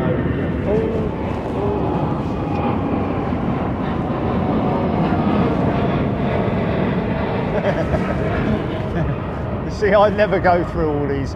There's just one setting that I use, which is that one there.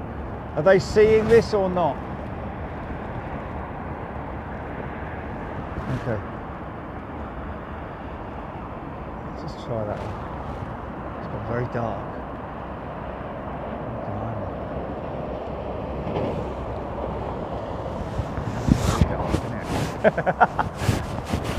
It's very dark.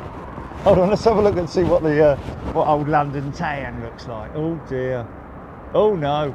Okay, right, that one doesn't work. Okay. I'm just looking at the focus. Let's just see what the focus is like.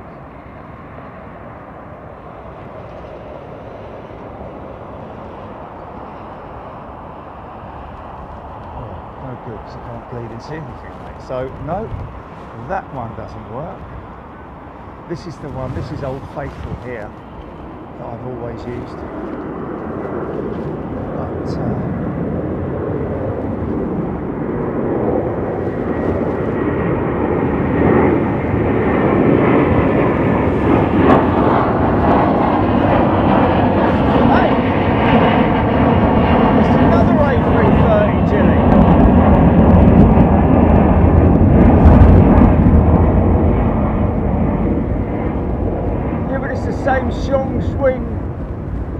Shenzhen. Wow, man.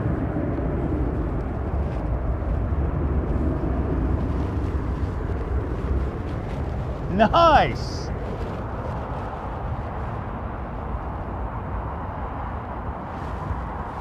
People say to me, what's your favourite aeroplane?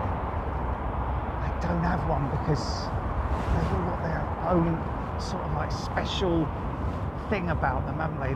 Like those A330s especially. Well, the 767-400's another classic, isn't it, man? But I love them all, man. I love them all. 757s.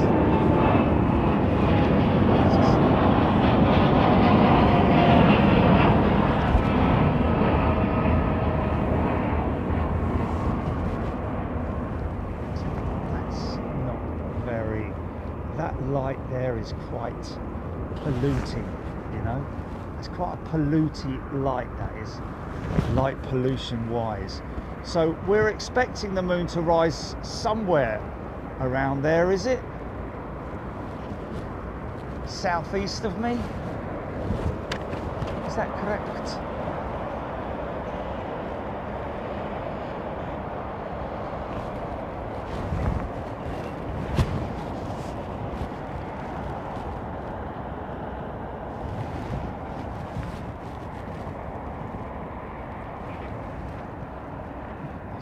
I'm guessing Pilsner is a returning member. Welcome back, Pilsner.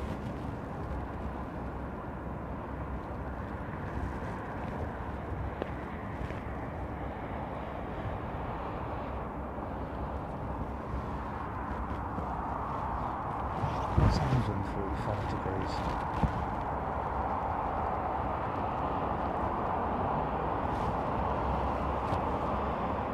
Oh, 145 degree from the zero in terms of my positioning. So that's southeast, isn't it? 145 degrees.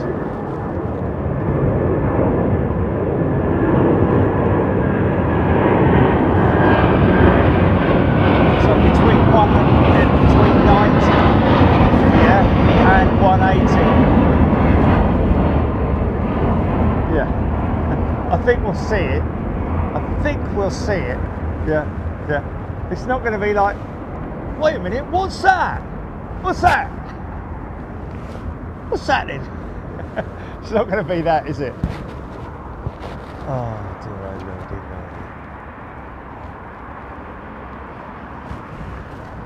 Lordy. Rob Walker, this BEA 777-200ER just turned 24 years old.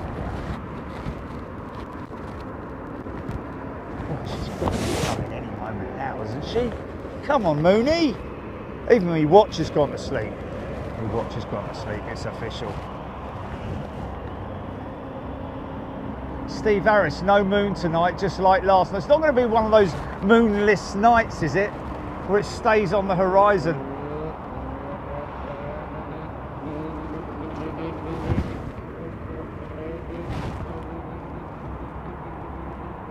Oh, is it not going to rise then?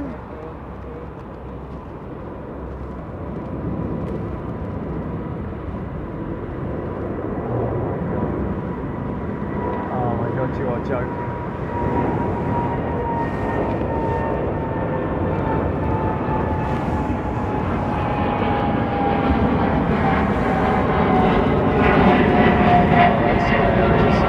After all that, it's going to be obscured by cloud, isn't it? Is there any cloud over that way?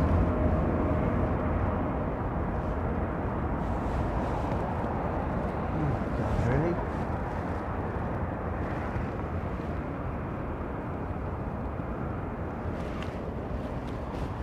SQ321 taxiing out now. I've got my mate on it coming out to see me in Australia, Louise Harris saying. Awesome!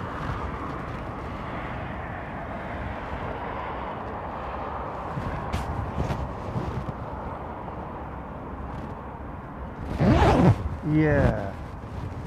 Oh, mate, after all that, we're not going to get it, are we, mate? We're not going to get it if it's right below the horizon. I'm not going to stand up there all night waiting for it.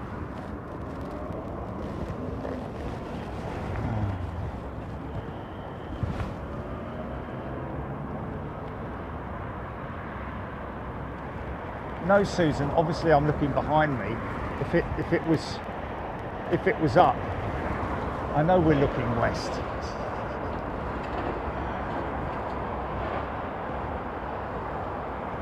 Yeah. Where is it? It's behind you. What's that? It's behind you. I'm sorry, I can't hear you. What? Obviously, I know where it's. Oh, that's funny, man. Oh, dear. Dave Tyler, it will rise about 10 degrees above the horizon tonight before it starts heading back to the horizon. Wow.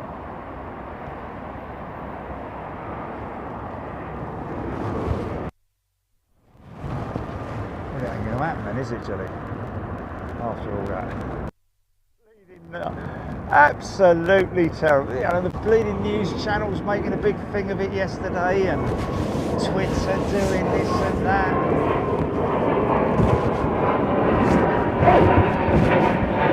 Saw it last night, and we missed it by a night, Jilly. Oh, I was expecting this massive, great big strawberry to come flying, you know, big in the horizon. Oh, it's just.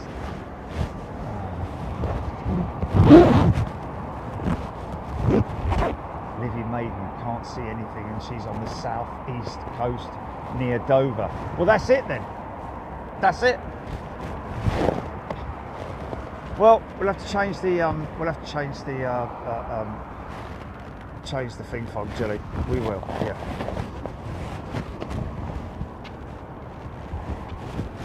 Yes. Yes. I went to war for you. For this evening, I went to war, ladies and gentlemen, and now every little itch I've got on my bleeding body is like, you know, I've got to walk down through Cockchafer Alley as well.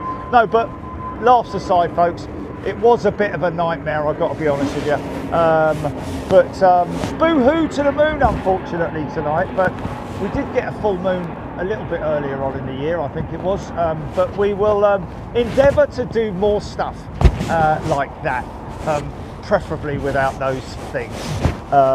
Next time I'm definitely wearing, I've got a beekeeper's hat thing, insect repellent thing, which has a net around it, which would still be, to be honest with you, pretty unpleasant if they were all sort of like getting stuck and trying to escape, you know, because they've got talons on their legs, so if they get stuck on something, it's almost like Velcro in a way. It's not pleasant at all. Anyway, thanks Jilly, thanks Trish, good to see Heathrow Airport, ladies and gents, Heathrow Airport in the mix tonight. Thank you, appreciate that, and everybody else who joined us, thank you to all our esteemed guests and all our amazing members as well. You guys absolutely rule. Thanks for putting up with me tonight, folks. Really appreciate it. I'm going to get off and go and relax for a little bit and try and sleep after all that. Take it easy. Tomorrow, tune in tomorrow for more DIY antics with me as I assemble the top deck and actually construct it as well, the top deck of the new filming platform on the van. We'll see you tomorrow. Sort of like look out for your notifications around mid-morning, that sort of time. See you then. Cheers.